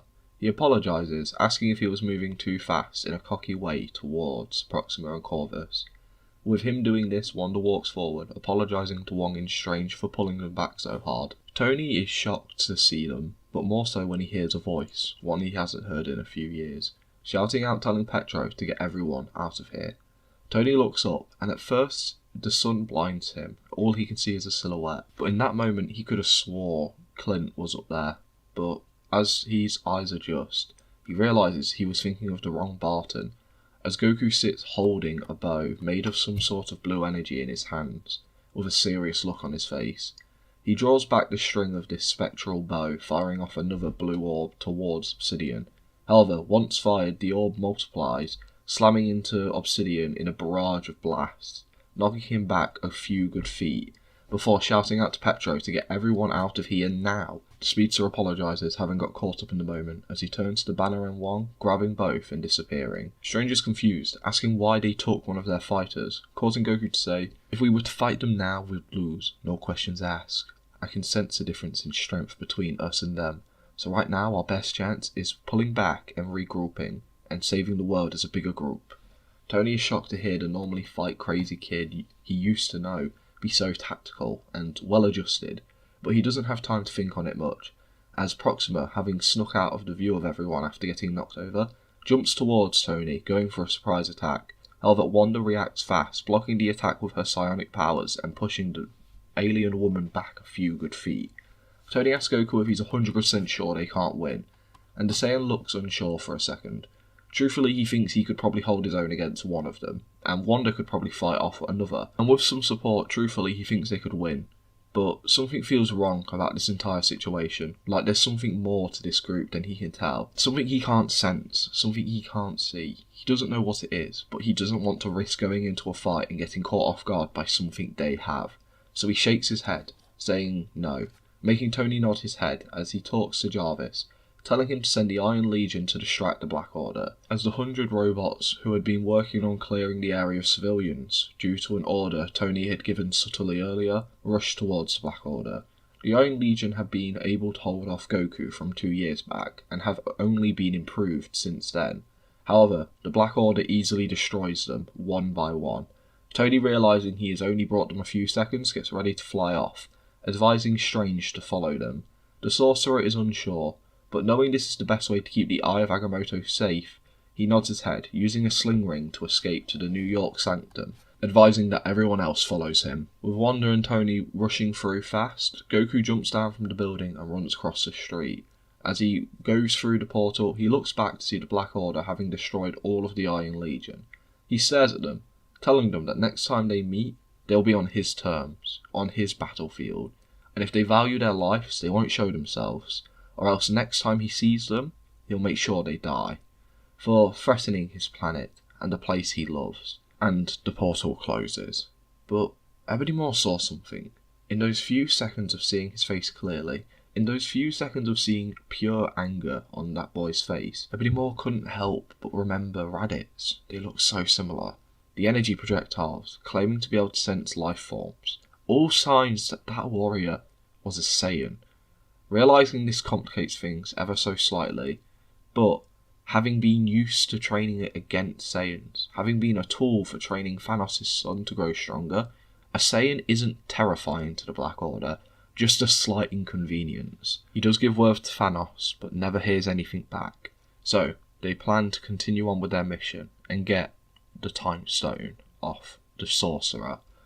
As we cut to the Sanctum Sanctorum, Goku looks at Strange, thanking him for leaving the fight, but the Doctor only says that it's his duty to protect Earth and the Eye of Agamotto, but he needs to know what the next move is, because he needs to do whatever's best to protect this planet and the Eye of Agamotto.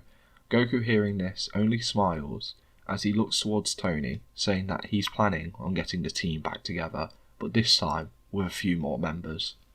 As we see over with Petro, he has ran over the ocean and is currently cutting through a herd of elephants before stopping suddenly. All three heroes drop to their knees as Petro struggles for breath, having used his top speed for far too long, carrying people far too heavy. But he had managed to make it to Africa, and he had done it in a personal best time, something he can be proud of once he's caught his breath. As for Wong and Banner, they start throwing up. Not being used to travelling at such high speeds, they feel their whole body as if it's turning inside out. It was a terrible feeling for them. Once Petro sees this, he apologises, having forgot that people who aren't used to his speed might experience something like this. As Banner remarks that he was not that fast last time he saw him, it makes Petro struggle out a laugh, saying that his best friend is a psycho who loves training, so he was bound to get faster at some point. He just was never expecting to get this fast. Banner, who knows all too well what Goku is like, remembering the kid who always wanted to fight the Hulk, he understands Petro better than most. Wong, having finished puking, asks where they are, and that's when a voice speaks out saying how they are on the border of Wakanda, as T'Challa, joined by Bucky, walks out of nowhere, asking what brought Petro back so suddenly, as the boy says that they need T'Challa's help, as something dangerous is coming to Earth. Hi everyone, this is weird because I'm doing this before the intro and yada yada yada. Anyway, so in this video you'll see that I've not actually edited anything. It's all just a thumbnail as the background. There's a reason for this, and that's mostly because I was really swamped at work this week. I didn't really have a chance to do it, and I just was really struggling to find the time to edit. And instead of making you go another week without a video, I've decided just to try and upload it like this. If it's not well received, I won't do this again in the future. However, depending on how well it's received, I might do it again in the future. I'll see how it goes. But for that being said, I hope everyone understands why, and I hope people are understanding. I do apologise, and I'll try to avoid it happening again. But with work being really busy, me currently writing the script and starting the editing process for a fucking long video, I haven't really had the time to sit down and properly finish off this one. So I'm just going to give it a try doing this instead of letting you guys go another week without an upload. And yeah, that being said, I hope everyone enjoys. I really do apologise, and I hope this story is to your liking. Have a good one, guys.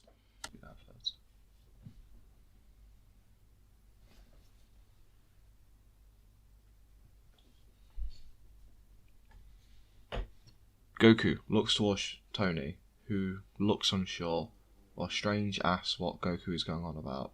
As the youngest Avenger looks towards Strange, saying they need to gather anyone who can fight to fight off what he fears is the people who killed his race. Strange looks at Goku, nodding. He had kept track on the Saiyan since becoming the Sorcerer Supreme. He knows very little of the boy's home planet, or his race, or of its fate even. But the Sanctuary had a little bit of information about the Saiyans. It's clear that maybe one had visited long ago. The details are vague, but all it entails is that they were vicious monsters, and from monitoring the kid, he can tell he's nothing like that. Even though he had kept an eye on him all these years since becoming the Sorcerer Supreme, it's been uneventful, and the kid has rarely ever done anything bad, and only ever done good. Strange, trusting Goku, asks who the kid has in mind, as a smile grows across the Avenger's face. All the while, Tony has a worried look on his. Flying in a jet heading towards New York City, having heard the news, both Steve and Natasha wonder what's happening and try to pick up the pace as much as possible. But that's when they hear a strange noise behind them.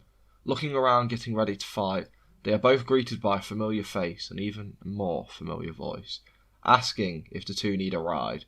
Both look back from piloting the jet to see Goku, standing there with a smile, asking if they are ready to save the world again. Natasha, seeing this, doesn't waste a second, putting the jet on autopilot and running over to give her nephew a hug, asking the boy how he's been and if he's well. The two share a brief hug as Goku says he's been fine and is doing a bit better now, saying he had missed her. As the two pull away from each other, he looks towards Cap, who asks for the scoop. Goku tells Cap to be patient and gestures to the sling ring portal. As both Natasha and Steve look through it, they can see a room where a table sits in the middle, and most importantly, they see many familiar faces slowly filling the room, coming from what looks like many other portals, while a man floats in the air in front of them, sweating, looking like he's concentrating hard, as he shouts out for everyone to hurry up through the portal, as he's never meant to have more than one open, and he's never really tried. Hearing this, Goku ushers both Natasha and Steve through the portal, before he sets the plane to come land in Wakanda. As he walks back through the portal himself, he looks around, getting a thumbs up from Wanda, making Goku walk up to Doctor Strange and pat him on the shoulder, saying he can close the portals now. The Doctor sighs, dropping from his meditative stance as the portals close all around him. He turns to the Saiyan, asking if he couldn't have hurried up, causing Goku to apologise as he looks out across the room. Looking across the room, he can see all the heroes he envisioned of getting help from. As he locks eyes with T'Challa, stood next to Petro, Banner nowhere in sight, he mouths thank you to the man, who just nods in response. As the many heroes are confused and trying to figure out why they're here, starting to get a little anxious and rowdy, having heard what had happened in New York, assuming it has something to do with this. Natasha and Steve start to feel slightly overwhelmed, looking through the sea of heroes.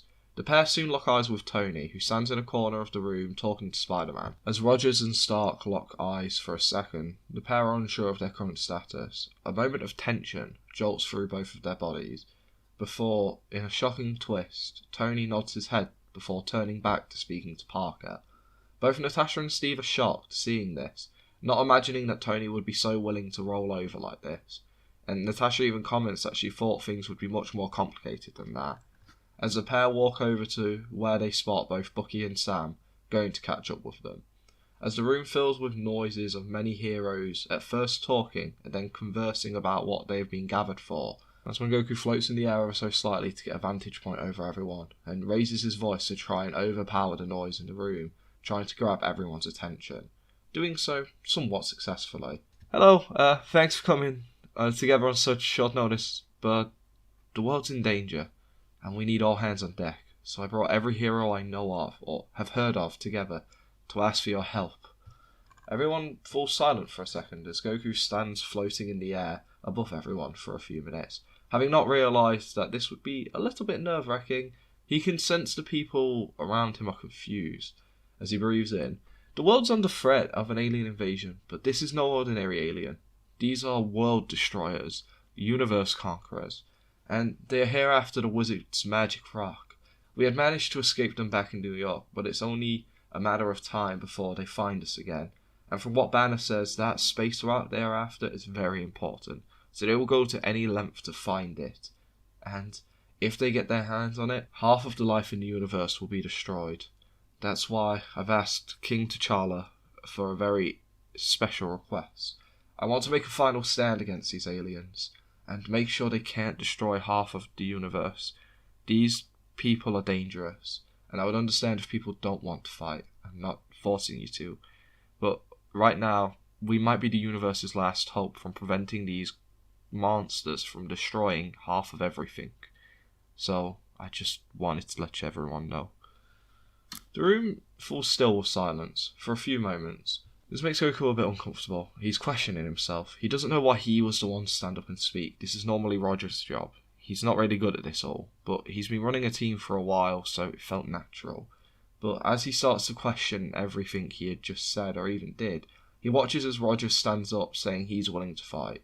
This leads to a domino effect of people soon agreeing to help out, and soon a massive team is formed. Natasha looks up towards Goku, asking what they can do to get ready, what they can do to prepare for this battle, which is when Shuri and T'Challa speak up, saying that they will make sure to get the team some better gear.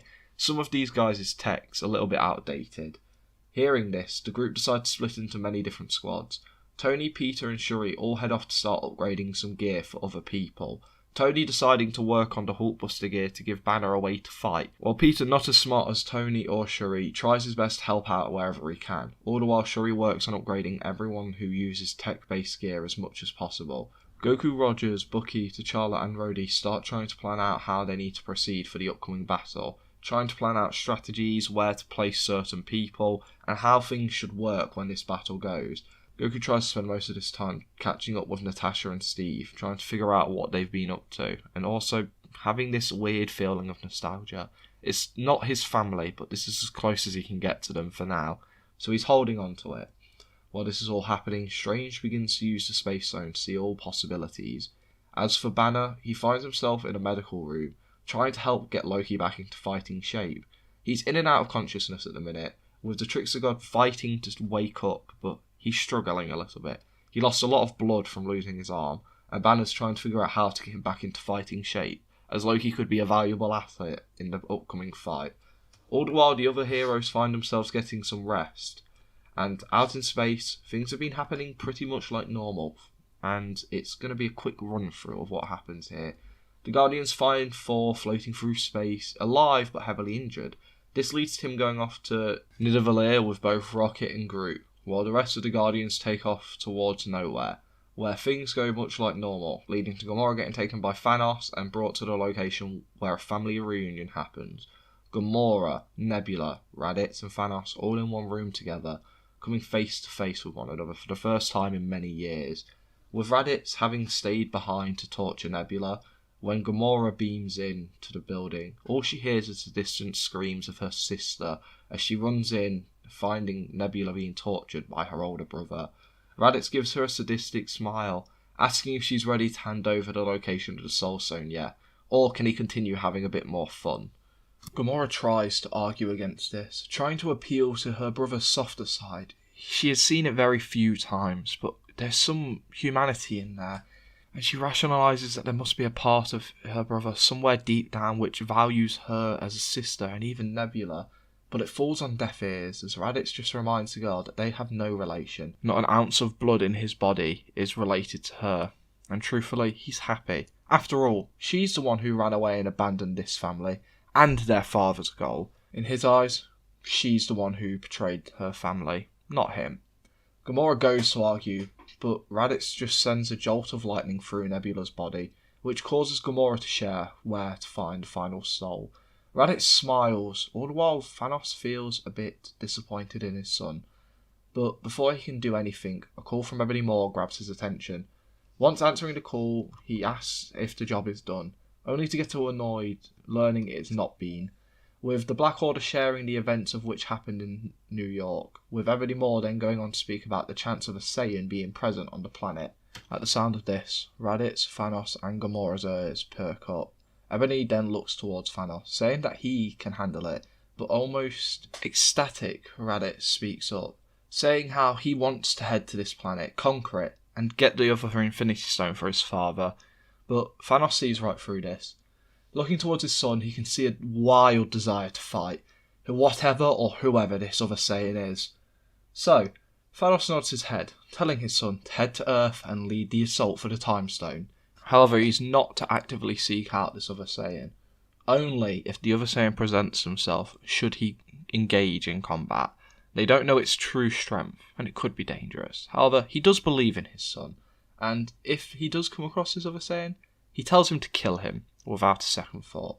Raditz smiles with a nod as Thanos opens a portal for his son, which leads him to Ebony Maw's ship. Ebony Maw tries to argue back, saying that they can manage this other Saiyan on their own, and whatever other forces Earth has to throw at them. However, Thanos seems disinterested, telling his subordinate to accept the help and not fail him again. As Raditz walks through the portal appearing behind the Black Order, Thanos then turns to Gamora, as his story goes on like normal, as him and Gamora head off to Vormir, where things play out pretty similar like they did in canon. Back on Earth, the Avengers are hard at work preparing for what they know will be a tough battle, with Goku almost leading the charge alongside Cap and Tony. We see the Saiyan walking around in search of a place to rest for just a few moments, having not slept too great the night before, when he comes across Strange meditating while his head shakes in a weird way. Goku watches for a few seconds before Strange snaps back to normal. He looks at the Saiyan with an amazed look in his eyes, as if he had seen something great, as if he had seen something amazing, making the Saiyan ask what he was doing. Strange just places a hand on the kid's shoulder, telling him that he was checking their chances of winning this fight. Goku asks for their odds, as Strange walks by, tapping Goku on the shoulder. He explains that he had watched the fight hundreds and thousands of times, and the only time he saw them win was one time. Their odds are low. As he walks away, almost comfortable, while Goku just sits confused at what he had heard, wondering how Strange could be so calm and not tell them what they need to win. As nerves fill Goku's body, he imagines what happened to his original home planet, to his birth parents, happening to his family, the people he cares about on this planet. Nerves start to swell up in Goku, and fear and anxiety take hold. Having had his nerves shaken, sleep feels like something he couldn't achieve. He's not sure how he can help out right now, so instead he goes to do something which will comfort him. He finds a quiet area, sits down and meditates. He senses the planet, he senses the people on it. He feels the damage dealt to it from the alien attack, and then he checks in on his family, sensing that they are alright. Calmness fills Goku's body, as he then goes on to try and plan things out, trying to take a minute in to consider why Strange didn't tell him everything. And the only logical explanation he can jump to is that by telling Goku, they lose. So, for now, he just has to accept of not knowing what's coming up, as much as it would help him. As he tries to plan out a better battle strategy, trying to pair up his co-workers up against these aliens, trying to figure out how best to deal with them, he suddenly feels something terrifying. It comes out of nowhere. It's disgusting, it's strong, it's evil, and it shakes Goku to his core.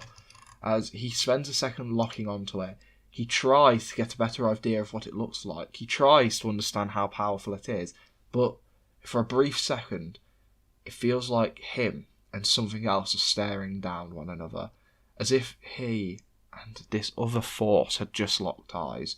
This energy is so familiar, it feels so homely, but it's so twisted and warped and disgusting, it makes Goku stumble backwards in fear, breaking this seemingly brief connection he had with whatever that huge power was.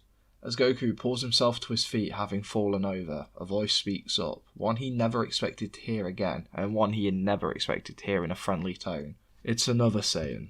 Goku turns around to see Loki, who had been stabilised and woken up by Banner in the few hours Goku had been working alongside the others to start battle strategizing, and for a brief moment Goku's instincts flare up. He gets into a fighting position and is about to jump at the Asgardian, but he remembers what Banner had said, and he can sense the energy of Loki. What he once remembered being an evil and twisted man, there's a gentleness to him now. It's not quite the same of Thor and the others. He's not pure by any exaggeration, but he's not pure evil. There's something good in there, and it's flourishing. It just needs to be helped along.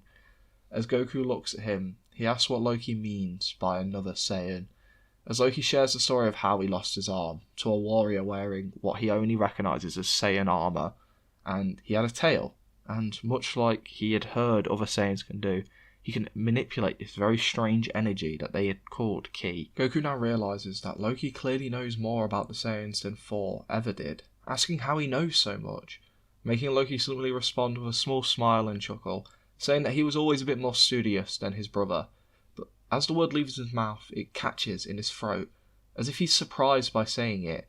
Goku can see this hesitation and reluctancy almost coming from Loki, as he asks if the god knows any weaknesses of the Saiyans that he can abuse in a fight, and this only gets him a headshake from Loki, explaining that the only weakness he knows is that of the tail, but it seems this other Saiyan has managed to learn how to control and cover this weakness, since his brother actually managed to grab hold of the long-haired bastard's tail.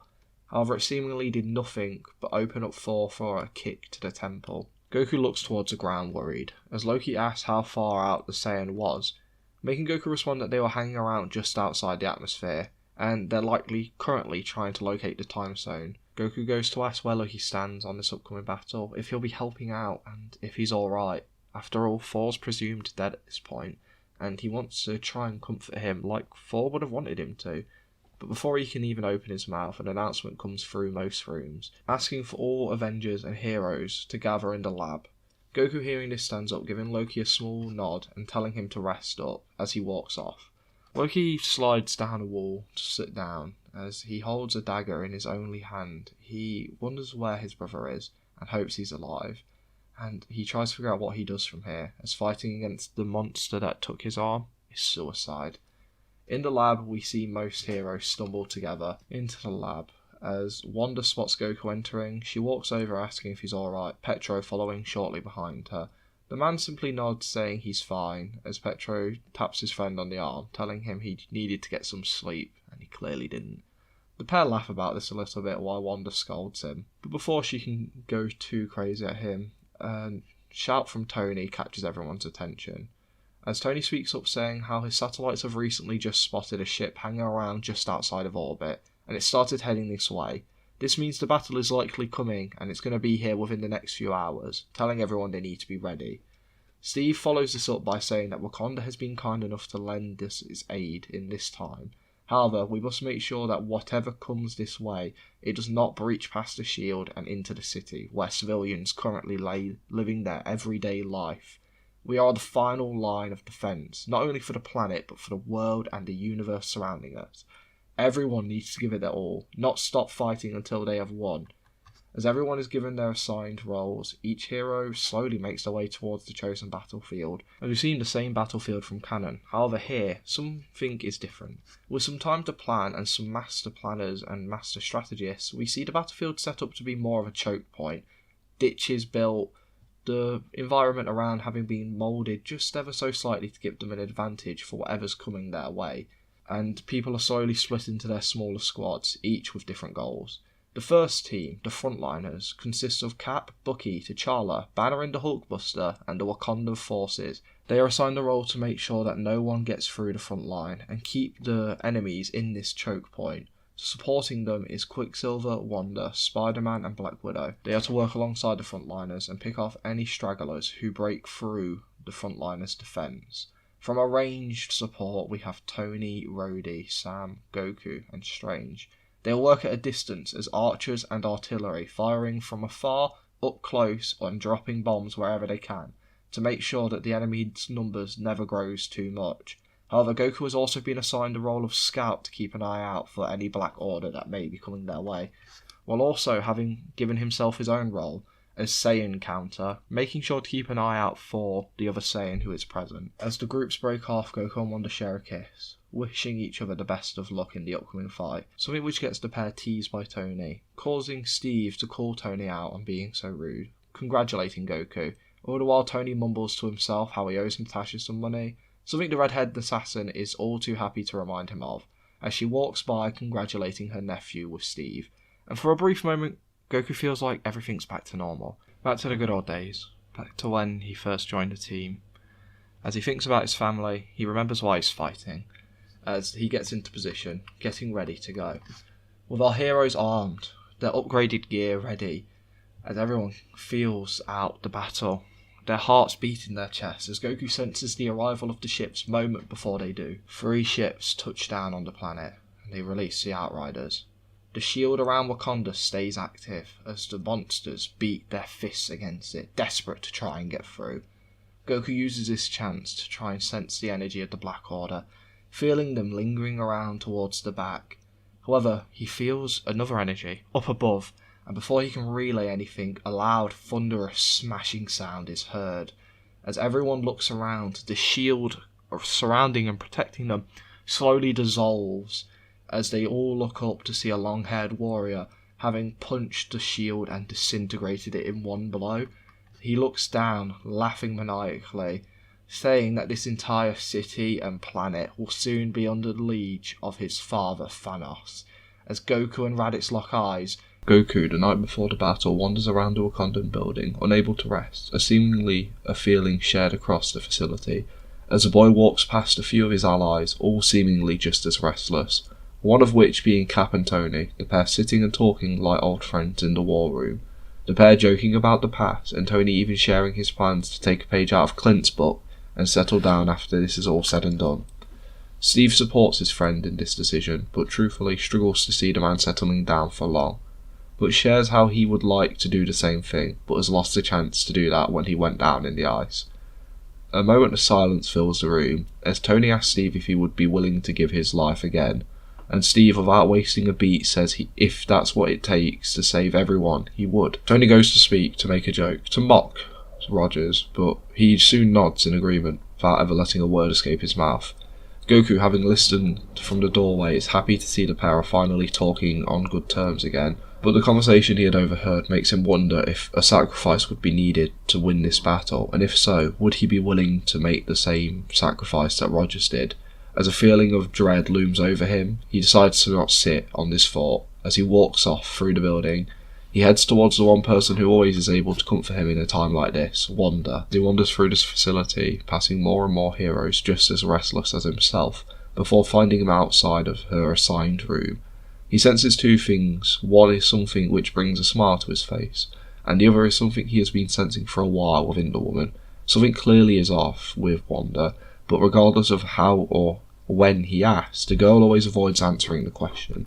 It's only been like this for a few weeks, but he is concerned for her. However, Goku, respecting Wanda's boundaries, decides not to push on the matter. As he knocks on the door and pokes his head into the room, seeing Natasha and Wanda speaking, he smiles, asking if everything is good, and the 2 women share a look before Natasha smiles at her nephew, giving him a hug and walking out of the room, whispering in his ear, "Good luck." Goku is confused, but Wanda asks for the Avenger to sit down.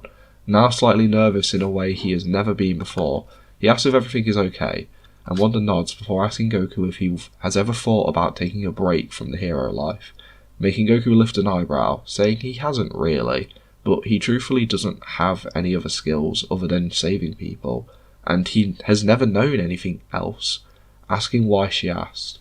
Wanda hesitates before saying that she thinks after this battle they should take a few years off to spend time with one another and just to celebrate the victory. Goku thinks about asking why, or pushing more, or what brought this about. However, he can see the concern in Wanda's eyes. Something is clearly off. That same thing he's been sensing is clearly something bothering Wanda. So instead of pushing or arguing, he nods his head, telling the woman that they'll both take time off and travel the world without her brother being around to bother them, getting a small laugh out of the girl, who rests her head on Goku's shoulder. The pair deciding to try and rest, Goku once again sensing the strange thing coming from Wanda. But soon they find themselves in a deep, relaxing sleep. Rejoin the battle of Wakanda as the shields fall to the ground, littering the battlefield like snowflakes. All the while everyone stands frozen in fear as Radit's laughter fills the air as he announces that the earth falls today. But before the Outriders can race forward, as the animalistic creatures start figuring out what had just happened, a shout for everyone to duck is heard as lightning sparks across the battlefield, and then a bright blue beam cuts through the earth, then straight into the Outriders, killing hundreds in one single blow, as the explosion which follows kills off more Outriders. Groot turned back to see Goku, his hand extended outwards and sweat running down his face, the warrior having charged the attack the moment Wakanda's shields dropped, but at the cost of tiring himself out a bit. This blast has caused the Black Order's confidence to waver ever so slightly, but Raditz just laughs louder, his body shaking with excitement, never having had the chance to face another like him, as the distant brothers share a look with one another. Goku knowing that he is the only one present who can even stand a chance against this guy, as he wipes the sweat from his brow, telling Petro and Wanda to stay close to the doctor, as to not let anyone get the stone, something the pair nod to, as Goku builds up his ki and then erupts upwards, throwing the first punch at Raditz, which the man effortlessly blocks, countering with his own punch. However, Goku, thanks to the assistance of gravity, avoids the attack, but the power from the missed punch sends a shockwave of air into the ground below, cracking and crushing anything near it. As the ground rumbles at the horde of Outriders racing towards the battle, a scared and still badly wounded Loki lays in bed. He hides away in the medical chamber, hearing the carnage raging outside. Looking at where his arm once was, he shakes with fear, before thinking of his brother, who he can only assume is now dead in space.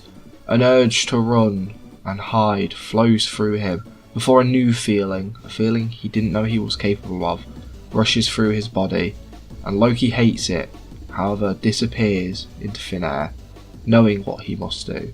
The Avengers team up to hold the front line, both Cap and Tony commanding each squadron effortlessly, to make the battle against the aliens easier. That is until Cap finds himself being thrown backwards by an unseen assailant, as Cap is used as a battering ram to burst through the Wakandan soldiers, only stopping when he is outside of the battlefield, now suspended in the air, feeling his body crushing in beneath himself. Looking around, he spots Ebony Maw. The alien looks at Captain America, having observed his command and how everyone looked for him for advice. He figured to take him out would be a good plan. After all, removing a leader makes the army much weaker. But before he can bisect the first Avenger with his own shield, a repulsor blast hits the back of Moore's head, breaking his concentration, causing him to drop Rogers, as a voice shouts out saying, "Sorry Squidward, but I can't let you hurt Stars and Stripes over there. He still owes me one for that shield right there." As Ebony and Rogers turn to see Tony, flying in the air and wearing a cocky smile. As Ebony Maw goes after Tony, the other leader, Captain America jumps in between, getting ready to fight alongside Tony once more, as the pair begin to work together to hold back and kill Ebony Maw. But with both Tony and Steve out of the main battle, it leaves our heroes without commanders giving them guidance, leading to mistakes happening across the battlefield. Spotting this, both Rhodey and Bucky tried to take back command, however the pair butt heads every so slightly, due to them not really knowing one another, leading to more mistakes happening, causing the likes of Proxima, Corvus and a large number of Outriders to sneak past the front line, all of which heading towards the wizard wielding the Infinity Stone. Meanwhile, in the bulk of the crowd, Obsidian is being kept occupied by the likes of Bruce in the Hulkbuster armour, who's getting a little assistance from Peter, who tries to assist Banner where he can, using his webs and just pure strength to hold back Obsidian alongside Bruce Banner. Goku is in his fight and he can sense everything going down, and he knows they need his help, but he is in an issue of his own. His opponent is much stronger than him, so fighting in a close quarter battle is not going to work for him. However, he's decided to start playing to his strength, and luckily he's inherited a strength from his father, a very good knack for sharpshooting. Goku is having to use everything his father has ever taught him while running through a forest, weaving in and out of trees to make his pursuer lose sight of him for brief instances before firing off a shot and then continuing his run. All the while he's trying to find an opening to escape and formulate a much better plan. However, to do so he knows he'll have to lose Raditz first, only being able to hope that what his aunt and dad have taught him will be enough. All the while trying to break down each and every one of Raditz's movements, watching every slash and jab the man wildly throws with his Keyblade, hopefully trying to break down the fighting style to find an advantage. All the while Raditz on the other hand is loving this. Not only is he getting a chance to fight another Saiyan, more than likely the last one other than himself, but he is the stronger of the two of them. Raditz loves this feeling of adrenaline rushing through his body. It's not very often that a low-class warrior gets the chance to relish in being the strongest Saiyan in the room, but this is perfect for him. However, he cannot help but feel like he is slightly disappointed by the only other Saiyan left. After all, he's fighting in such a cowardly way with his run and gun strategies, having hoped he could kill the final Saiyan in a close quarters battle. Raditz using this for fuel to push himself farther as he fights to kill the other Saiyan. As Raditz has this thought, however, he takes his eyes off his opponent for a split second, distracted by the noise of the battle happening in a distance, and when this happens, Goku doesn't waste his chance. Being the son of a spy, he quickly disappears into the forest, and hopes that his opponent can't sense energy like him. This allows Goku to catch his breath, and find something out useful about his opponent. After a few seconds of searching, Raditz seemingly gets more and more annoyed, as Goku can now tell that Raditz doesn't share the ability to sense energy. This allows Goku to take more time to catch his breath, hearing Raditz cut down trees and screaming out for his opponent, but Goku stays calm, taking this chance to get some of his energy back, to breathe, get his stamina back up, all the while checking in on the battle, making sure his friends are alright. And the battle seems intense, however he can tell that even though the Wakandan people are struggling, and so are some of his friends, they are winning ever so slightly. A smile creeps on his face before he then senses the energy of Proxima and Corvus closing in on Strange. He can feel that Wanda and Petro have separated from the Doctor to deal with a large group of Outriders, and now means that Doctor Strange is currently alone, and so is the Infinity Stone. Knowing that if Thanos' forces can get their hands on the Time Stone, it'll be game over. So Goku breathes in deeply. He needs to join the fight. He needs to help them. But he can't leave Raditz unattended. If he joins the battle, it won't take long for Raditz to show back up and start wreaking havoc on people who can't fight him. So instead, he's going to have to take him down here and now. So Goku begins to gather up a large sum of energy, in the shape of an arrow, one that grows and grows as the seconds tick by. Soon the arrow is the size of an anchor, and he waits and waits and waits, holding this arrow until the perfect moment, and then it happens. Raditz cuts down the tree Goku is hiding behind, and the moment the tree is cut through, Goku smirks, knowing he's not going to miss this shot at point blank, releasing the arrow directly into Raditz's chest. The force of the attack is enough to send Raditz flying backwards, and the explosion which follows is strong enough to shake the entire forest. The blast even engulfs Goku, knocking him backwards and kicking up a storm of dust, and as it begins to settle, Goku can't help but feel like he should have killed his brother there. But as every second passes and the dust becomes clearer and clearer to see through, it soon reveals Raditz looking around trying to find his brother. The centerpiece of his armour cracked from the force of the previous attack, his body possibly having taken some internal damage. All the while his body is covered in bruises and burns. He looks around like an animal searching for its prey before spotting his younger brother. Goku goes to take flight to get some distance between himself and Raditz, however it's too late as Raditz disappears and reappears in front of Goku, doing a spinning kick into his brother's stomach, sending the younger Saiyan blasting off. However, Goku, being smart, withdraws his power pole and slams it into the ground, stopping any momentum he had built up, allowing him to make some distance between himself and his brother, while also making sure he is ready to fight Raditz if he was to come at him once more. However, Goku, using his ability to sense ki, quickly can deduce that his brother has lost some power. It's clear that the Ki Blast arrow had done some serious damage, but not only that, Goku has used a lot of energy to form the arrow, and he won't be able to make another attack quite like that. Instead, Goku chooses to engage his brother in close quarter combat, now feeling like he could hold his own much better than before, as Goku points one end of his newly coated vibranium power pole towards his brother, telling him to bring it on. Raditz ignites his Keyblade, smiling, finally getting the battle he wanted. Over with Strange, the Doctor has spotted Rogers and Stark struggling against Ebony Maw, and he has started to make his way over to the battle, trying to help them, knowing his magic will be better suited for fighting a telekinetic warrior.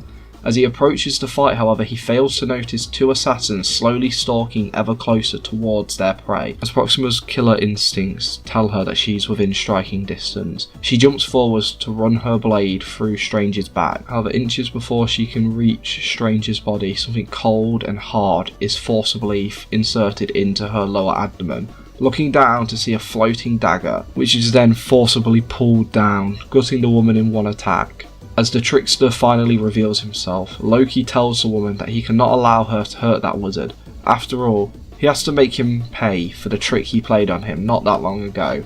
Strange, having heard the commotion, turns to see Loki having saved his life. The trickster god now stands in front of a bleeding Proxima. Strange is internally shocked but plays it cool on the outside, telling Loki he only had him in suspended fall for a short while, plus he saved his life shortly after, so they'll call it even. As Strange then warns the duo of assassins that he is the Sorcerer Supreme and won't be falling to them. Proxima says that she isn't afraid of any of his silly little magic tricks, but the Doctor just smiles. All the while Corvus screams out for his partner, telling her to escape. However, her warrior's pride gets the better of her as she goes to engage Loki once more. Before either can make it too far, Strange casts an incantation which makes both assassins stop, as grass below them begins to slowly grab at the assassins, climbing its way up their body, trying to hold them in place.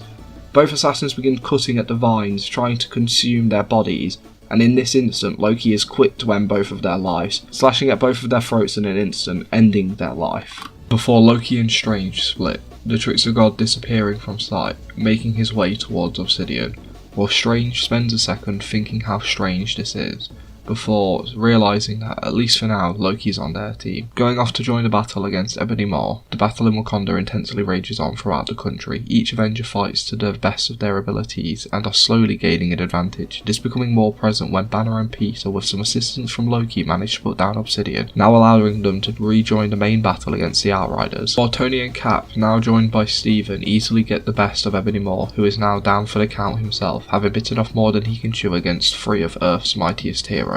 On the front line, Wanda and Petro show themselves as the hero's strongest units, Petro's speed easily making it so the hordes of Outriders are never able to become too large and never able to overrun anyone, while Wanda uses her telekinetic abilities to stop any heavy machinery from entering the battlefield, both trying to rush to finish this battle so they can assist their friend. Goku's power pole clashes against the Keyblade of Raditz. Goku's body bleeds from the cuts he had received during this battle, while Raditz's face brandishes many bruises from where his younger brother had landed his attacks directly in his face. Goku, feeling the battle turning in the favour of his team, tells Raditz that he should leave now and lead a normal, peaceful life out in space, since he's going to lose this, and the only way things are going to end that way is with him dying. However, Raditz reminds his brother of two things. Not only is Goku the weaker of the two of them, his father has yet to arrive on the battlefield, and as if being summoned by his son, a presence Goku fears and sends a shiver down his spine as Thanos arrives on the battlefield. He warps in and for a second takes in the damage his army has sustained, seeing the lifeless bodies of the Black Order scattered around the battlefield. Thanos sighs in disappointment, but now it doesn't matter. These are the results he expected from the Black Order. After all, they were always second fiddle to his sons and daughters, and now he can't help but wonder where his son has gotten to. As for our heroes, Banner is the first to let out a scream to warn everyone of Thanos' arrival, alerting everyone to his presence. His shout being loud enough to grab Goku and Raditz's attention as they hear it in distant forest. The pair share a quick glance at one another before Goku tries to jump over his brother's shoulders to rush over to help his friend, only to get his leg grabbed and then slammed into the ground where he once stood. Raditz then goes to stab his brother in the chest, but the younger Saiyan fires a ki blast into the older one's face, making him lose balance, allowing Goku to try and escape once more, only to get cut off once again, as Raditz wants to finish this battle truly. Raditz forcing Goku to sit on the sidelines and spectate the battle he had feared for many years, as the pair begin to battle once more. Meanwhile, the heroes on the battlefield group up with one another, some shocked to see Loki amongst their ranks, a feeling shared by Thanos. However, he doesn't think much of it. Instead, he gives the heroes a choice to hand over the Mind Stone and save themselves a world of pain. Rogers and Stark share a look with one another, unsure of how they fare against this mad titan, but as they think this, the other heroes around them begin to stand prouder and get ready to battle, and the two friends share a nod, as Roger announces one sentence for the Avengers to assemble. Without a word, a plan seems to be formed, a smile plastering on Petro's face, who makes the first move, running forward at top speed, running circles around Thanos, spinning the Mad Titan around for a few seconds, allowing T'Challa to come in, kicking the Tyrant in the head. As Thanos goes to hit T'Challa, he is unable to move, being pinned down by Wanda's telekinetic powers, as a firing squad of Bucky, Rhodey, Sam, Natasha and Tony unleash a barrage of bullets and blasts towards the Infinity Stone wielding alien. Wanda loosens the grip of the telekinetic hold she had on Thanos, making Thanos stumble backwards from the barrage of bullets and blasts he had just taken, allowing Cap to run forward and slam his shield into the Titan's face, making the Mad Titan stumble even further backwards. However, he quickly recovers, going to grab Rogers by the throat, only for his arm to be pulled back by a web.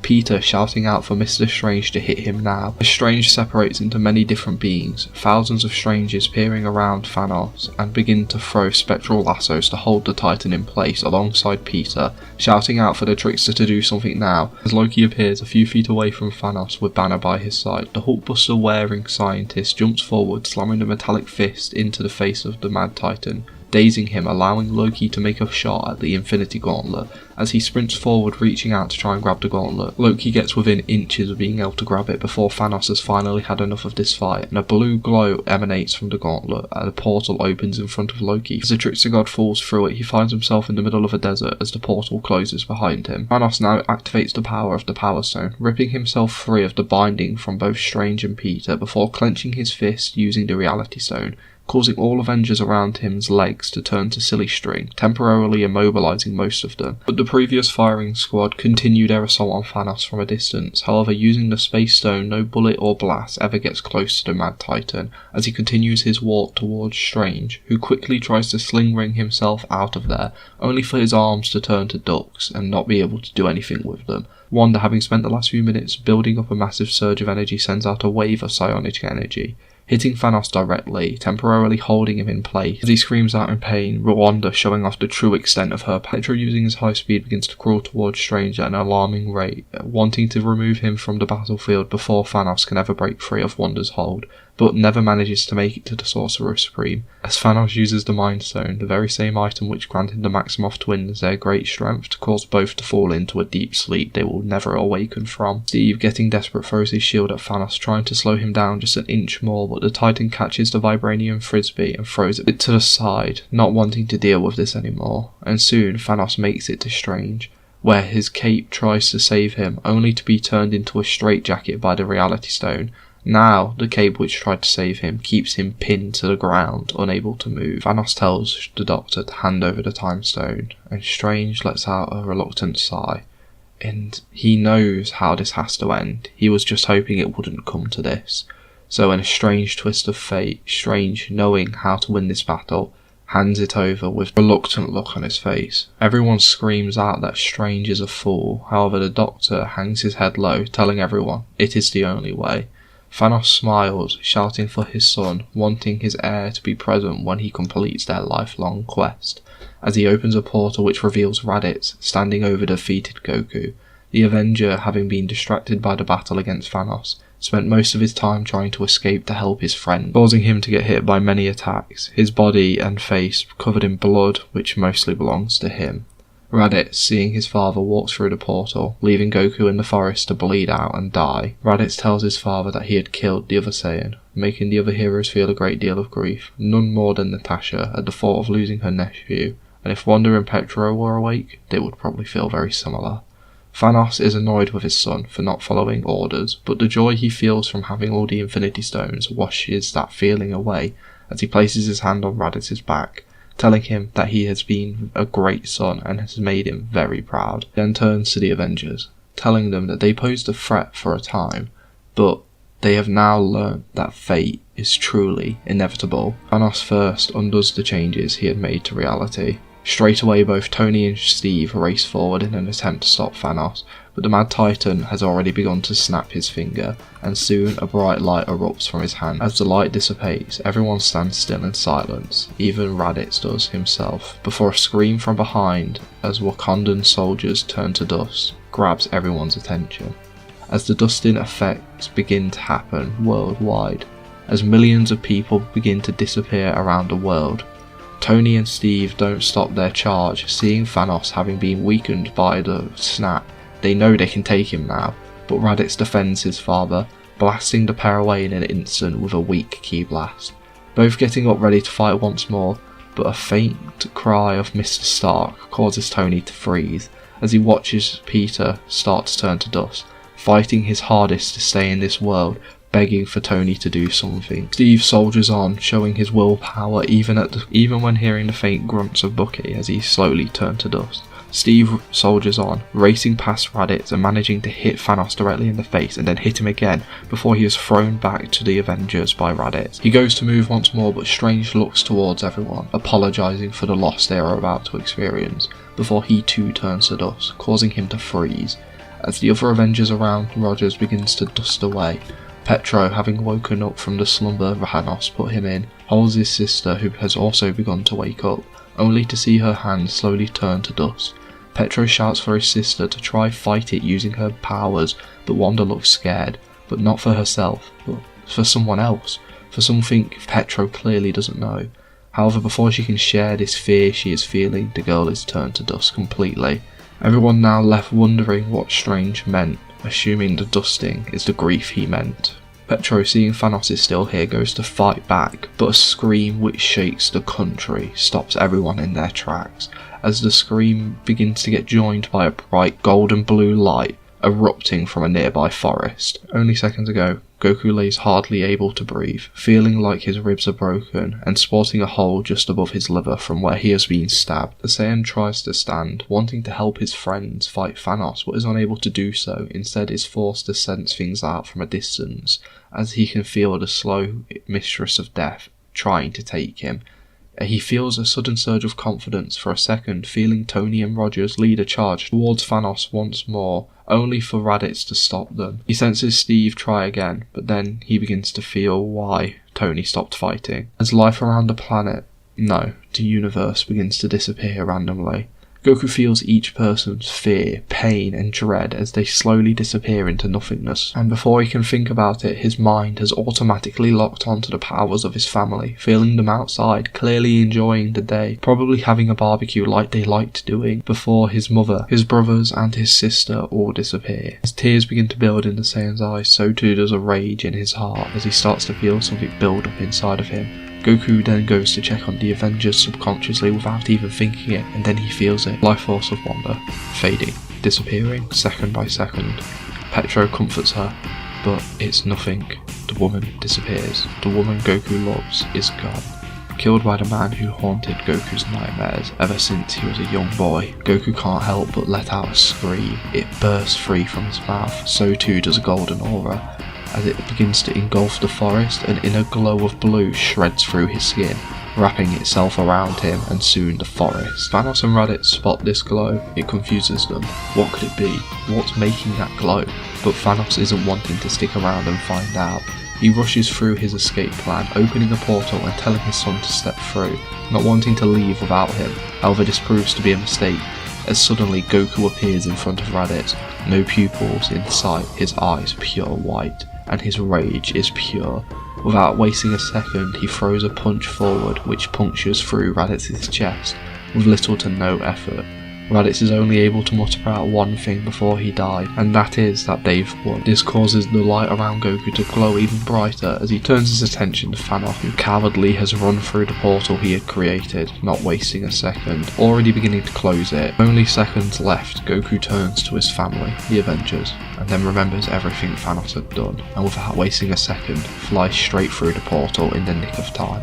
Thanos doesn't have any time to react as a punch collides with his face, but this time sends the Mad Titan bouncing across the planet, only stopping when his body meets a nearby mountain. Thanos is now met by the one thing which made him fear the Saiyans, a Super Saiyan, seemingly made by his own hands, and the son of the man who gave him the scars on his very face. Thanos wants to think more on what's going on, but doesn't have a chance as Goku once more appears above Thanos, having formed a kilo, and fires off hundreds of small blasts which bombard Thanos. However, each arrow hits harder than the Hulk could ever dream of, drilling Thanos into the ground within a matter of seconds. Thanos is nearly dead and begins to panic, though starts using the Infinity Stones to try and slow Goku down. using the reality stone to show people who had died in the snap, hoping to slow him down, only to fuel Goku's rage. Thanos rewinds time to not get hit by an attack, only to be a bit harder and faster by a different attack. Tries using the Power Stone to fight Goku, only to have his bones broken. He tries mind controlling Goku, but his will is too strong. He tries creating an infinite space between himself and Goku, but the boy is too fast, and soon Thanos is a broken shell of his former self. Goku stands over Thanos, telling him he made a mistake messing with his home, as it is the place which gave him a second chance, allowing him to meet amazing people, allowing him to lead a life he loved, and allowing him to learn the morals he lives with today, explaining how he will always try to save everyone, but when that fails, he will definitely avenge them. Thanos, in a last-ditch effort, tries to snap Goku out of existence, but an arrow quickly goes through his head, killing him in an instant. Goku is now left on an alien planet, his rage finally dying down. He drops back to base, coughing up blood, and the injuries from the battle with Raditz being too much, as Goku can feel the cold embrace of death slowly overtaking him. He falls onto his back, laying not too far from Thanos, as Goku tries to force ki into his injuries, only to learn his body has none left to give. That new form of his, what Goku can only assume is a Super Saiyan he read about from the books of the Saiyans that Asgard's had, must have used all of the energy he had left. However, he can't help but be confused, since the legend said golden, not blue, wondering where that blue energy had come from. But as Goku lay there dying, he apologises to everyone he failed, his mother, brothers, sister, and Wanda. If he had accessed this earlier, he could have stopped the snap from happening. Maybe he could have stopped Thanos from winning. As he looks at the Infinity Gauntlet on Thanos' hand, he remembers back to what Stranger said about one reality being the winning one. Guessing to himself that this wasn't the way to win, letting out a little chuckle. He lays feeling the blood in his body trickle out, before thinking of the comic he read as a kid, which made him want to be a hero. This being the story of Stephen Rogers, aka Captain America, a man willing to sacrifice his life to save millions. As Goku lays there, thinking about this comic, he remembers the ending, and then looks at the gauntlet to his left, wondering if it's possible. Wondering if the gauntlet could take all those lives. Could it save them?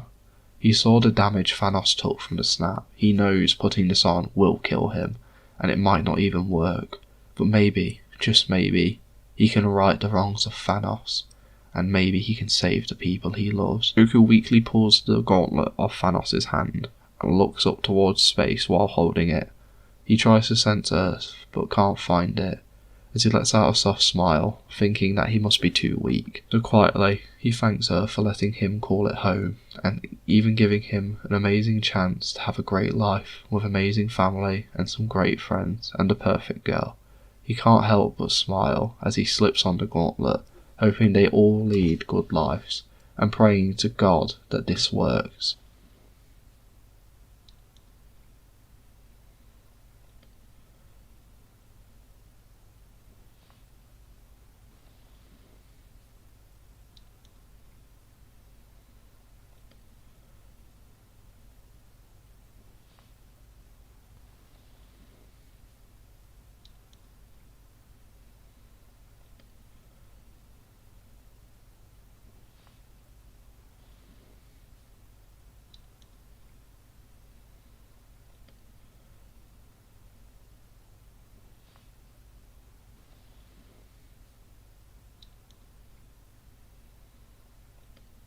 Two boys sit watching the clock, tapping their feet, sharing a quick glance back and forth before the bell finally rings. The pair almost leap out of their chairs as they race down the hallways and head towards the exit at a lightning fast speed, as they then run towards a nearby alleyway, both making sure the coast is clear before opening their backpacks and beginning to change into completely different outfits.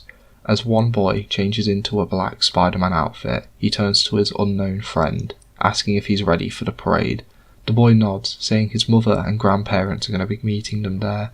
Miles laughs, saying Peter is doing the same. Apparently a lot of the old and new team are coming for this. This causes a soft smile to escape from the other hero's lips as he shakes his head to clear his mind, before asking if his friend is ready. Taking flight, hovering a few feet above the ground, Spider-Man nods as he fires a web towards the foot of the unknown hero, as he takes flight fully, leading them both through the city. The pair letting out an excited cheer as both use their superhuman reflexes to dodge any oncoming buildings or traffic before finally arriving at Central Park. The pair circle around the exterior for a few seconds before finally spotting a few people clustered on a roof. Spider-Man points it out, causing his friend to land on the roof. As Spider-Man lands, a shout of Miles grabs his attention as he removes his mask to embrace his mentor, Peter, asking if his friend is alright and how he has been. The younger hero laughs, saying he's been picking up his slack since he left to take over Stark Tech, and an older man laughs back, saying he has been getting some help and giving it as much as he could, as an older grey Tony Stark smacks Parker on the back.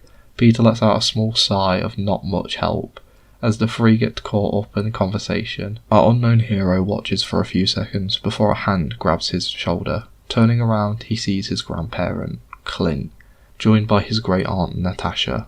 Quickly embracing the older Archer in a hug, he lets out a small chuckle, asking how his grandson has been. The pair catch up before Wanda arrives, rushing over to her son and hugging him too, as she turns over to catch up with her in-laws. Gohan turns around, watching more and more heroes pile up, from the old like Banner to the newer such as Camilla. Even gods show up for this occasion, as Thor, joined by his brother and King Loki, arrive on the scene, hoping they are not too late. As more heroes begin to appear, Gohan sees his uncle Petro, Old Man Rogers, and many more heroes, all having gathered to celebrate one thing, as horns sound in celebration, causing everyone to stop their conversation, allowing the group a chance to see a familiar friend. As a blimp turns a corner, everyone gets a chance to see someone they have not seen in years. Wanda and Clint begin to tear up, just like every year, as the others show a mixed set of emotions. Rogers, Bucky, Rhodey and Sam all give a salute to their fallen friend. Others sit in silence, such as Tony, who smiles faintly, thinking of the boy. But Gohan, he sits smiling, almost hanging off the edge of the building, watching the blimp drive by, only getting to see it for a few moments at most. But those moments mean the world to Gohan, as it reminds him of the amazing man his father was, and helps him keep motivated to continue keeping the peace his father gave his life for. Every Avenger takes a moment of silence to celebrate the day their friend, father, and partner gave his life to save the world. So there we go. That was it. This story really does mean a lot to me. I know I said it in the final for this series, but I want to really reiterate this series did help my channel kind of boom. And even though it took me a long time to finish it still means quite a lot to me. I am not happy with it, but I also am very proud of it. It's a very confusing feeling I have for this series, but I just want to spend this time saying thank you to everyone who sat down, not only watched it just now, but had watched it all the way through from the first time I uploaded it. So thank you for watching. I'm not going to ramble on anymore. All I've got to say about this series is it was a fun run, and I hope everyone else enjoyed it just as much as I did writing it, even if it was driving me nuts near the end of the series. But for now, I hope everyone has a great day, a good night, and hopefully I'll see you next time. Bye for now, guys.